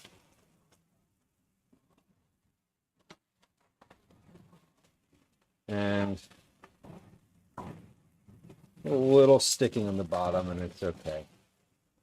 Dan asked do I ever cook with tomatillos? I have. We've made, what did we make with tomatillos on stream one time? I don't recall. I used them on stream one time. I don't, generally it's kind of a rarity, but it's not because I don't like them. I don't know why I don't use them as much as other, just like regular tomatoes, but it is a fact that I use regular tomatoes more. Also, tomatillos are, I know that tomatillos are a little bit thicker. They're a little bit more sour, and they are less juicy than regular tomatoes. So I feel like partly I don't use them as much because I just like a regular tomato, which, speaking of, we're going to cut that while we are farrowing over here. And I'm using the serrated knife for this because I happened to grab it first. Is this the right knife? Not really, but that's okay. The serrated knife doesn't feel very sharp either. Come to if I'm being honest about it. All the knives need a bit of sharpening, which is annoying that I didn't get to it today, but also like not unexpected. That's okay. All right, this is still coming along. When I'm finished with the farro here, once this is cooked and is looking pretty good, I'm going to take it off the stove and mix the herbs into it, because I want the herbs definitely like want them in the farro. I don't want them sort of floating around in the whole grain bowl. I want them to get incorporated completely. And when you just kind of sprinkle them on top, they look nice, but I want them to be like a big kind of part of the thing. So I have to add them now. All right, I'm just slicing this tomato and I'm going to put this in a bowl. I'm going to add a little bit of salt to it, just like a pinch of salt so that it gets seasoned ahead of time. And then this tomato is just going to go in along with everything else, just raw as it is, because I love a raw, big, chunky tomato like this. Glenn doesn't. Calvin does. So he and I will be partaking in the tomato, which is also kind of why I like having a grain bowl, because you can just add the things that you want or don't want to it. I'm going to have him make his own, in fact, tonight. So that is a thing that's going to happen. You select what you're having in your bowl and eat it. That's the goal. All right. Dan says, I just started working at a store with a lot of fruit and vegetables, so I'm learning new stuff. Didn't know what they were used for. Often they're used for salsa. I know that. Tomatillos are a common thing. I think the thing that I've experienced most with them is salsa. Have you found any interesting produce that you've never had before? I mean, I guess tomatillos, but is there anything that's like truly like, oh, whoa, I didn't know that existed. You all have like durian fruit, things like that. Okay, so tomatoes are looking good. Let's mix these together a little bit. I just put some salt in there. So we're gonna just kind of stir these up. Once I'm finished with this, we should be good to go to assemble one of these and put a dinner bowl together. Those are great. Love those. Love. We're coming into tomato season. I'm all about it. Tomatoes are definitely one of my favorite things to eat. Raw tomatoes, a little bit of salt, just the best. I love them with one of my favorite foods, just in general, is a tomato mayonnaise sandwich. Fluffy white bread, tomato, big thick cut tomato with salt on it, and mayonnaise. Nothing else. Not toasted. No lettuce, no cheese. Just tomato and mayonnaise. So good. All right, I'm going to add all these herbs in here. We have thyme, sage, dill, and parsley. Just going to mix those in. They're going to kind of wilt a little bit. Didn't know what a papaya was. Yeah, papayas are so good. Papayas have all these fun seeds inside of them too, which is always fun. All right, this looks great. That's ready to go. Let's assemble a bowl here. You know what this might need? I'm just thinking about this. This might need a little sauce. Don't grain bowls usually have like a sauce on them? Am I making that up? I feel like they usually have like a sour cream sauce or something like that. And specifically for this one, I feel like a sour cream sauce would be nice to cut the heat from the vegetables. So maybe we make like a real quick maybe we make a real quick sauce for this, just like a little mixed up something. Because I feel like grain bowls, I feel like anything like this usually has some sort of like sauce element to it to keep everything kind of together. Perfectly crispy. Great. Okay, so that needs a little salt. Should have added that while I was cooking, but I didn't, and that's okay. It's still hot. It'll get in there. I didn't have enough the first time to taste that there wasn't any salt, or there wasn't enough salt. I don't recall if I salted the water when I made these or not. I feel like I did not, given the texture and taste of these. Okay. Well, this is good. Then let's get those out so I can put them in there. The sheet pans are from doing the dishes earlier. I leave them in the oven to dry so that they dry. The rolled edge around the room dries. All right, speaking of drying, let's put this in here. I have my beef and chicken and vegetables in the oven right now. The oven's still quite warm, so everything is staying nice and warm. You know what? We're not going to do sour cream sauce. We're going to do a yogurt sauce because I have one of these cups of yogurt in here, and I don't really eat these, so it's not going to get used. And yogurt is like the perfect thing for this. Sour cream is good too, but like yogurt is going to be nice. And because I don't really eat cups of yogurt, this is a good use. This is a good use it up for this. So it's gonna make like a little quick something. I don't really know what I'm gonna put in here. Maybe some lemon, maybe, yeah, lemon, maybe a little bit of sour cream. We're gonna dig in the fridge for just a second and see what I can see. That's what we're gonna do. Okay. Lemon and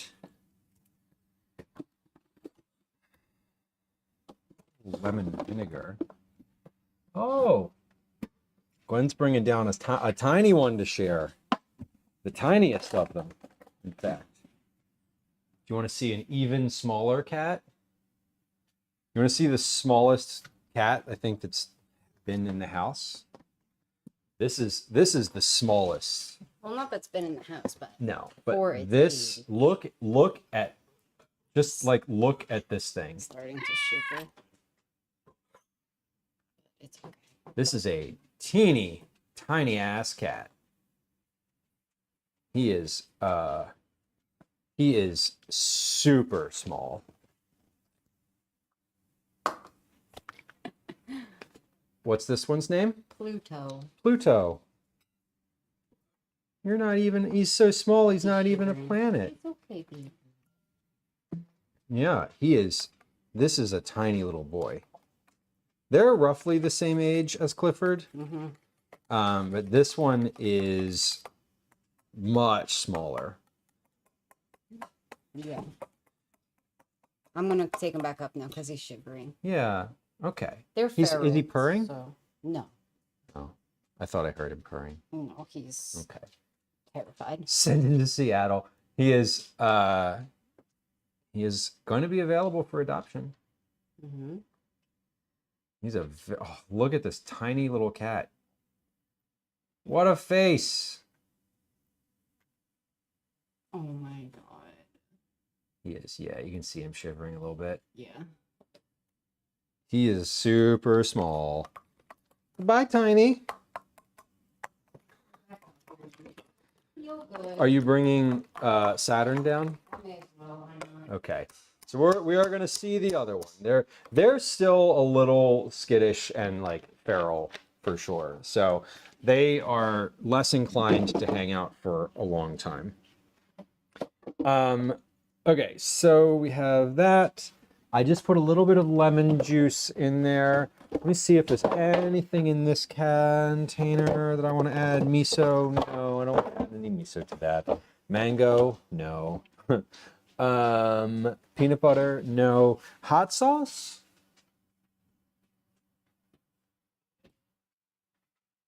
No.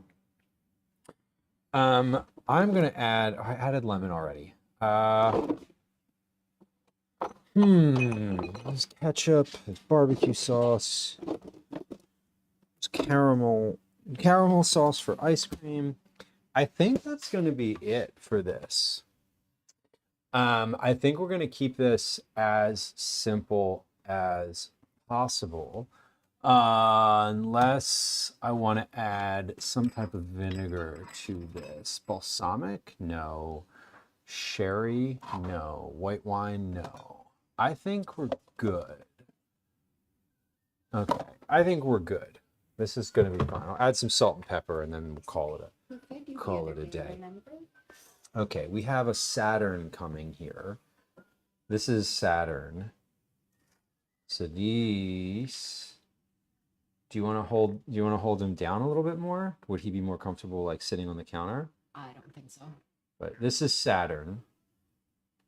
He's still quite feral and a little scared. Pluto's brother. But he's bigger.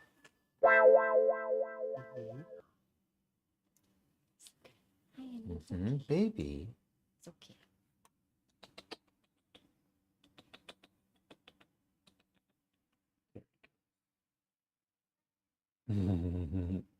This is a pretty boy. He definitely needs a bath, but he's... Two little dots on him.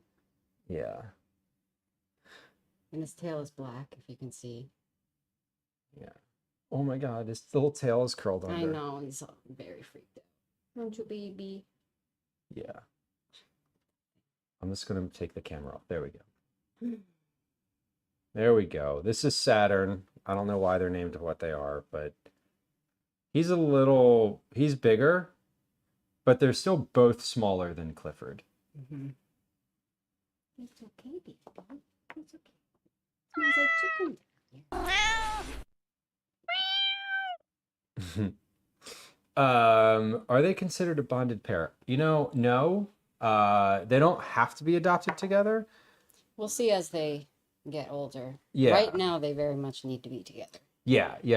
Right now, they're freaked out and rely on each other. See, comfort. I always want the cats who were hanging out together when they were young to be adopted together because I think that is nice. Gwen says they don't need to be because they are comfortable on their own, which is true. I feel bad when they're like, okay, goodbye forever. Yes, that's ideal. Kittens need a friend, but Yeah. cats in the wild go off on their own. Okay, let's go back upstairs. He's a sweetie. I mean, he's not really that sweet right now, but Well, yeah, but he's a feral cat who just came in out of the harsh, cold world and doesn't understand anything. But he will. Keep the baby Holstein. I don't know. Tidy Whities, welcome in. Cyber says I only have room for Pluto. In your heart or in your space? Listen, if we had enough space, I wouldn't mind more and more cats.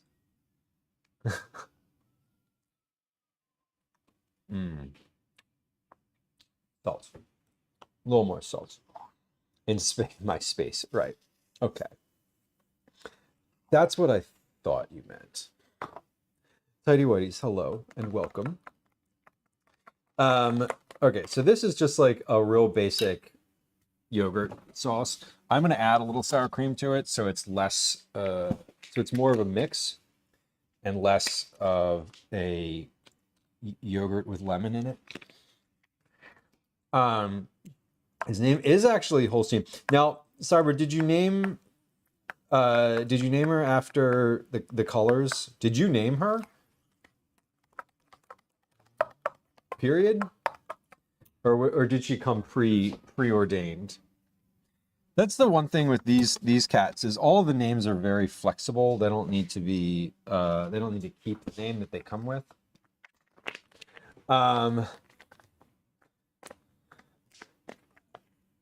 Like I wouldn't keep any of the names. Liz Holstein is Cyborg K Chop's cat. I named her because she looks like a cow. Well, that tracks. Tidy Woody says, if you wanted a single slice of pizza, any kind, and you're in any neighborhood, where would you ideally go? In Philly?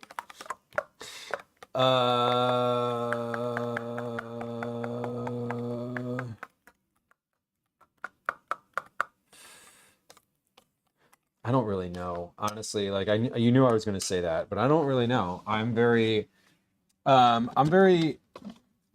non. I haven't gotten a single slice of pizza in a long time. Lorenzo's. Wrong answer. No, but seriously, the last like 5 times I've gotten a single slice of pizza has been at Lorenzo's. I don't have a specific answer. I like Lorenzo's slices because they are the size of a hubcap. That's it. They're huge. If you're like, I want pizza, I want like 2 or 3 slices of pizza, 1 slice of Lorenzo's will like put you in good spirits. Cyber says, I rescued Holstein from an art exhibit in New York City 14 years ago. It's possible I had had several cocktails when I stumbled upon the adoption and art event, and the rest is history. You know, the universe just assigned you a cat. They were like, this person in this moment is ready for a cat. And there you were. It's how it works. The cat lottery. Never have cash and refuse to use the ATM. Yeah, man. That ATM surcharge fee there is probably like $15. Have you ever gotten, have you ever gotten an entire pizza from Lorenzo's? I haven't. I've seen people get them. There's a place on South Street called Lazzaro's that has their like extra large pizza is too large to fit through a door. You have to turn the box sideways. Liz says my niece adopted her dog from our city's annual chili cook-off. That's why his name is Chili. That's a very unique place to get a dog. But I can see that. So a lot of these like animal adoption agencies will go to things that are family friendly, like for that reason. Which smart, right? I know when we go to the Union games, Union is the Philadelphia football team, not to be confused with the Eagles, who are the Philadelphia American football team. Anyway, the Union is the soccer team. They out front in their like fan zone before games have like dogs that you can adopt, and they're like, we'll wait until the game is over and you can just take them home with you. And it's like, whoa, buddy, I'm just here to watch a game. Like they get you because there's kids there, and the kids are like, can we take him home? I know I told this story on stream, and there's probably a clip of it, but when we got my first cat, we were in Fells Point in Baltimore, and there were kids who had a kitten out front, and my mom was like, if you're out here when we're going in to eat lunch, if you're out here when we leave, we'll take the cat. And the kids just waited there, and we like had a cat at the end of it. Wasn't a chili cook-off, but chili cook-off is like a big street fair. I love those kind of events. I love those kind of events. Just send me to any of those types of events. Anything where it's like food or food related and like out on a street with like tents and pop-ups and stuff. I'm so there. I want to do all the shopping. Question was inspired by me getting 2 slices for dinner from a local spot. I mean, the local spot's probably the right move. Like the local spot is gonna have decent enough pizza, right? And like it's close. Um, you have experienced a whole pie there. I've seen people ordering. Broccoli on pizza is blasphemy. I love anything on pizza. I love the like vegetable pizza with the slice that's piled so high that it is like hard to eat. Although I don't love when they don't chop it up. When you put broccoli on pizza, you got to chop that shit up. You can't have like a whole floret. Like that's I draw the line at that. That's just irresponsible. I think broccoli is fine, but like you got to make it so you can chew it, you know? That's me. Closest place to me leaves a lot to be desired. Yeah. I'm thinking of the places that are close to me, and none of them sell individual slices. They all sell whole pies. Artichoke, you know, Liz, I don't think I've had an artichoke on pizza situation. I love artichoke though, and I feel like I don't think I've ever used it on stream before. And I was thinking about this the other day. I was thinking about vegetables that I've never cooked with, or that I rarely cook with, and I had the thought that I've never cooked artichoke on stream. We're not starting tomorrow, but it was a thought. The hearts come in the jar, so you can just like use them. You don't need to cook it. I would overcomplicate it and try to do the whole thing myself, and you know, that's how it goes. Marianne says, I love grilled eggplants with mozzarella cheese and tomatoes sauce. Oh man, I wish eggplants didn't make me feel awful. They do, and so I don't eat them. But I want to like I want to be able to eat eggplant like so badly because it seems so good. Like, I know that's probably silly of me to say. It feels silly to say. What's for dinner tonight? You know, I'm about to show you. We got dinner right here, and I'm gonna put it in a little bowl. Big cast iron pan of farro, and our other bits. So here's what we're doing for dinner. Yeah, Marianne, it's not like it causes me it just causes me like discomfort. It's just not it like doesn't, like my stomach just starts gurgling and doesn't stop, which is annoying, like really annoying. Okay, so there's that. Do I have a bigger spoon in here? I don't. You know what I do have in here though? Cup measure, and I can just use that as a scoop. Perfect. Okay. So if you're not a fan of the eggplant texture, that's valid. I just would like to be able to use it because it is a versatile thing, and I'd like to be able to do things with it, like having a like eggplant parm type of thing. Oh my God, Calvin is upstairs whistling as loud as he could possibly whistle, and I can hear it in my bones. It's just funny. I love that he whistles though. It's like nice. He's also getting progressively better at whistling, which is pretty cool.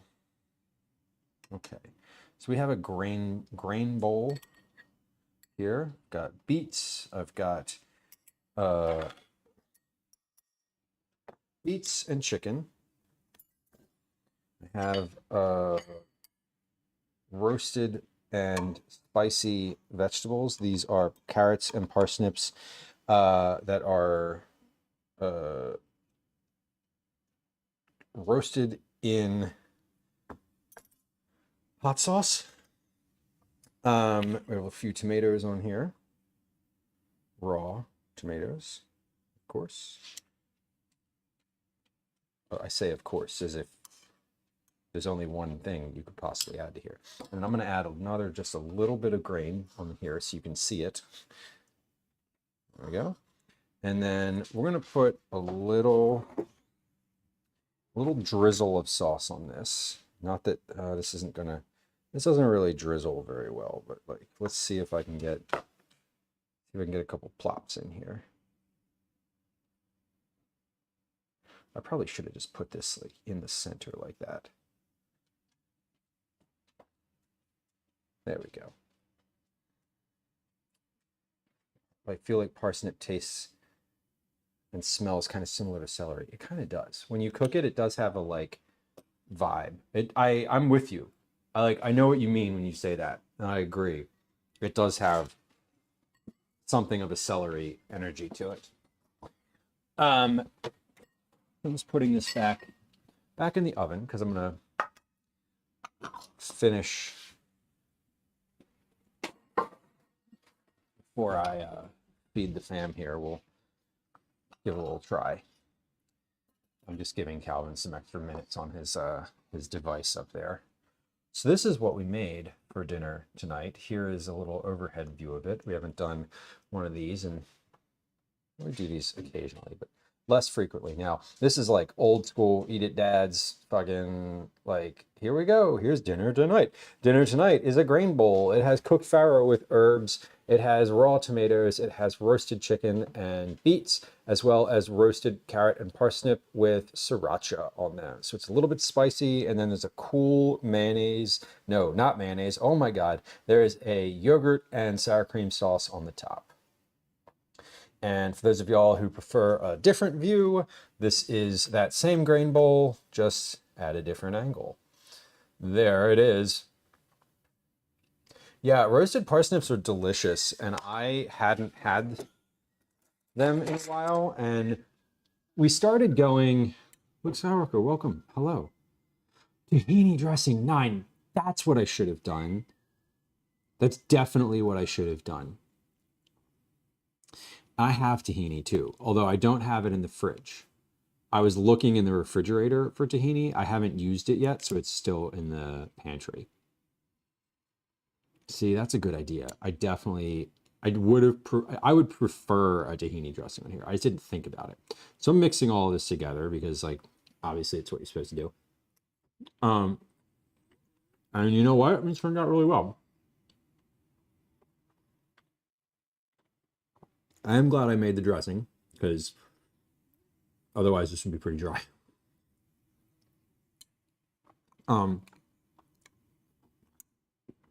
The roasted vegetables on their own are a little spicy, but in the context of everything that's in here, they're not. So I'm pretty pleased with the circumstances of this meal. We did quite a bit today, despite not getting to everything I wanted to do. I'm very happy that we got done what we did. It feels like we had a good volume of things in the queue. Made these turnovers, made dinner, roasted the beets for this and some other stuff, and packed up the quiche. We cut some cantaloupe. When I say it all out loud, it doesn't actually sound like that much, but we stayed busy this afternoon, and I'm very happy with the end results here. This bowl is sort of what I was hoping for. Has a little heat to it. It's very fall coated, despite it being spring, which is not a bad thing. I'm pretty happy with it in general. So, tomorrow we'll be back. We'll be back doing a pizza stream. We're going to start a little bit later tomorrow and probably finish right around now, or maybe a little after normal time, like 7:30 p.m. We're going to be doing pizza. We're going to do pizza, 4 different pizzas, 2 red pizzas, 2 whites. I have the dough. I have the dough ready to go. The dough was finished on stream, today. So tomorrow, we're gonna prep all of those ingredients, and then we're actually gonna make the pizza. Now, making the pizza always seems like it takes longer than I want it to, and I think it will. So I'm leaving a little space to put for myself tomorrow to like not feel stressed about it by not complicating the ingredients, because I'm starting a little later. So not too much prep. The only thing I really need to cook tomorrow is the sausage and the mushrooms, like before starting stream. So that is tomorrow's plan. We're going to be, I said, live around 1:30 p.m. So let me let's see. Where should we go today? I would like to keep it in food and drink, because I always like keeping it in food and drink if it's possible. We have, if it's possible, it's always possible. It's just not often. Occasionally there's channels in food and drink that I don't want to raid.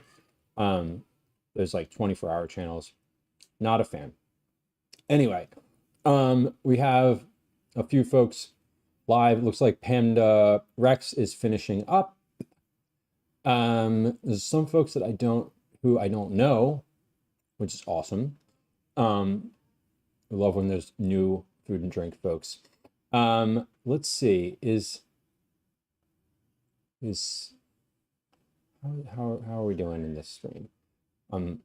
Spaceballs, the username is, I believe, streaming in food and drink, although it doesn't appear like their stream is loading. It's not loading for me. Is it live? It is live, yeah, they're live. I think so. They've been live for 5 hours. But I like Spaceballs. They're in chat occasionally. Oh yeah, here we go. Okay, yeah. There it goes. It just loaded. We're gonna raid Spaceballs, the username. Friend of the stream, fellow food and drink streamer, member of, member of the Creator Club. Anyway, we're gonna raid Spaceballs because they're actively making a pita, and it looks kind of delicious. I'm not gonna lie. Oh my god, I love pita so much. Anyway, as I mentioned, we will be back tomorrow. So we're getting that raid lined up. I don't think we've raided Spaceballs before. I don't feel like we have. Anyway, it looks like Spaceballs is running an ad, and that's okay. So we are gonna start the raid. Hold on. I'm trying. I'm getting there. We're gonna do it. Spaceballs is really a nice nice person, and I appreciate getting to raid there, because I don't think I ever have, because I'm not usually live on Wednesday. Anyway, we were live on Wednesday today, and here we are. Thanks for hanging out today, y'all. I appreciate it. We will be goodbye, my friend. We'll be live again tomorrow. Here's some raid messages in chat for you to peruse and use, perhaps, if you'd like to. Here are a few places you can find me elsewhere on the internet, on various social media locations. Specifically, it would be lovely if you'd go and subscribe on YouTube. There's a link to that in chat on Twitch. Speaking of YouTube, here's where we depart. Thank you for hanging out today, friends. I appreciate you, and we'll see you soon. All right. Goodbye.